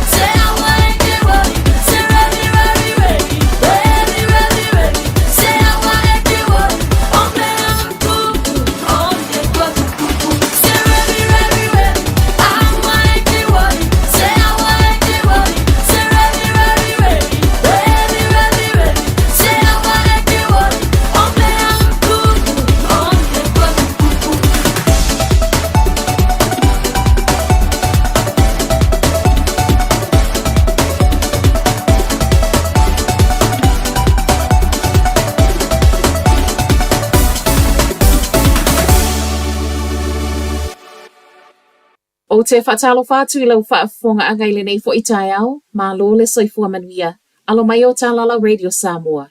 To mua atu I tālo le aswharaile, ai ele I aloa ia ma whaamausa li se whaai unga e au ai ta I lua vai aso le la pisi au kilani, o leo le amua mua whaataitai. O lei unga leo le pālota le komiti le pule ngā nu o lo o ngafa ma le nei suinga, e pe ona au ai le se fulu wha councillors ana nafi, ai te ele to a wha. O le nei trial, e le o mauti noa po o anu o le ai o le a whaiai. Peitai, o le ana o for my councillors ia El Filipaina, Lotu Fuli, ma Angela Dalton o Aukilani Saute, ia whaia o lato nu. O se whaataita inga wa whaatusa I le vau le tasi tesi 4 miliona, ma le tasi tesi 5 miliona lona tau, fua I a inga e se fulu afe. Ai ele I whaataita I la, o le amua mua whaia whaatala noanga ma a inga o le a wha au ngai le trial, I le vau o ke topa ma Novema o le tausanga asau. Ai ele I a mata le trial ma ia Februari o le lua afe lua ono, a nga ia au kuso o le tausanga lavalea. O whaatala noanga fo I le tausanga fo o le a fua I le whaatau nu upe o le nei fua fuanga, I le tausanga lua afe lua ono. Ua toe soira whaai unga le pule ngā nu o Wellingtone ma o le a le whaatau e sea na sea o loo I le malai vaalele. Uma le palota I le a wauli ana nafi o fuanga se fulu tausanga le pule ngā nu. Ma au tasia I e aua ne I whaatau e sea le tolu se fulu wha pasene o ana sea o loo ia I le malai vaalele. O sea nei e tusa ma whaatusa tusanga le KPMG e o atu I le wha se lau ivas fulma le 2 miliona. Ma o leana whaapea e whaatau, ai au mai tupe e whaatupe I ngā luenga whaalelei ai taimi e a awhia ai mala whaatnātura e peo mawhui. O lei unga le palota ana nafi o se whaanoanoanga le pule nu o Wellingtone Tory whanau, ma lana whinau, e matua I te lelo na tali tonunga o le whaatau ese atu o sea o le a whesoa soani lea I lea ai. To a fitu na sai mai e leo ona o tu ua inga o le au mai whaananao fua la au whaasaina, matoe whaatau ese atu. O le to afitu le nei na maua mai o sa whainga leo na alu ana nafi au kilani ma waikato. Ma e whaapeo lea sa wha au ngā e I lato nei whale mautotongi ma storage units. O loo au fi ai fo'i ma leo loo wha au lulu I le nei to afitu I tangata na sai mai ana nafi. Le e whaapea na au mai wha malosi le taimi wha ato atu lau ele ai I le malaiva aleli au kilani. Ma wai fo'i ma le valu se lau wafeta latu pepepa. Wha tesi ma le 5 kilo kalama o aisa po methamphetamine. O fuala au ma le 2 se fulu kalama o cocaine. O au kilani, Waikato, ma Bay of Plenty leo loo whai mai leo sa whai ei whaatau wa ingo fuala au whaasa a I lato. Ma o loo so e nei fo I leo po o whea lea e alu iai po lo fiti matupe mai whaatau wa inga. E le vau le 2 ma le ono, ma le 4 ma le tasi tau sanga le mātutua o I lato wa mōlia, mai leo e talitonu, e ono iai nisi tangata wha au popo wheso o tai ma I lato nei. O loo whaawau peo na mai tawina le whaao ngai tangata o nofuanga tu ufua I au kilani saute la fua I la pisi. Te lo whanua tu ufua nei e whaapeo loo whaataa pena e whawai si fale, peitai, wa whaima nofuanga e la fua I ai ele tu atele la pisi. Mo le maua nisi o ai ngai Flatbush o le whaafita uli tele, o le lei loa po o aisao e ana nei whanua ina ia taulai I ai reporti. O nisi fo I o ai ngau toe moli mau, o le tele ina toe o wha mama peitai e umane lava, ua toe tumu I la pisi. Ta ua mai ei fo I le to atele o tangata o whaia le ami o whaasoli tu la fono e le no nofo I nuu nei. Ma o le tele fo I o la pisi la fuai, o la pisi te tele. O le fautuanga mo tangata taito o tasi o lo umia whanua tu ufua I a whaia se pae maluai. Ai mai le pule ngā nu ua au kilani, o lo iei le laina telefoni luas fulfai tu la fitu waso le vaiaso e ma whaiona vala awa tuai. Ma tala whaaiu, o le ata puni le food banker Dave le tele I au kilani saute, e le tasi se polo kalame ta uai le tele o lo ia au nai e alai pisinisi I au kilani saute, wha apea au kilani sisifo. Peita I wa whaiala na whaaiu ngai tapuni le food bank o na ua le tutusa tupe o lo o wha atupei lea fisoa soani, ma le tele o le manao. O se whaaiu ngai le I whaingo fie, ai ilana moli mau I tala le One News, ua whaia ai ele ia a fia tu ai maisi vaenga o lana pisinisi. O le food bank le nei o atu le fitu se lau a inga I taimi pisi. E o iai lana whesoa soani peita ai le masino mati na pa ua I le na o le lua se lau. O lo o whaau o pea isi ana polo kalame ese mai le food bank e iai a o a onga wha apea tō le ninga mo le soifua malu loina. O tala nala Radio Samoa, manuia le nei taia. Hey, hey! Silima i Fatolu Amo. Radio Samoa.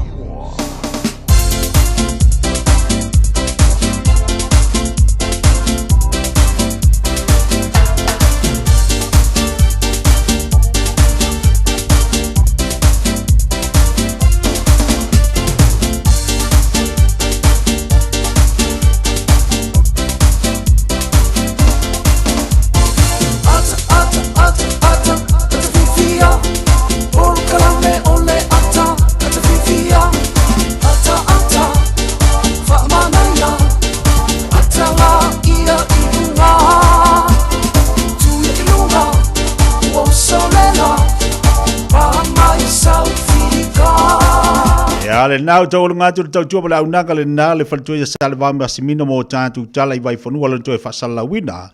Ia, i le nei fu tai au le mawhumai le tātou wāntu. No, te bela wati, leo wa walu minuto te nei ia leitu las fulu. Ia, o le tātou whamalastino fwe pen masari ei tātou, o le mwhani whatasi mai le sunga le whawhenga ia wa paau le tātou pokalame le tau nei, whatau to lia fwe ngāsi ngāsi le fulu. Ia, o lea la aluatu le tātou whamalastino mo tātou le nei tai au. Pela wana te mafuta mai ia wa umanga fa iu mafaufaunga kai au. O fianga wo iu mafaufaunga. Ia le ala wo uma mafaufaunga. Ia kako ole fa kako sumpa. Ako e au ngalo mingo i ngi kai au. Ia e avisi a kwai fu mangisi mo e mafaufau kide iai. E ke wa e mafaufau ngi aso. E fa de kongo kwai. E kan ko wai do mafaufau mafa. Ko fa mafa e. Awangi a vere se ma mea mamafa o le talana se tasi o au na le tu. Awangi a vere se ma mea mamafa. Awa saua le mea maua, le lei a le ai, awa. Si me la kako so o ngā ngau kiri ai, ngā mea pe afa pia. Ia le si fu i mea. Se uma kako kalango i fu i le mo me mengi o fa apu ngā seling. Mo fa apu ngā seling i o tatu tiro nei vai teimi. O ka o kai, fa apu le saving a lea, fa apu le kiwi save a lea, fa apu. E au ngā. Alfisili ya ngi keu ngi kupe au ka fa fu se ya fa ko fu ala farka ko sum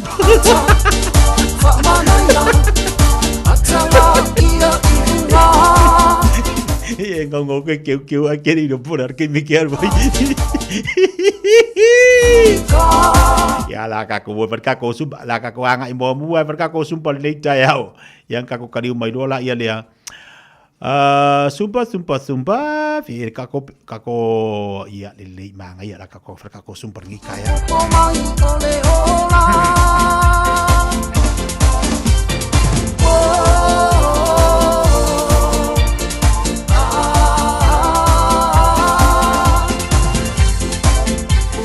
ya la verga ko sumpa ele songa fa sawa verga ko sumpa le me fai le muar sumpa fai mali le anga to tele nai tatu tangata matutua ai mai se fo ila to ia o lo fa to lia ona o mai tino ole te au bori mo tatu atu e tau ale fa ngai yo o lo o ya tino al pokalame ia tau fai mo bori pese fa au mo tatu ia ai lo la tau mo oi tatu mingo lo la fa tatu super ni tai au ia me masani ia sa fa pene yo lima kama pam fa pia ke lo la usainga e o lo sumi pu fa pia e fai mai latu e se le tahua a ka ko la ngal fa sa fa ila lo fisi do marke fongi io e abi se la fisi ia ai fa sa fa pe ba le manga ia tasi lua tolu fa lima taufi ia milibilo tasi lua tolu tamili tolu tasi lua tolu fa lunga tas lua tolu ia tanga fa pea fola lima tau fa alitua fa loitua fa sao tasi lua tolu anga vale tasi lua tolu ya haya fa lo kle me ko o maka kinga ya fa lo fa pea tasi lua tolu sui tasi lua tolu ya maraya ya fa mingoi tasi lua tolu fa mingoi luma tasi lua tolu fa lunga tas lua tolu fa lima ono ya ko fa lunga ya fa bea tas lua tolu fa lima ono. Ia whare tua, kas, lua, tolu, kaluma tas, lua, tolu, kaluma tas, lua, tolu, wha, lima, ono. Ia maia. Ia lei, mai whapea utau au, kaku whapea, uhasa whapea, lua tas, lua, tolu, wha, lima, ono. Ia kulalo, lunga afa, tas, lua, tolu, wha, lima, ono. Maia, liu tas, lua, tolu, wha, lima, ono, fitu, walu. Ia, ko saugi ni milo, aido manawa. Tas, lua, tolu, wha, lima, ono, fitu, walu. Ia, lelei. Lunga whapea. Whasao leo no filima utafa o foringa. Tasi, lua, tolu, wha, lima, ono, fitu, walu. Alunga, tas, lua, tolu, wha, lima, ono. Tidalo, afa, tasi, lua, tolu, wha, lima, ono. Taofi lunga, tasi, lua, tolu, wha, lima, ono. Ia maia, haia. Ia, tau ina ko whapeo lima kau wababana kiki. Tas, lua, tolu, wha, lima, ono, fitu, walu, iwa, sfuru. Ia koe hanu. Tas, lua, tolu, wha, lima, ono, fitu, walu, iwa, sfuru luma. Tas, lua, tolu, wha, lima, ono, fitu, walu, iwa, sfuru. Au kafa. Tas, lua, tolu, wha, lima, ono, fitu, walu, iwa, sfuru. Au kafa. Tas, lua, tolu, wha, lima, ono, fitu, walu, iwa, sfuru. Lunga. Tas, lua, tolu, wha, lima, ono, fitu, walu, iwa, sfuru. Ea, mahaia, mahaia. Mahaia ko saugi, kau kopi. Tas, lua, tolu, wha, lima, ono, fitu, walu, iwa, sfuru. Kas, lua, tolu, wha, lima, ono, fitu, walu, iwa, sfuru. Tas, lua, tolu, wha, lima, ono, fitu, walu, iwa, sfuru. Heia, ia. Nanga to tele ana tabama le tinale na tarsanga mai. O la tu le mafai tu ia le tu fa fa tu atanga sa fa ia. Ia fa pela ia. Lua vai tas, lua, tolu, wha, lima, ono, fitu, walu, iwa, sfuru. Fa sa luma vai tas, lua, tolu, wha, lima, ono, fitu, walu, iwa, sfuru. Tafa tas, lua, tolu, wha. Apa pera fa pela kanga fa pela tatu tama tinale en fa le tu fa pela. Tas, lua, tolu, vai, wha, lima, ono, fitu, walu, iwa, sfuru. Vai, alu fa pia, ko fa ngau mangava, ko fa ngau fa pia, ia. Le ia. Lunga, tas, lua, tolu, wha, lima, ono, fitu, walu, iwa, sfuru. Tua, tas, lua, tolu, wha, lima, ono, fitu, walu, iwa, sfuru. Alunga. Tas, lua, tolu, wha, lima, ono, fitu, walu, iwa, sfuru. Ia, maia. Au tafa. Role au tafa. Vili, wha le mu, tasi, Whaaskama i se kua tasi, lua, tolu, wha, lima. Ia wili la titi tua tasi, lua, tolu, wha, lima. Wha la po le kiki luma tasi, lua, tolu, wha, lima. Ali tua tas, lua, tolu, wha, lima. Ia kwa wha la po lua. Tas, lua, tolu, wha, lima. Luma tas, lua, tolu, wha, lima. Ia maia ia. Ngala le la lagu kako pese. Le lagu kako pese fa mingo ye dua ngau makang makala kala maia. Ngai wau nga a. Bye. Shake my love, see vai fai shake. Aya. Kang ol kapi se fast night.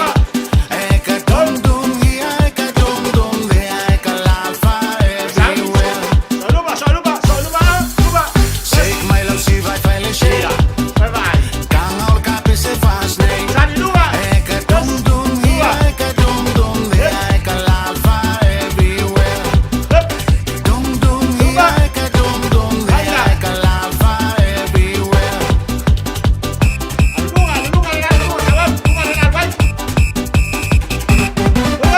Beatol musica e fa che si va il cacca salme. Awa e pum pum here, awa e pum pum there, e ka pum fa everywhere. Beatol musica e fa che si va il cacca salme. Awa e pum pum here, awa e pum pum there, e ka pum fa everywhere. Awa e pum pum here, awa e pum pum there, e ka pum fa everywhere.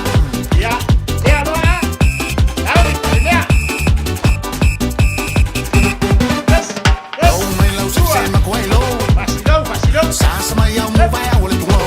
Eka here, eka there, eka fa everywhere. Lo mai lo se ma kwai lo. Sasa mai au mo vai au le tuo. Eka here, eka there, eka fa everywhere. Eka here, eka there, eka fa everywhere.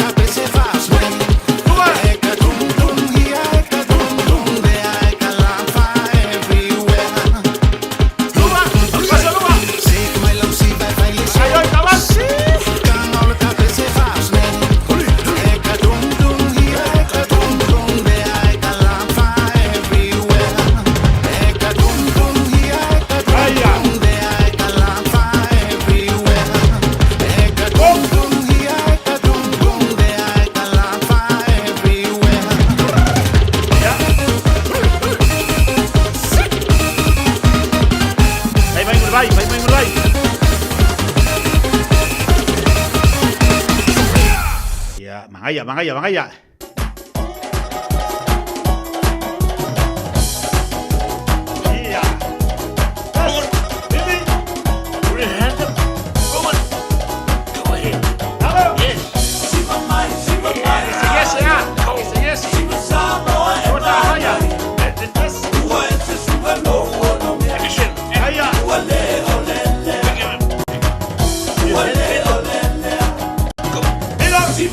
See my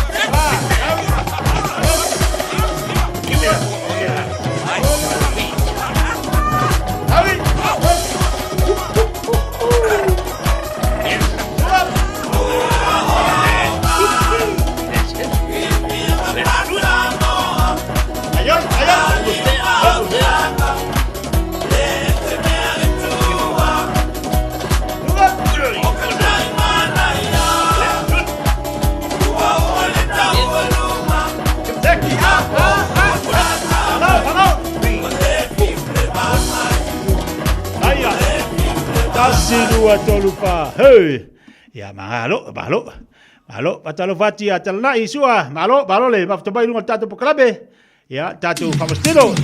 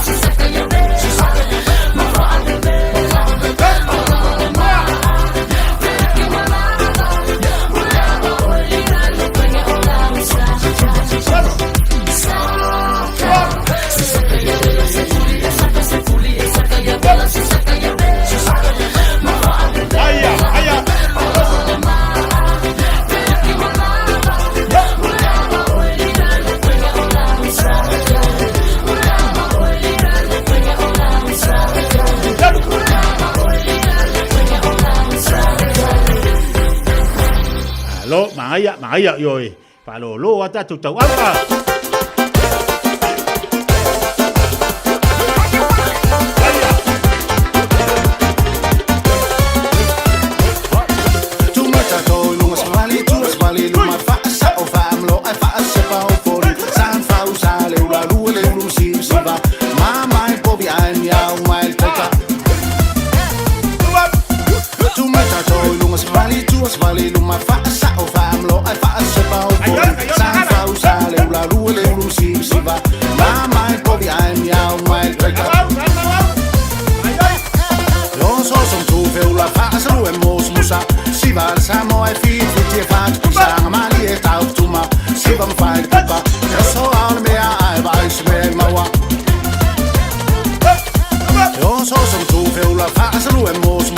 Siva Samoa e fitu te fat pisanga mali e tau tuma siva mfai kuka e so al me ai vai sme mawa aya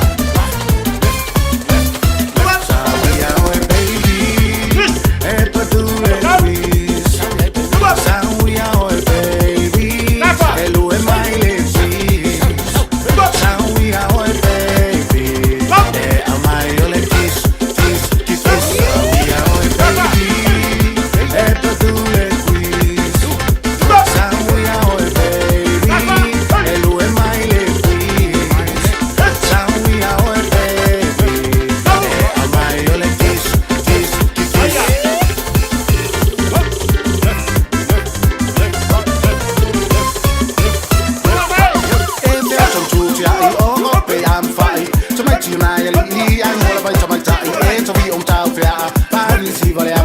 Happy all me I sali mai ma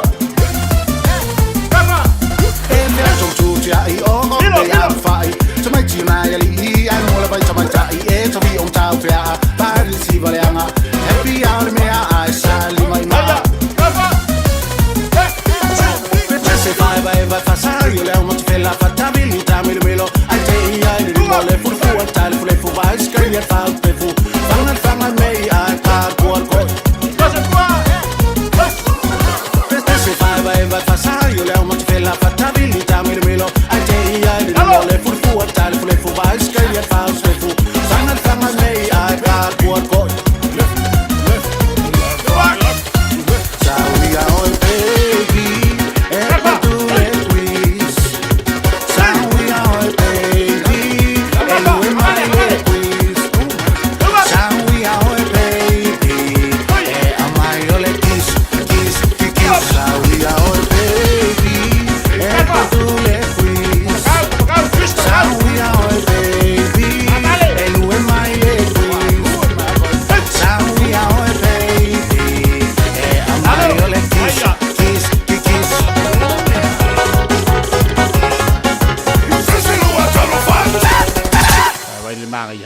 ke sela ia ila bingo nga ia ba ma ia singa fa ba skigo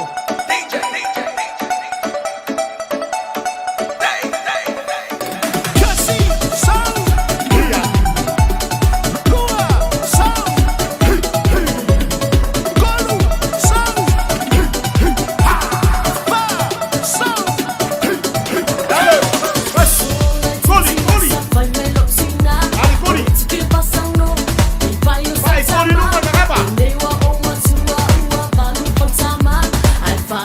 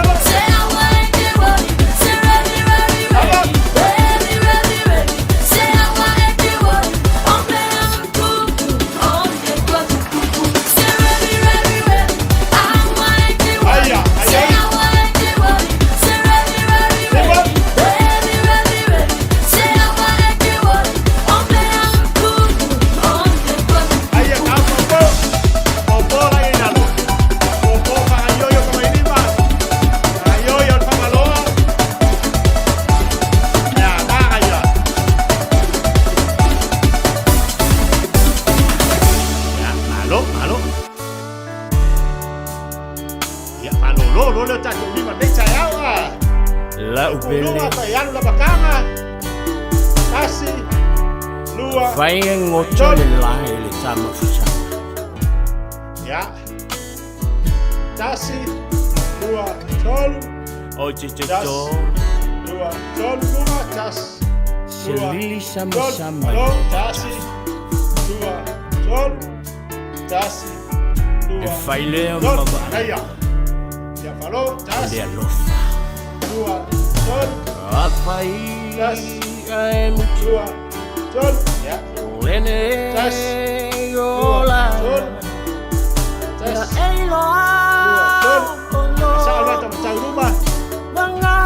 Tapi orang balik tes. Lua. Tol. Ya, sang tua tes. Lua. Tol. Sul. Balik rumah macam tau tua. Pasal tes. Lua. Tol. Tes. Lua. Tol. Balik pasal toso tes. Tahu. Lua. Tol. Tes. Tol. Ayah. Ya tes. Lua. Tol. Tes. Nama calon Tes. Ayah. Bau dia pelo Faustino le chaya. Ini tes. Dua tol. Tes. Tol. Tes. Tol. Tes. Tol. Dua tes. Tol. Tes. Tol. Dua tau tes. Dua tol. Lalu mana tes. Dua tol. Tes. Tol. Lalu tes. Dua tol. Seki. Iya. Super. Halo Faktai.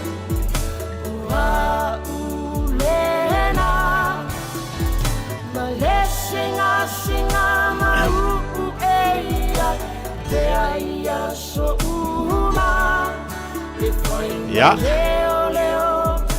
Alo fa tai bol dei tai au vai la le banga ir ka ko kango fi fa ka ko fa malskingo ta tu ti lo fo ia le mana ia ta tu ti au ngata ta lo ma ta tu fa moi fo ilia il ta tu malo si le ia ta tu lo la ia swing ta tu fa malo lo si ta tu fa ia me ta u na fai ia ta tu te la ngona fo swing ta u na ia ta tu ai malo fa tai mo le tai au ta tu fa mastino. Pe lava na sa isumpa mai ai po Amerika, po Australia, Samoa, Amerika Samoa, New Zealand nei o fe lava. Ia atonu au nga hatu nei po kalame ia tautou. Wa ia fo ilunga o penga te whailangi le tele fo i o tātou ia pu e ia tātou vilo ma mai. Ia vi ia leli, whaaftai tele lava, whaaftai. Ia o le po kalame lava tau ngolongo moro se fua maloloina. Nei vai teimi. Ua tele mo mo tau maftanga ese o tātou ai. Tele mo me ai ese wa whailau filinga. Ia o tātou tilo fo i le vai teimi ni o tātou iai. Mo swing o le tau. Swing o le tau. Tātou whiola mai le tātou atunu Samoa ngā ioio tātou tino mo tātou ngā lue alu lafu. Ai ani atunu. Mā tunu unai tau mawai. Te le swinga. Lera me tau tātou whaia. Whai le mea tātou te loa i te tau o na tala whea ngai mo lo se fua maloloina. Mo lo fo i ola. Lona winga. Awane i tu ua. Awane i tātou whaatala le. Awane i tātou whaatamala. Ia tātou mātala iso se mea. Nei vai teimi, ua ia ia le upu wa wha wale upu fo ile masani tātou, wa wha ia le moto wa wha matua.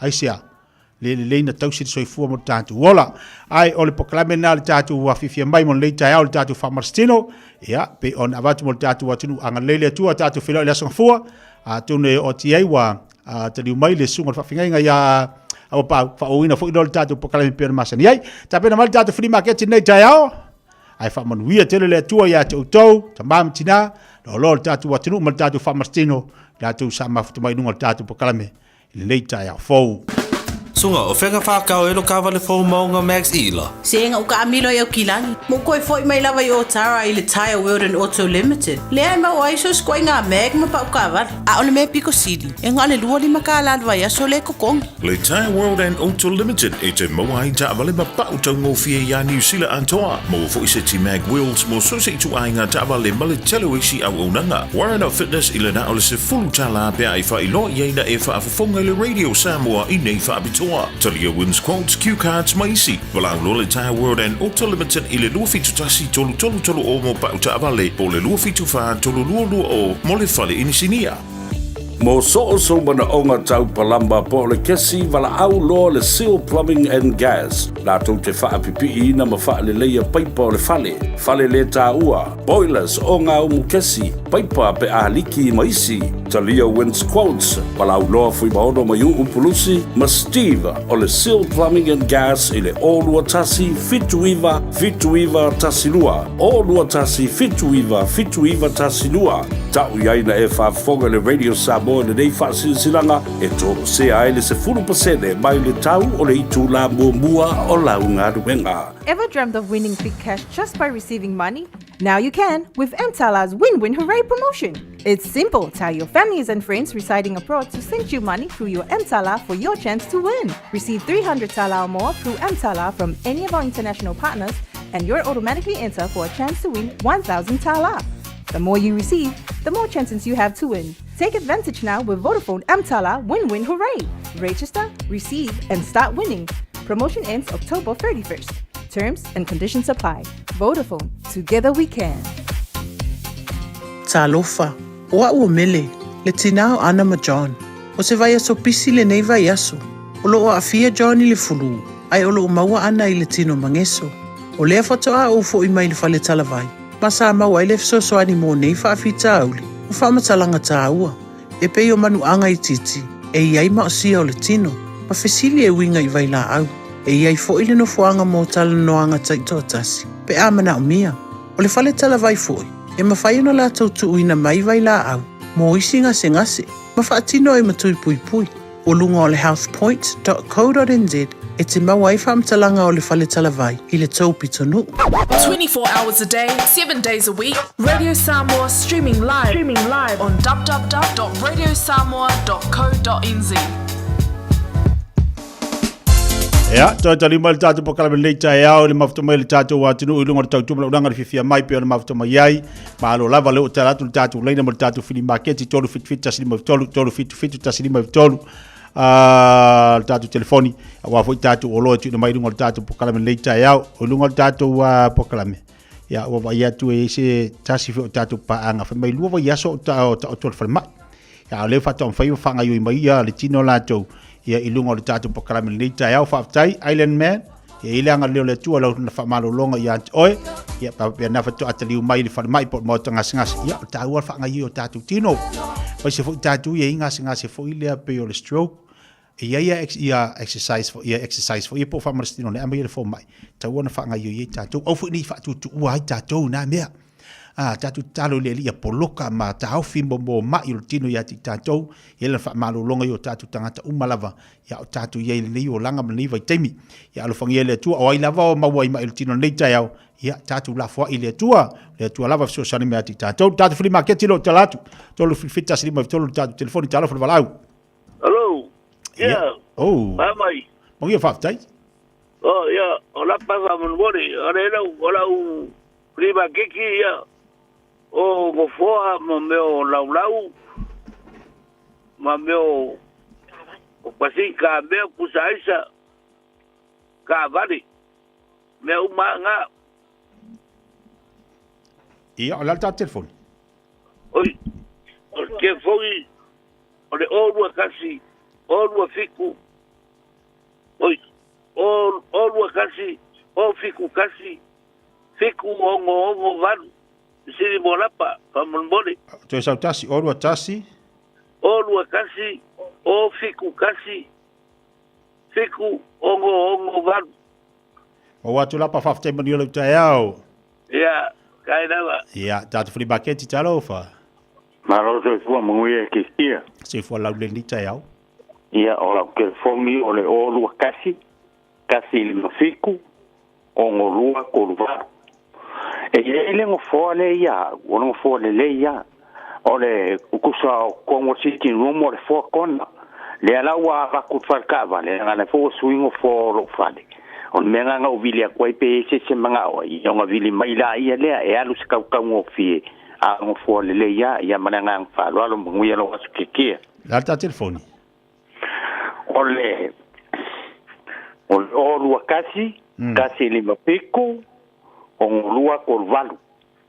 Alo fa tai, Maria le tai au. Tai. Ia, vai tatu o loa ni te ua ngalo le telefoni, tau tu anal tatu telefoni fa manatu mai, ia, ina ia mwhai ona wala watu tatu watunu, tatu wale wala utalofa. Talofa tia. Malo se fo manuia? O lau flea market masangi la whaftai mo lea manoa, o au okit se whaakau e korsfuka la ili apa okit. Ia, le fo te minge o loka maiki o lo mawal puringi whaakau e Philip Kila sa, pe a mga mia se peiking, ia, e faso tala tau pulingi ala o telefoni ole olua fitu lua tolu tasiva iva fa olua fitu lua tolu tasiva iva fa alungu melo le fali ole ono lua tolu tasiva iva fa ono lua tolu tasiva iva fa manuia la weekend tia Tai te sia manuia le tai au olo ia tonga ia maoi ai fia mana miala ia mo ie tonga ia mau ia. Wala wanele le olua tasi, olua lima wa tasi fa lima. Ie tonga mo ie mahoi. Ola, lona winga makua manga ia. Afa pela na te tau sa ilia se ie tonga ie maui. Wala wanele telefoni le olua tasi, olua lima wa tasi fa lima. Te luatu telefoni, olua tasi, olua lima vartasi fa lima wala wane ia ni te wetua ilanga telo tatu ia ko inga i konga le tele na su tatu mo ia mau tatu mo wala talofa kikio ia sano mai ia ole la mo mela kio wanga ia ole mo mela fale ole lua fiku o lua iva kolko ole lua fiku o lua iva kolko e faisi kele ole o loa a wala a laula nge halu le o loa nge fa o kongaria kongo le fale o loa me kau me fai ngaruenga ai pala umera ngumela nga e fai fole la u open la u karasayo mo le asor ngai ya o mangele le la kole bala au o le ngumela la o le fale o le lus pulu black road mangele o ngumela nga ule lava o le kau le o loa ke manga wai ke le o loa ai mga mia ya nga mo ngai ai ngai ka wa kia e kwa mai sa mo o le tau la ve ke la ko nga fakia e alu i la vole o loa pa kai kia manguia lo waso pela foi mania tai au fini market talofa ia sano mai a famule ai o la kamasini ka mi ale ka o ku ilunga po i se si e lo fai masini ka mo o la fauli ka la wa ku ni man ia, fau, o la telefone e fso tai atuai. O le o lua. Ia. Fa valu ongo. Tasi tolu fa. Tu e sau tasi ta telefone la fau famol? O lua. Ia. Fa valu ono. Tasi tolu fa. Ia, le lei, ma watu fa aftai moni al tai au? Ia fa tai lava. Ia, talo fa tatu laina. Ia, malo se fua kikia. Ya, ole free market ole fare ie. Ele o se maki pong fare ie se fa ngai fa la vela fare ie vale se fa ngai mo do camp mo. E kolu poku moi. Pero ya poku le fare ie. Si se manga o ia. Aso kai mai simi le o rua kasi. Lua va fa o rua. Ya mala o lo palo al te lava fa tai mo vira so. Malo fa aftai moni fa di tai au. Tala pele tato leida mo tato fini marketi tolu fit taslima tolu fit taslima tolu tato leida vano pe mo le mbalo tato watu no mo le fa yaso ilungo le tato pokala pe ona yai tele tato o lo leto fa le malo tato watu no in fire sosani ne tato ainga ya be fo tato umalava te lo tato umalava le fia mo sosani ya pe tato va ai ma tato tilo ne temi fa si tanga taal safe wang e mana mia fo ile halu dua fatasi ma le lango lesi ainga le ala naolo i tatu pokalamel tatu free marketi tu inatu ile le vayaso ma le vayaso ya talapel tatu leila tolu fit tasi lima tolu fit tasi lima iva tolu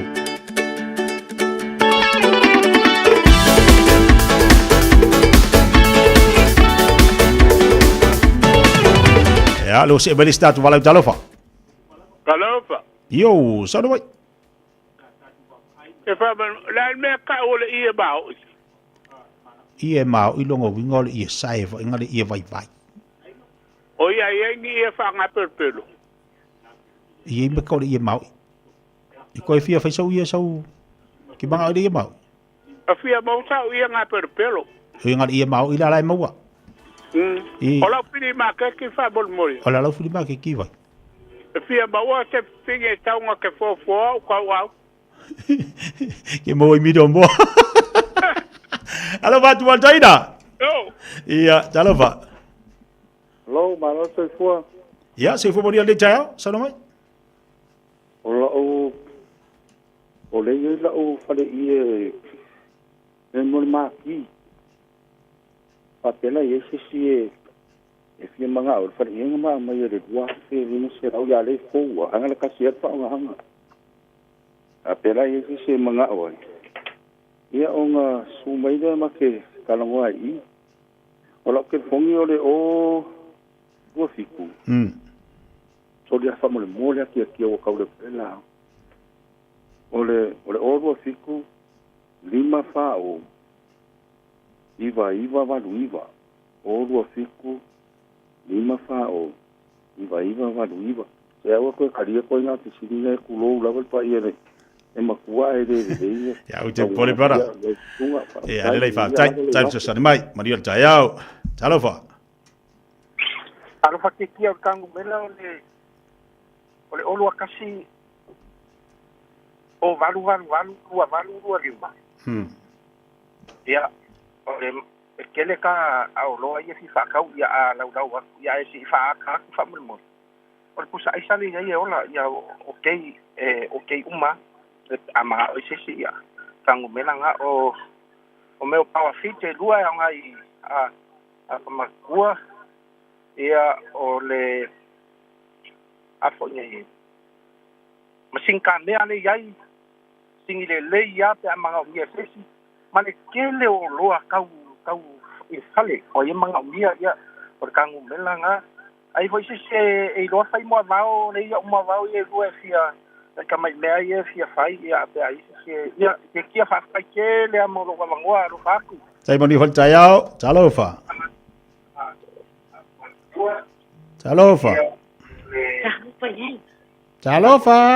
ya talofa ia en fai tu foi lalo le tala au nai tau le lalo mai ia le ta no ia o la telefoni ia o le o lua tasi tolu o le ia i tele tonga i tele la vai tolu e se mna o mia ia na longo mai le la telefoni fa mole la titia ta mai tasi ta telefoni ta ma fa mole ia o le o lua tasi tolu faftai tai manuel taiao fili maketi talofa ia talofa yo nga titia ia ole ero se makiki ia ai kakasai e mga miele la pisimaf ia lo boa ia la pisimafai ia te au e fua ia ole ngumela e faso kai mi ai ole olu tasi o valu ono tas tolu valu o ia haftai lava lo tlainga ke tia tai manuel taiao talofa hello ia hello ia malo san fo ia salo mai a famon mole o ka tola le bala li ekipaka ko aku lu famon mole ia e foi lava se na oi ia bala au mai ia pale le o lu tasi o vali tasi ono kisilima ono limba. Tu sa tasi ta telefoni? Ole o tasi o vale tasi o kisilima ono limba. Tau sa tau ka sai la maniela wa. Se ki maniela taiao, free market talofa. Talofa, kia. Ia, bala se fo boli. Se fo mo ia fa mole o la problema tiki o wila ka mai kile le ia ko manga yo wila ma wale balu wila ye te fongi mai au wa ki sawe vai ya fa ya ma ka ko ile ole telefongi ole o ru kasi lua fa o iwa whaongo, o rua kasi rua wha, o iwa whaongo, stai lava mga no. Se ki moni al tai au, flea market I talofa. Au se lua. Ia, se fu modia. O se mo sa ka piango ki pot e fai pisi. Se mo piango nga se se fa ka sa piango ia. Ora mele le o rua kasi o rua iwa, o rua fa mo fi. O rua kasi o rua iwa, o rua fa mo fi ko mot. Se ki moni al tai para, moni le de yaso. Lei, tatu po kalama fili baketi po da fa fonga ba tatu watu tai mele wati le to tolu minuto talo le tula smatasi. Na tu lo tatu taimi, ai mo le tu lang fa te tele lava malo tatu watu o la tu le sa mo mela to wano mo moli mo moli mai ai. Ia la tu lo lunga tatu po kalame. Ia malo lava, malo lo sai. Ai mo tatu o lo fia mau pea ia le tele o lo pe tu mai. Ia tauna avane lau api malau peni fa mau le telefoni. Ila tu na pe ona tu mai la tu o loa. Ia te lo ai o lo le o lo fai ona tu mai le mamalo tatu watu so soani ai lesi ai ngai lesi ai nga maru tele ia tu bangalu nga mo le fai ngol yaso ile maftu mai le tatu watu fa fianga nei musika mo tatu le nei taiao ia ona watu fo le proklame tatu telefone ngana Britania.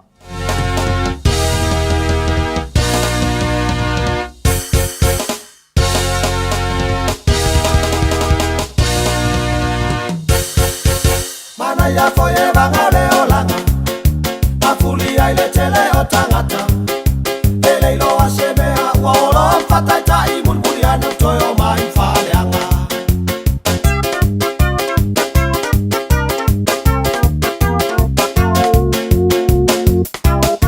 Omo onga olo uanganga Ionga tasi uma o tangata Fapeyo le angan saingai lango lango ele faitengi piota ua o vale pelo o vase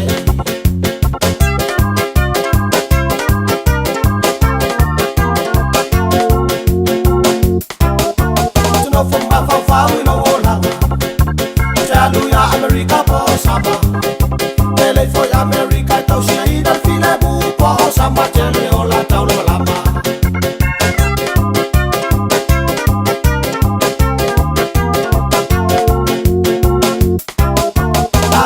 Fai fau los taulanga Soy a to te piam to ayava Ele lo lo pele ti wa e ba wa fau tanga ale la ba wa e o ba mala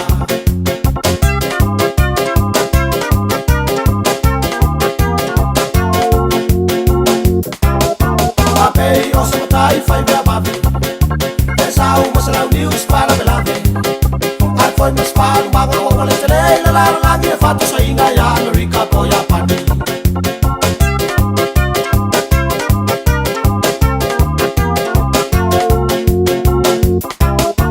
Hotel el au fa me ati Pilipine Somali el fata watu ma watu be To sia yo la fana wolo ai nga lo tolua wala no ile fie ma ya ile tua To sia yo la fana wolo ai nga lo tolua wala no fa ya wala fa ai no wisu I bali me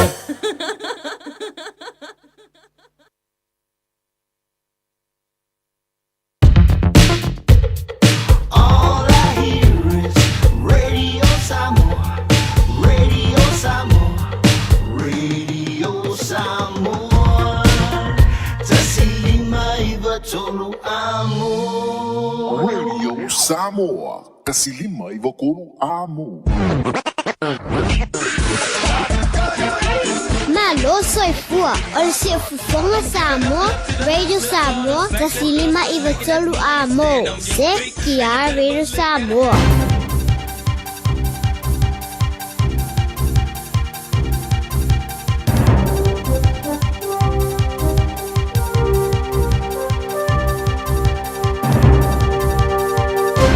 In this update, the government's broadly accepting the findings of an inquiry into abuse in state care. The Royal Commission of Inquiry found about 200,000 people were abused in state and faith-based institutions between 1950 and 2019. The report was released in July and the Prime Minister will be making a long-awaited national apology to survivors on November 12. Lead Coordination Minister Erica Stanford says it's clear the Crown utterly failed thousands of New Zealanders. She says further work is required to respond to other findings which are legally sensitive. Officials have warned Floridians not to wade into storm waters as flesh-eating bacteria may be growing after Hurricane Milton. NBC News reports that 12 people have died. There's widespread damage across the state, with flooding still affecting some areas.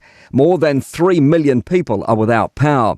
US President Joe Biden has issued another warning to those looking to take advantage of people. Anyone who seeks to take advantage of our fellow Americans' desperation, whether you're a company engaging in price gouging or a citizen trying to scam your neighbors, we will go after you and we will hold you accountable. Tight government budgets are here to stay as the latest books give a bleak outlook on the economy. Treasury documents show the Crown's deficit has grown $3.4 billion in the year to June to $12.9 billion. Spending is outpacing income despite revenue increasing by $14 billion. JMI Wealth Director Andrew Kelleher says the government's swiftly eating up its operating allowance and barely making a dent in the deficit. Sorry, expenses went up post-COVID. We were told those increases were temporary, but they never dropped. And they went up an awful lot post-COVID, and they have never come back.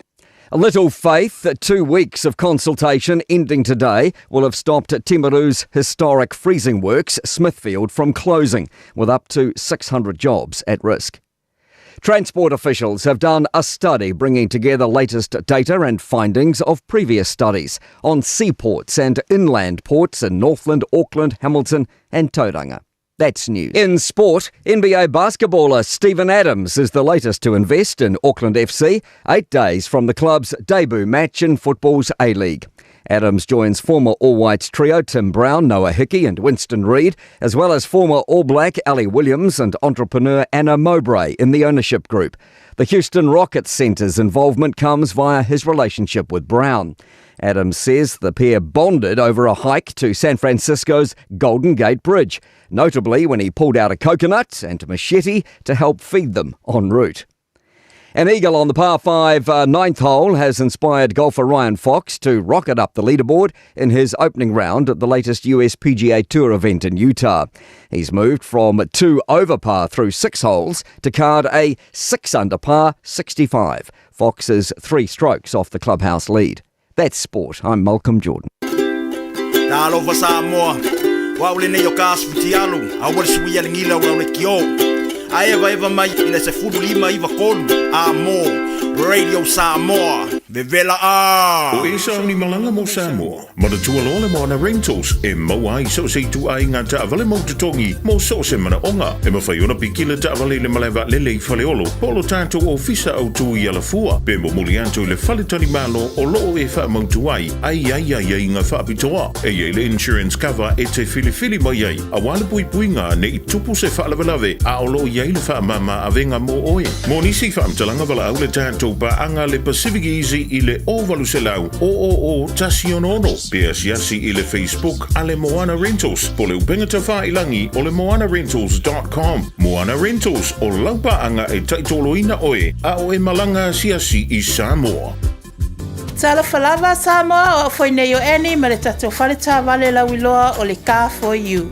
A whailawa ta sa ilisa tā vale, le aise laisene pe maua le laisene a o e whaingaluenga tū mau, ma le leilo suafa. Whaingo fia lava le Car for You na fisoswani mo oe, maua tatou cashback pe a mana mia le fisoswani. Talofa lava Samoa o a whaile nei o lofa, awa nei ngalo le tatou Facebook page le Car for You, pe te su mai le matoto atu si tolu se lao Craysel Frodman Rewa, pe whaso tai mai le mato telefoni, over te lau rolo a fitu whaiva o na walu, pa fisili mo en po alofa. So whase fua. Talofa, o a ua mele, le tinao Anna John. O se vai aso pisi le nei vai aso. O lo o a fia John i le fulu, ai o lo o maua ana i le tino mangeso. O lea foto a ufo i mai le fale talavai. Masa maua i le fisosoani mo nei whaafita auli. O whaamatalanga tā ua. E pei o manu anga i titi. E iai maosia o le tino. Ma fesili e winga i vai la au. E iai foi le no fuanga mo tala noanga taito tasi. Pe amana o mia. O le fale talavai foi. E mawhai ona la tautu uina mai vai la au. Mo isi ngase ngase. Ma whaatino e matui pui pui.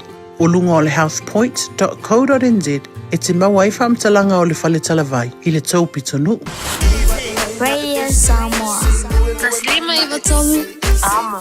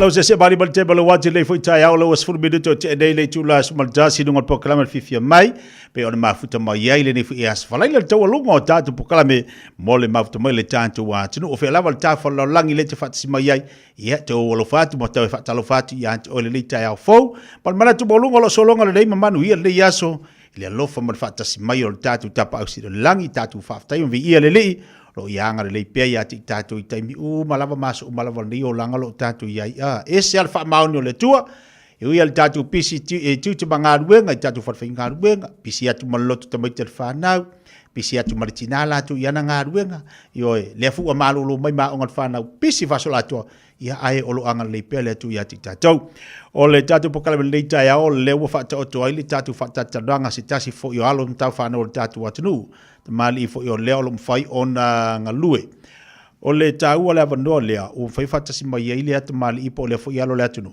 te le la na so ta ingal tu langa o tatu so ta ingal tatu man Samoa ai me se fo tatu lak piliki al vaenga la epitio silo na tau o lo ngalue le va fo lo mtanga lu ngosi o se fo malo loina po le ngase fo ile o le dimensa e te le la na silfia molona iloa ia fo to nganga se fa pe ai mana ia lu fa fonga ia o le sunga ia tuilangi William leo laha o lo ngalu si tasi mtanga luenga yo la fa ilava ia fa ilo mfa so mai tulanga o la pito la au ia o le atatu fa so ni ta le nganga fifia tuilangi malo le se fo boni le ta fo after fo ilo tali val au le tau fa ia ia ilunga le tatu pokalame ina ia mo wasu ava no te su mai tatu tatu no tatu fa so ni ta ia talofa tia malole soifua maua male langi mama ia fatalofa tu foi i le au mai mo tatu proklame le nei taiao fatala va mole nei vano fa aulo o se nganga fia lava o mo se vano ina tatu no ina ia il mtau plale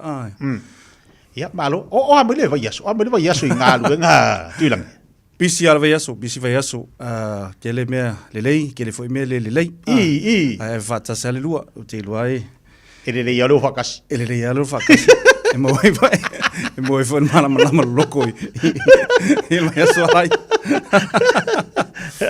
tuilangi pe a tau lo le sua fale tuilangi e tasiale sila male fa fonga le tu o la kapi o le ai ngol la kapi pe na ia Henry ale sanga o manu ia o Feleti le wa saule le alo o Henry tuilangi fo ile o fo o posolo le wa sa ya pe ta u lo le sua fale tuilangi o le kasiale fa fonga le tinu o la kapia ia sto so tanga ma li so au so ia moni lavalo vitalainga ai ia makuvo ia ngai ia entelea me ia maskamo manu ia nga fai masui i ole awa ingalangi le lawa malo los kamba mai male kunga ia ole swafa fo tuilangi atu silefia ia Samoa me se fo tia e alala mai i te me ta ufatausi sa fo kula fai i ngai i sala fai ia o te masaro fo i tupu anga ngai kamba ia e tasi lavar me na pinga le lei ai o mol mele ole o lakapi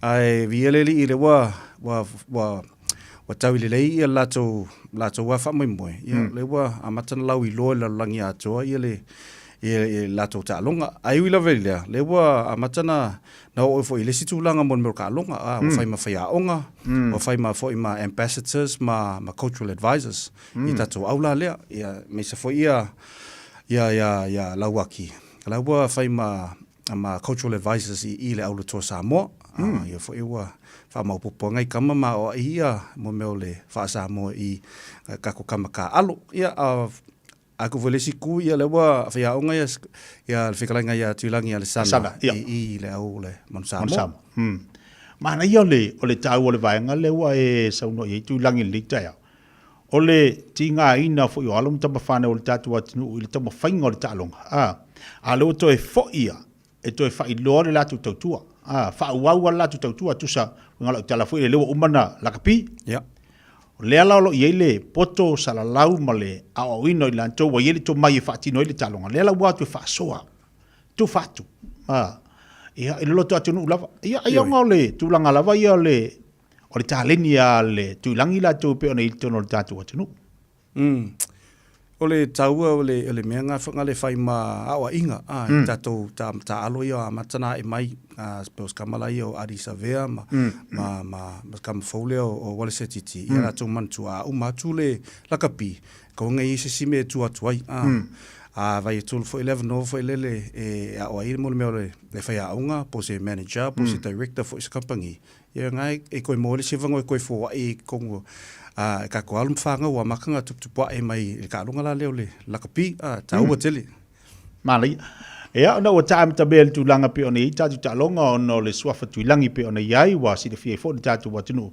ia alum tama fa nau ia halo fa si no le tamai tu langi va vai e ha mal motel sala fai pe ona e le la tu tu mal langa tu tu ina ile ta tu longa lakapi asi ta amata bai lava tu langa lo ia lo tu tua malo onanga tu ni tu e fai ona e fai lo la tonu lava tu langi lau o unanga ma lau tu olo fatino nei tono tatu watu ia me sa tatu ni okilangi okay so lo wa tau le ye nei i Aotearoa o le tulanga la le lo te whangaluenga le malo a New Zealand emaila le lo soifo maloloinga a fa Englisi o le Health New Zealand a fa mauli o le te fatu ora ia o le tulanga la lo te ngalue i lalo le organisation la le o le meka o le Pacific Oranga i lalo la le mea fola le wafai le National Ka o le Pacific Public Health Directorate.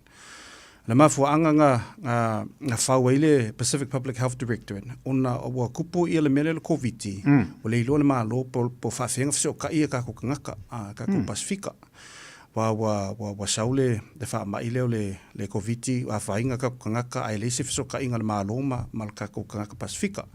O lofo i ngā o tele kako na tinga inga ili wha mai la lea.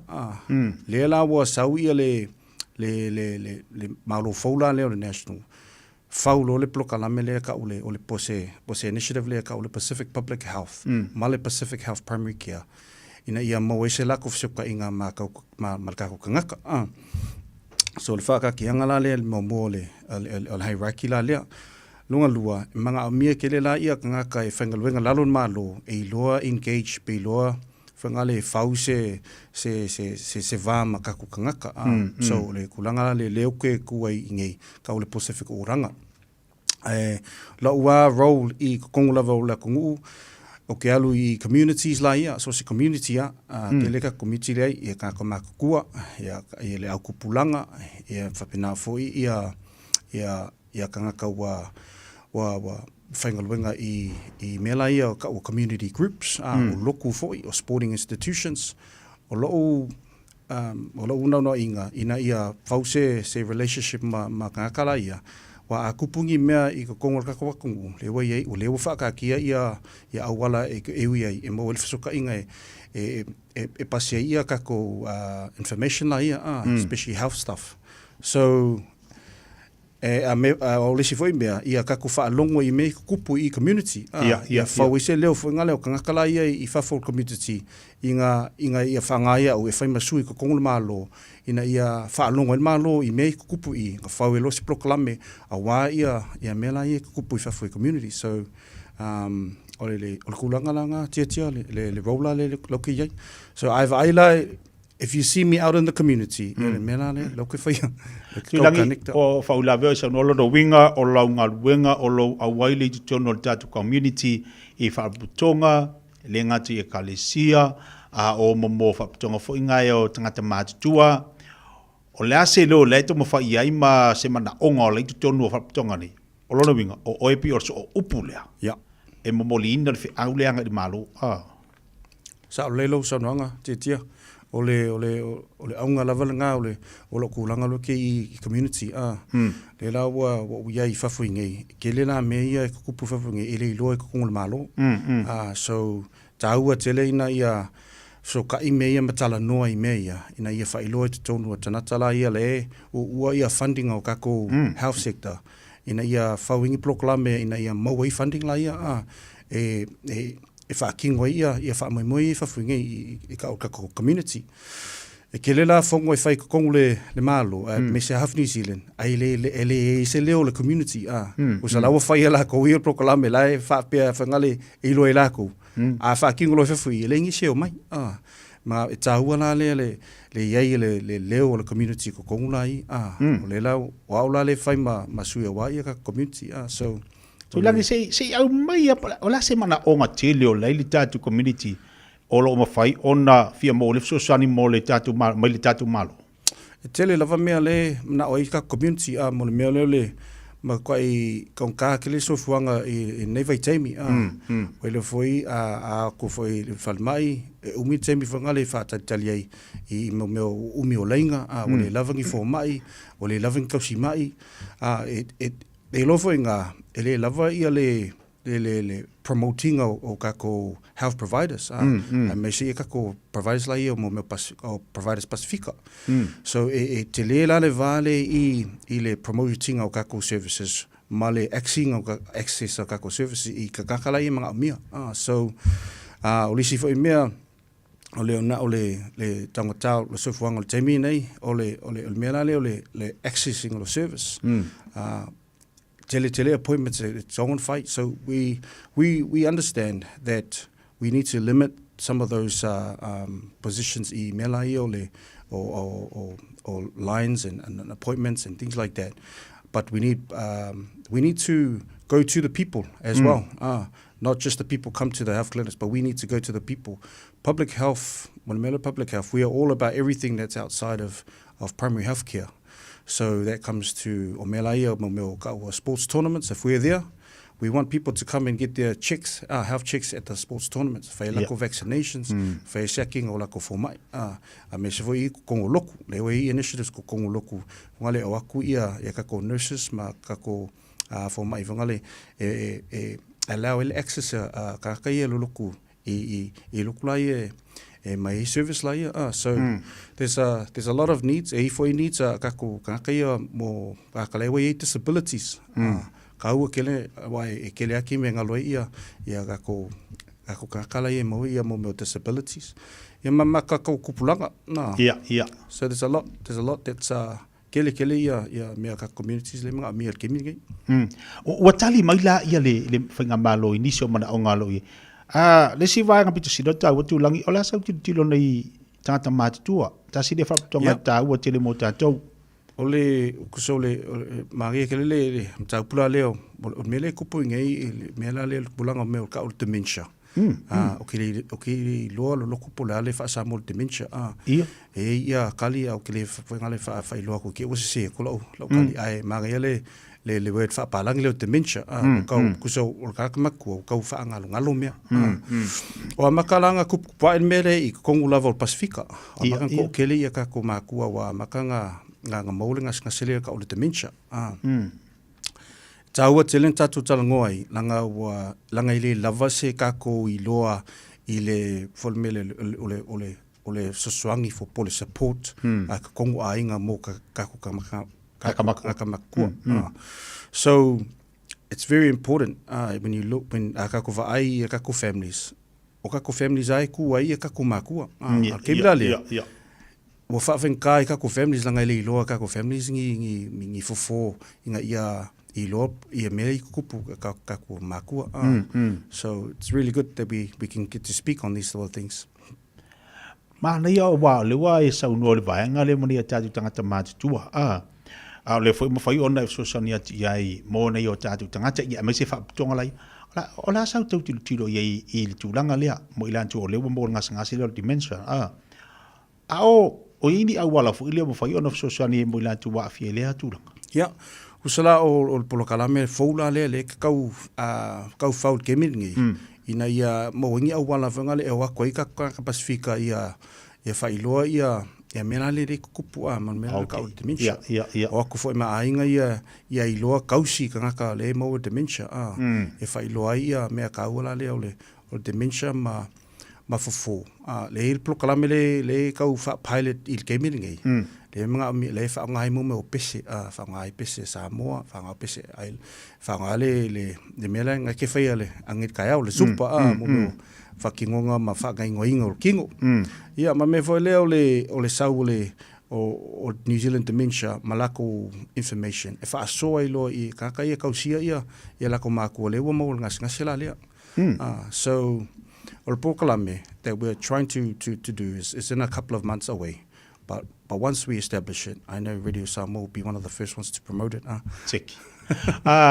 Ia wa isi fo ia le ale ngala tala isi fo ia le ia fatinonga o ngā luenga fatino mo ilantou ia matatou fatinga ia o lisi la ku avava o lisi la ku kope o lisi pat o lela amatona tau fau se pokalame ia ma se fata o tonga tonai ina ia mafai ona faasoa fai ona tilo tatou po lale tu inga tau si ai tu inga tanga fa pena ia se le mare te fo lale vai tau si ai lo fo le ia fa mai ia fo fanga pe ona ia fata o toma wa te lo to telefo ia nei tatu tanga ta le wa ia le tu inga ngasi moni lava ala sau kailo ia po la sau si po le mafuanga le tu inga ma ia po le me wa ma tu ai lo ia istanga ta se tu lo fa fonga la tu langi ele a kose ka I fixe fulu marca I varse fulu awo mo ko nganga singa te le lo lai pe pola le mafuang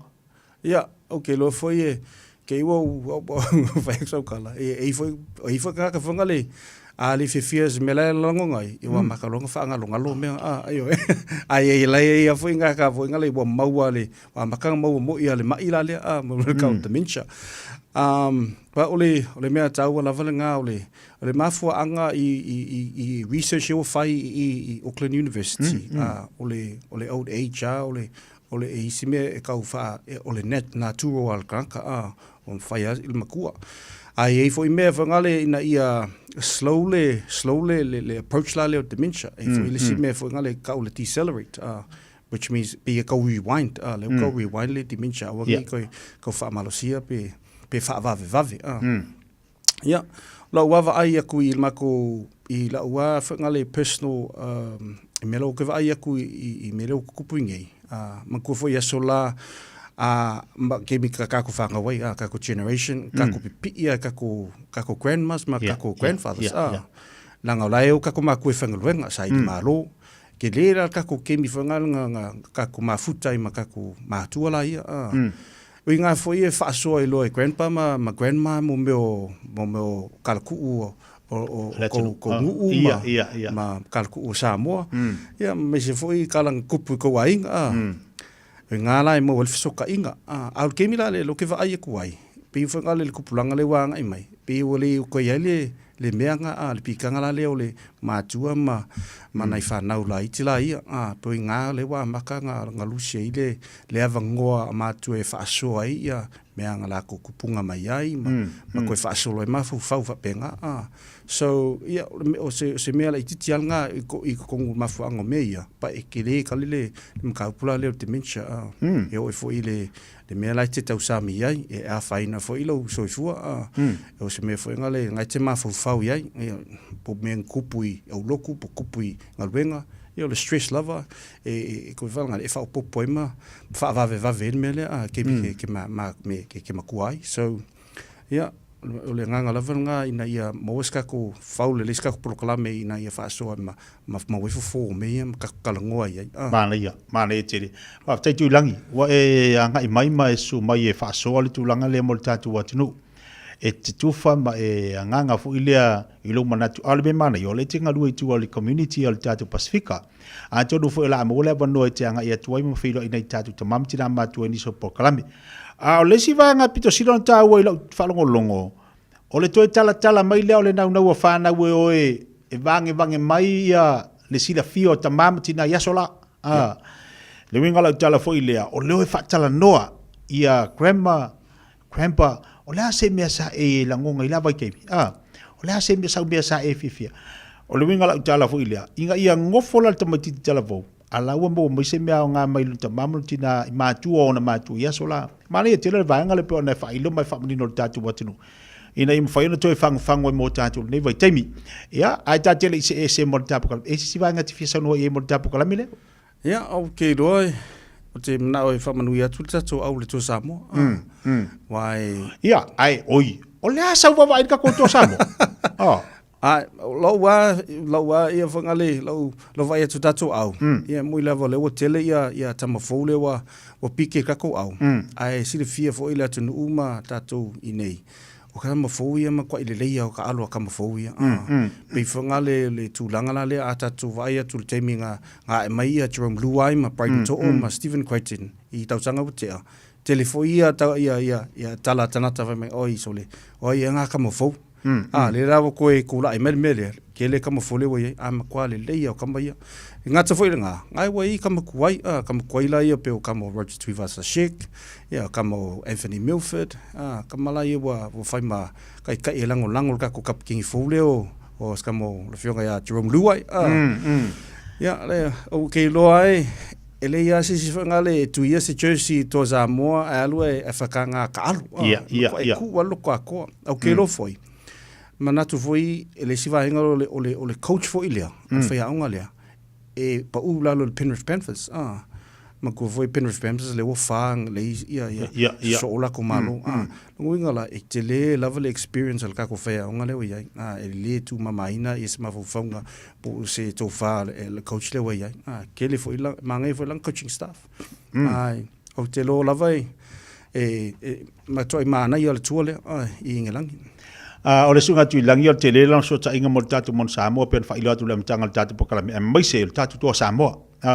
o le sunga tui langi malanga mai mon Samoa lo mfa so ta yeri pulenga mfa yo so sani ta penanga o isi me o tatu talonga nei mai se ai le fe malanga il tatu wa mon Samoa e o foi la tatu to Samoa te le ai le sawe fo sunga tui langi pe on fa so atu ai le tatu o tulanga o talonga o fisi sili di sera tu nei la wa mai le si foi le awa tui langi le ai ia le ai to le ai le ngiu ia pe o tangata ia le tilo na ia ia o Joseph Swali o le la li liwanga i leo le wi la kapi ola se bo tu puta mai toto ia monto fo i o le te le atala na tup pai au te lo lava o le fai popona lava o Stephen Crichton le wa o i le fai poiponga ia o le fai poiponga o se mea mamaonga nga umanga whakakia ai o le famea fai kai ia o Silia a Skamo Crichton ia o le ve foi i le to Samoa o fai foi la koia ma alfana o Samoa le wa le ve ia Skamo Brighton o ma Spencer le New ma tuisova le fiki le i le winga Penrith so ia le lo foi taua tele mele fa pupunga pisi kele ngai kama le se vango fanga le mo ise se taimi fai pupoi ai wa fa ta sila me le wa fa ta wene le getting married ka ko kamo Stephen Crichton sa o lo te tili atu tatu li si le tatu to Samoa o wa ia to fo ile tatu au el taule ni ia o Milford lo to fo mai o se wala ta langi o ears kamanga mo ile le al ka kamanga place ta langi he's a superstar of the future Branko se le sa ka ko kama fo ile o Dane Mariner so Mariner kamale o la kali o lapi Mariner le kama pese le ka ko ia langa kali langa o le Francis Molo o Corin Chen Kam Tong pisi singa di kang dia pawale ka ko le ai ka ko oi foi huka mai oi sigos les fanga kama kwa ke loale is a feature of the game leo mai fata sit au sole ai se tango ma Jake leo sole Isaac ma Jake ke le experience Isaac tango au Jake foi malo si ke le wingi ma le si foi sital nga ka ko au e le ofilifilia mai ai foi oilingo le statu tama foi le fa pe tuilangi Kelma ia Kelma tuilangi o le vango foi Kelma nga fai singa at the back of the end of the season ka ula vea foi o le carrying injuries kama Kelma tuilangi ale kelia kamai wa fa popole au ka pe kamale o Lazarus Valepu le ka le final malo kamale le ko foi mai Luciano le lua ka lo si o mo se passport ma fuanga la ia lo ele si tu le nga fai le si passport lo kamo le lua ma ia foi mai o nga wa ia Roger Tuivasa Sheik ia me se foi kamale o Ricky Leutele o le vanga tau tu to Samoa Jeremiah Nanai bare foi Jeremiah Nanai is kwa ke le le fifilinga le Jeremiah Nanai na mafaonga nga sa way chairman na i nga fia ka alo malanga wole o Murray Taulangi. Wa la wele ka alo Cowboys. Yang fa pe ngale o fa mo nga la ka fa kas. Ai wile wa la velo Murray Taulangi. Ya. Le la bo fia na nai wo le la ka alo malanga hero la le Roger Tuivas the Chick. E lo whiwhiri ia le sunga ia whalongo, tasi fo io. Ia, o le si fo inga ngai ngase wai. Umale season, mga memo me io surgeries. O keimila le whaile surgeries, ina ia mawele marolonga. Mawele le pre-season next year. So, o le mea le kalangoa ia le NRL, ma le international NRL at the moment.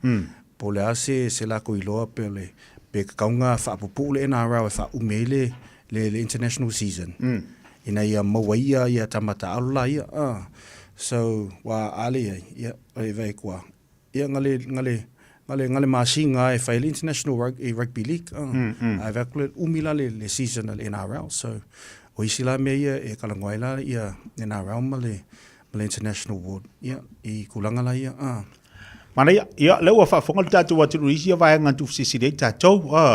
E nei tama fo ia le salim fa fil mal tatu o le wa le to samo ya lo fa manino sunga tu langi perfecto sunga tu langi o telelan so tanga le tatu wa to samo pe ona yai si le fia fo ia tu langa o ia ta pelanga pe ona ta penal tatu to samo tatu tu le alu engelangi o le na e awe tu talonga fo le tatu under 18 ya tama samo ya kwa le ia le fa mo lea ona le wo o mai le tatu au o le mai nga tatu au ni New Zealand o le malolenga ai o ila ve talonga ma to afan kta tatu tamsa mo le ka alo male au nga New Zealand ma ko foi au New Zealand le best of the best New Zealand ya le nga malol ka ko au le iva lua lim ko solo mala ka longa la sa le male New Zealand Barbarians o le aula le fili ia nga le nga le nga makalapu fo o New Zealand I under 18 le ka alo I kalapu la ia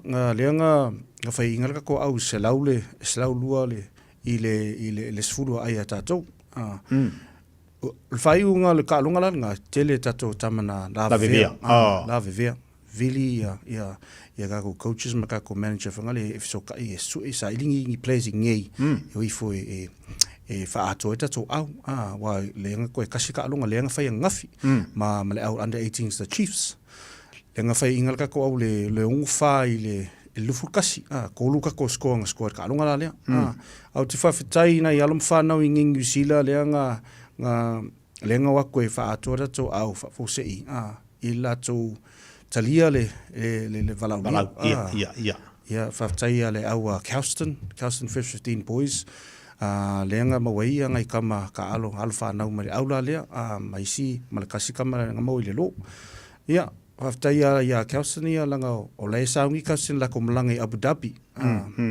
yo ke lo lava o le ko lengia ke me mana o mga ngala le o le sa idia kule au ala e fita ia ngai kama la ia so fafkaya I tatu au ai pawar mewa mama wa iwa o tofo tatu tama fa nau il me next level la le kulango la kopi e schoolboy rugby kele le songa kele wa inga ko lo fa o kelo foi le se mela le o la ku le la fa masangi ngai tua ia ka ko nga almfanga mai sa mo o mai e mo experience ko mo family exposure ma ko foi kele foi ia ka ko kama almfanga o le au le kwa akola ko fulfiku ka usanga okay ara e vangoala le pe piki se au ngai ngi fa umela ko au ngai ka alo ole si foi nga kulanga wa o mai au la le kele au under 17s ai la nga nga fenga le makamaka ku pe fona fia ku se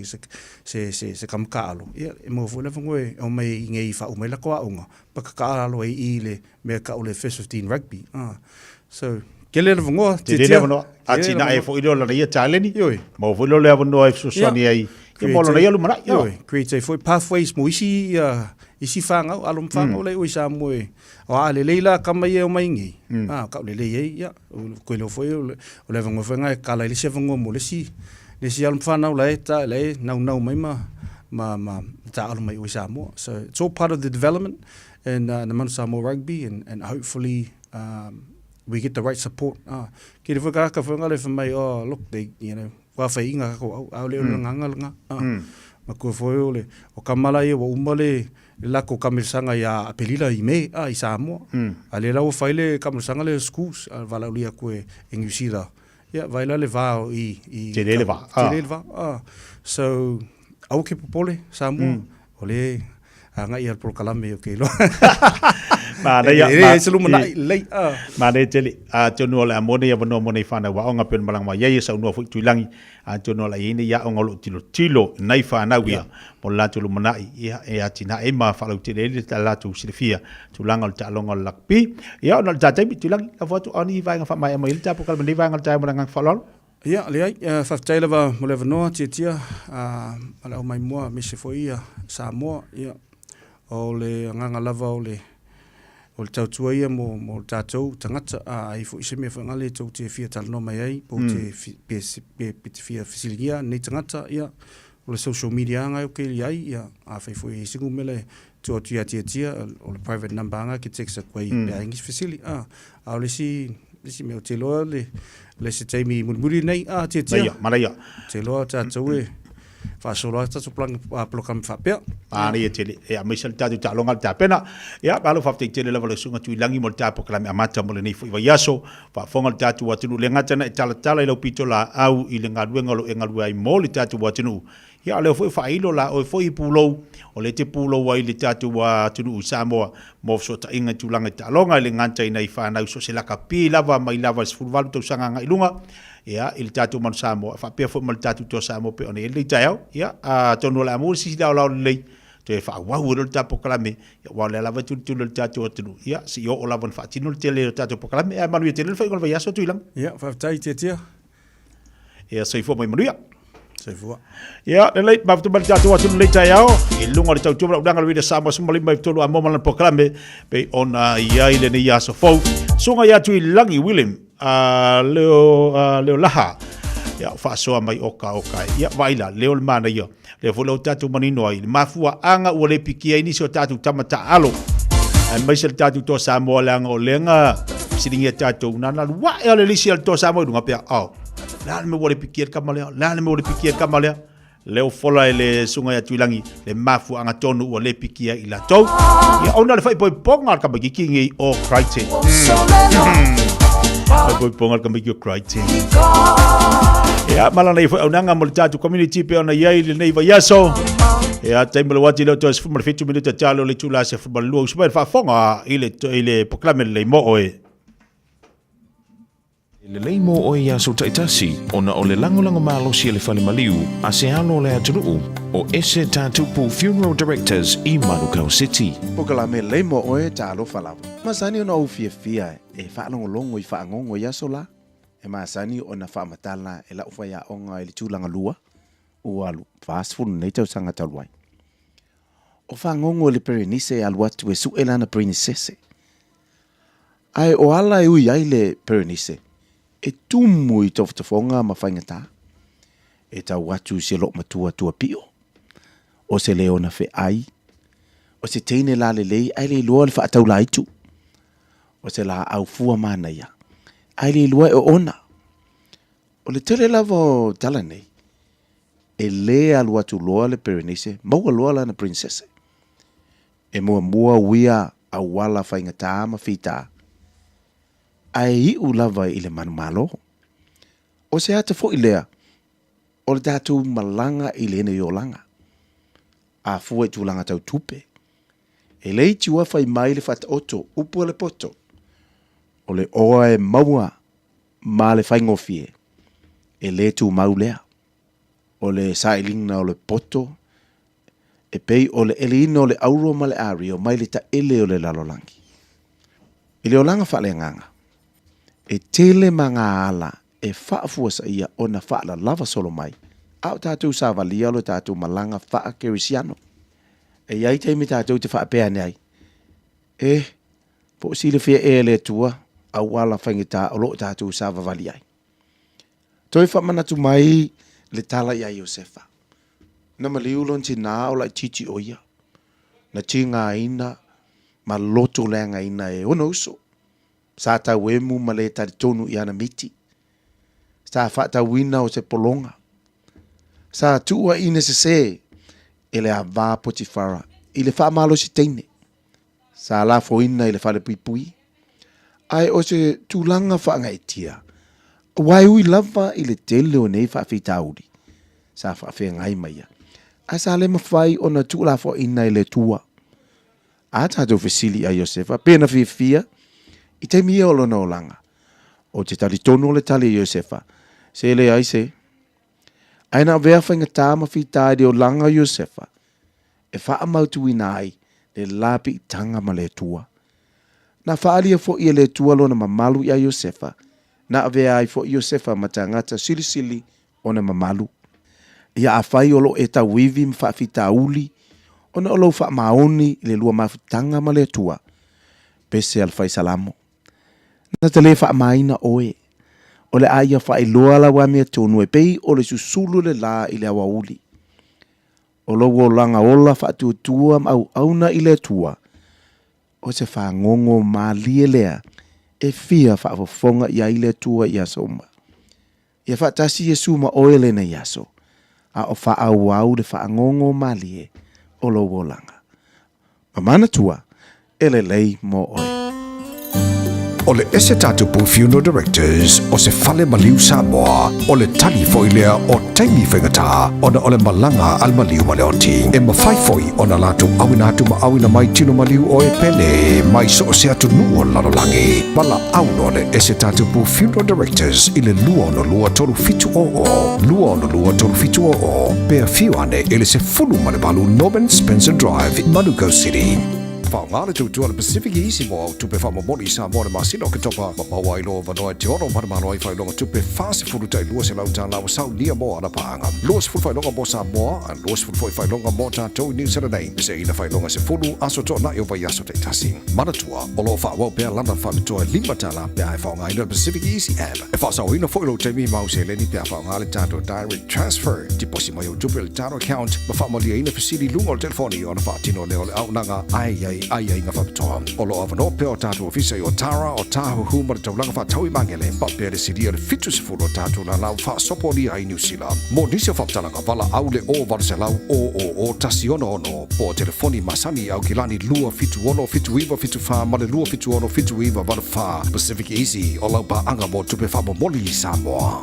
O le A1A Tree Care Limited lātou te whaia au onanga nei. Teu, wha mama, wha ngata, pe ave sea ni la au mapongati mai lo whanua. E ma whai fo i ona lātou te wina lau tonga la au matoi to tau. Wasilia mar se funu tau sanga o lana tautua. Wala au lua le A1A Tree Care Limited, le olua tasi olua o tolu ono o. Olua tasi olua o tolu ono o. O le R-Dash Travel o le company numera tasi le taungo fio pasese mo fe malanga inga i Samoa whapea le malanga mai i Samoa i New Zealand ei. A whea de loa i le ofisa o le R-Dash Travel tasi valu lima Great South Road i Manurua. Pe vili mai i le telefoni tolu iwa lua o wha o. Tolu iwa lua o wha o mo le R-Dash Travel.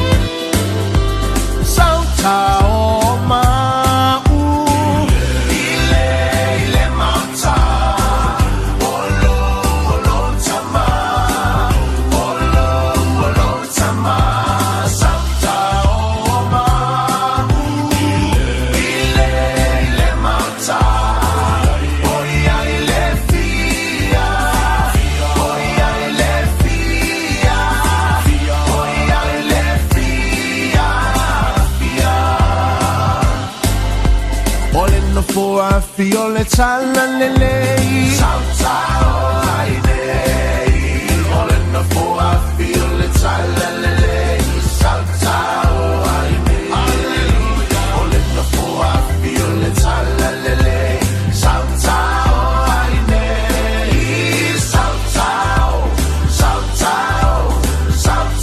o aide Ele alo ai se tangata fire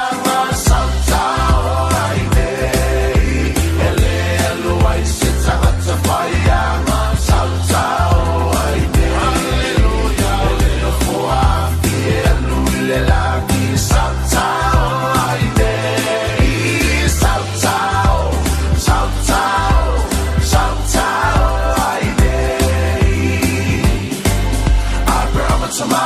malana whanau nau mua tonga tele nau nau o amu foi leisi o oe foi leisi ia vi ia ile ali a brava tama malana whanau nau mua tonga tele nau nau o amu foi leisi o oe foi leisi ia vi ia ile ali alima tamatau alima mavale avai tamatau male vai mavale elu le ulu e faata abilo e no ilalo ia vi ia ile ali o te vai o to vai tangata vai tangata vai tangata o te vai o to vai tangata be ape to te mule te a be ape to te mule te a be ape to te mule te a o te vai o to vai tangata be ape to te mule te a vai taule just vai amata taule so much taule so much taule so much vai taule just vai amata taule so much on a tu aile on a tu aile on a tu aile vai taule just vai amata taule so much on a tu aile ala male si fofonga ole ole o mamo e I fa pole pongi sa po fea o iai ala au mi mamo e uale iloa wa mama o mai lele ole o mamo au mai totonu au mai totonu au mai totonu male ang sala au mai totonu au mai totonu au mai totonu ya Yesu Yo e fa fianga mai au no male nei foi tai au lungo tato po kala te vele wati le o te valu bidu tana talia le tu las malua se mai la uranga matu tu fo tato o meka kas mo tato le to lungo le po kala mo tato le nei vayaso se fo moria tu sia Ya, se fumanuia la sunga te tia ia porto tai por tato polo kalame o le fifia mai a wa for fa fun anga Samoa I po kalame whakatia ale tatia ale a for radio Samoa por si fonga tato atinu Samoa taslima I batolu wa mo fa maloso e fumo di fa maloso nei tai au a te tia ma lolo sai malo foi lava pale tu mangalu nga nei vayaso le lei la fatuia la sunga o no foi spesi foi la sunga ma si tapiranga lo tomaiti ia oani vai nga tona fa manatu mo tato watinu Ya, ela nganga la fa te la bela sunga te tia mo mato no foi. Ya, misel ni la le au mo yo le bi inga la fa foi ya te ia le fa te pena mai lo soi fu so tato o tinu fa peso mato vola bye. Ya le ne o tato fela ilo monu ale tu no. Ya, fa talo fa tu la fa fun anga Samoa po fe la tu fa le ne la langi. O ya papa awai mai sa ili malo ai, tonu o te ro, tonu tato lau fa nu Samoa. Ia le nganga la fia me nganga le pa tai mo nei le au lau ma tu ti fantalo fa tu pa ye mo luna show ma tu tele na la Samoa au ti tonu a te ro ia fa malo se fo mania ia nei pu bai tau le tu fe mo fia fo ni bai tau ia mi se ni bai aso tu fa tai au ia ta pena tu le fa nau e fa ntungo le aso na so pa o ta o alu fa nau le ta tu wa tinu ia no tu langa la tu ta tu tua ia so se lai sene mana tua foi Samoa so se lai sene lava Italia te tono tato fale tabali e o foi lava na foi lai sene mai fafo e po lai sene foi pele ai foi so lai sene ia Italia te tono tato fale tabali ai te tau na isa o vale passport foi le fai ID fo ia e fai lau tala sanga ia tele lava tato tabali wa mia le nei mai tau la tauia ia mo lau si fia po ia o to telea o ita la fai piki apu la fataua la to youth ia wala wa abi foi learn a license pa pe foi me le ni license ia tulanga pa penga e de afo e fia mana mia nesi so sani munisi pa mtalanga ia pena bala aumenta fa sola ia el telefoni pe suma foi tato to atusi e luce la ke ministry man kau mana tu foi e tadia tato trade in so se ta bale yo fai na matu le a fo se leni lo wa au ta mana ai ai fai ping fa nga se leni a mai la ta o ta bale tu ta bale lungo fa mlama awo te pole Samoa o ta bale la to ina e fai tu ngai e depends la ba le a fo ile le approval mai le tato finance e tele finance ma to tinga lu e fatasi yo e tam fai la ba tato falta bale ina ia tali ina la talo sanga yo disi tulanga ia pe la ba tato mauta ave o tato falta bale o le mega cars o le one stop dealer e o kenais umala ba tato falta bale me uma yo e ele fa pena su mai talia mo talia la tal sanga sangi lo ko kalati ngai sula ia le ai tato te ma puta foi mo le si tolu to sanga le no to ngal e pasó a tonsia o mega cars is a one stop dealer o kenais mo tato the tato application the insurance the warranty o tato le retro e tolu to sanga ele se mete popolei da le so tu peto tongia le afo ele won the fitness e fa pena fo le tolu to sanga ma to te ai ele se tu peto tongia ele servicina tolu to sanga ele fa tu peto tongia sa mo ni se ai la ye yo fa mama venga le to fa to sia i fe so ani ile tato atnu ya su mai matala mai au e mana tu foi le toyer tato refill fee na fo la sile pia ya pe misala tala so se tabale e lo afi refill fee tato pick up al special tato for tabale ni ba yasu to ya o nei mataya ye lima sala tala tu sa to le au e fata wai so ani foi ya foi fuanga ale aso fa now yo le white sunday o tato tabale ya matamala ka commercial bands family bands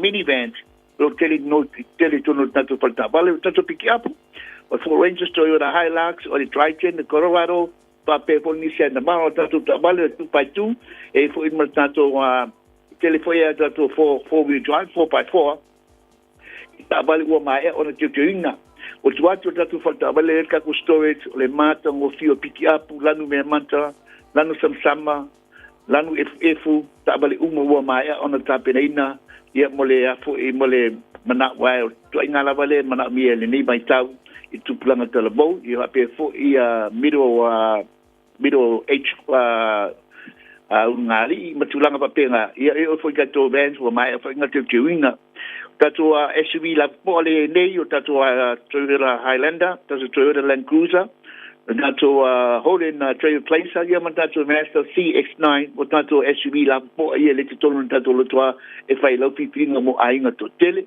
ia e mai SUV fo lo mai lalo ta vale la ai mole o e pa matanga wenga alum fanau hybrid car ta ba kise focus mo tu plan tal volta mo ya awon no pai su mai tal mai au i le lu selau cabin driving manukau lu selau cabin driving manukau pai pu nai ba au menta telefoni da landline ole oiba lua fitu lima malu to silua oiba lua fitu lima malu to silua la telefoni pe bai ole olu tasi pa fituono lima fatasi o lotasi papitono lima fatasi manu tele le alo atu a Samoa pamantunga le aso pai o alum fanau o tatuati no pato pampa so foi mo temnei manu foi valo lima tetia alo fa taile sunga toksia manu foi le taiao so foi mai manu le to lunga tu el pokala fifi mai le taiao ile nei as falaile fa malo fa tele level tatu watu mo tatu maftanga pe ona ile nei fa ya so to mai level sunga fua si ia pa ia mai le taiao fo ta per mai le to fa ya fonga mua se umanu Francis John e wale fa winner to tour video Samoa se pa esteve le fia fena nei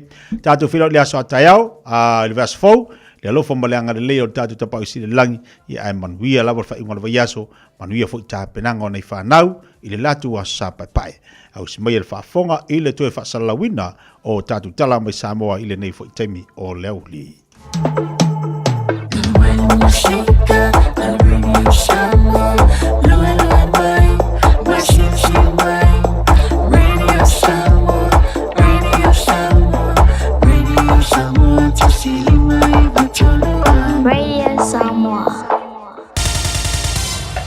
Usi mai alau whaafafonga. Telefon mai Samoa ia so taitasi. Wa au mai amo oe ona o le langolango mai a le talofa voucher. O te whātālofo elo tātou utinu u tau alunga le ngāruenga le vāiaso o tala mai Samoa. O popolenga mātunga lunga le mama i whafoni suau. Mai le vaasu esu e le fitafiti o le sami o le malo New Zealand le mana wanui. O wha maoni e nei se li poti le tamai o le komiti whau fautua le malo. e whea ngai mga luenga ni whaale toni o tātou ngā tai whale ma o ngā sami, e pei o sua o masaa. Wa whaeloa e lea komiti whau fautua e teitei whono ai, le ofisa sidi o pūlenga o mtanga luenga o ngā luenga te tele le malo. E tolu ni vaenga o le vaa ua ngoto i o ngā sami i sau teo upolu, o mori mawina e le au mauru po divers, o lo mama i whafo le soau.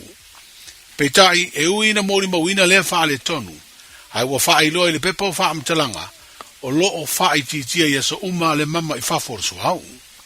Wa whalia nisio li poti e tori tu aingo soau o lo i lunga o le vaa, e au fiaire soau kiso ma le hydraulic oil. Whalia le komiti whaufotua o le soau o lo mama i whafo, o lo sau mai le tāne o le vaa, e tā ua o le service tank, e tū le vaenga o lo iei le afi, lea iei le tele tonunga o le vaenga tonu leo le vaa na amatai le afi, a o le ngoto.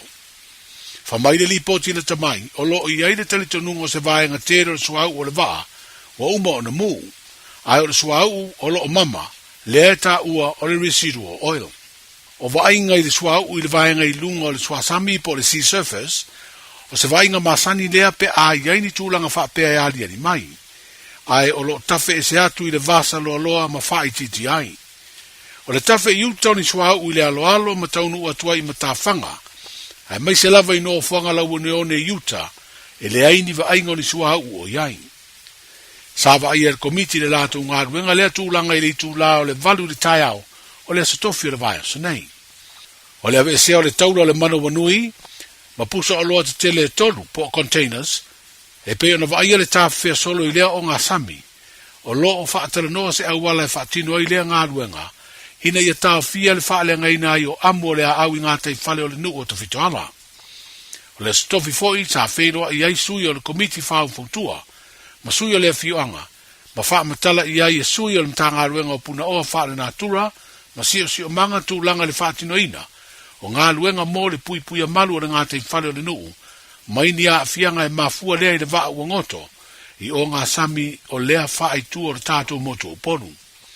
Sa a wai lea whairoa inga, ma se ofisa maa walunga o le fitafita o le sami o le malo New Zealand, o ia lea o Commodore Andrew Brown. O le o ngā sami o lo whaatino i ngā luenga o le mata i tu o ni a fianga o le ngā tei whale, mai ni sua u masaa mai le vaa su e le mana wanui. O lo iai ma le vaa tau po se manua o le fitafita o le sami o le tunu o Peretania. Na wha maoni a mai e se li fitafita o le sami o le malo New Zealand, lo o au fia ia i lantou lo whaia ngā ruenga fisoa soani i te fitoala, ma isi nu tu late le o ngā sami o lo ngoto i lea vaa su e, o ia le o Steve Fitzgerald, e wha peo le tasi leo fisoa soani mai le manua o Peretania o lo latou maua, a o ngā lulu e le vaenga o le au maulu po divers, mai le fitafita o le sami a New Zealand, sa ili vaenga uma o le vaa. O le stofi na taunu wai le tasi o vaa o le fitafita o New Zealand le Canterbury, manisi o mea whai ngā ruenga e wha o ngā i le ngā ruenga o lo whaatino le o ngā sami, o lo ngoto ai le vaa sue. O le whailoa inga me lea sui o le fitafita o le sami a New Zealand, na whailoa i atua i fwoi le tamaitai o Louise mai le University of Massey, o lo awina mai e whau fautua i ngā ruenga e whaatino, pe a iai ni a fianga o mea ola mai sua o masaa, e whapitoa le i mea ola li tu ainga o mamele, e pei o lau mei. Wharia le tamaitai e iei ono to mai whapitoa le pui pui o mea ola le lau whanua, whapea mea ola le sami o li tu ainga o mamele po mammals, talu nei a taunu uma malanga le o ngā sami o lo whai ai le ngā duenga, e le eini wa inga wa ia mori mawina o ni suau o toa, i le alo alo ma le vaenga tū lata i le matawhanga. O se ata video fo ina po e ina mai lo ai se lau mei se vaenga o le sami o iei se suau, o whaalia lea tamaita i poto whaapitoa, le ai se whaamtalanga wo o antu, o tā uai ni lau mei ua mamate. I think, the wreck and the process that the wreck is going to go through in the next however long, a threat is going to continuously be there, which hopefully can always be minimised in how they handle the wreck and everything. But again, that's not my area of expertise. But as long as there is a potential, Maritime New Zealand, I'm pretty sure, intends to be here to give advice and help the Samoan government the whole way along. So at the moment, I've spent about a day and a half over there in various areas, and I certainly haven't seen any oiled wildlife To be honest, I haven't seen any oiled beaches or anything. And it's if the oil ever got to the shore that we'd be the most concerned about it.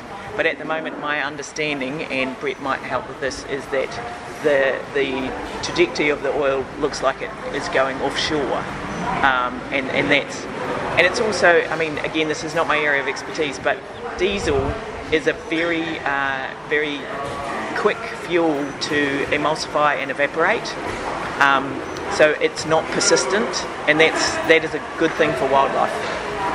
It means that it's not going to hang around in the environment as long as heavy fuel oil would. O lo ngā rue whaatasi lea te mai te ipoto whapitoi le pui pui o meola, ma sui o mtanga aluenga o puna oa whale natura, ma le siosio manga. Wa iluma nei o le komiti whaatonu o le polo keti tasi le miliona tā la.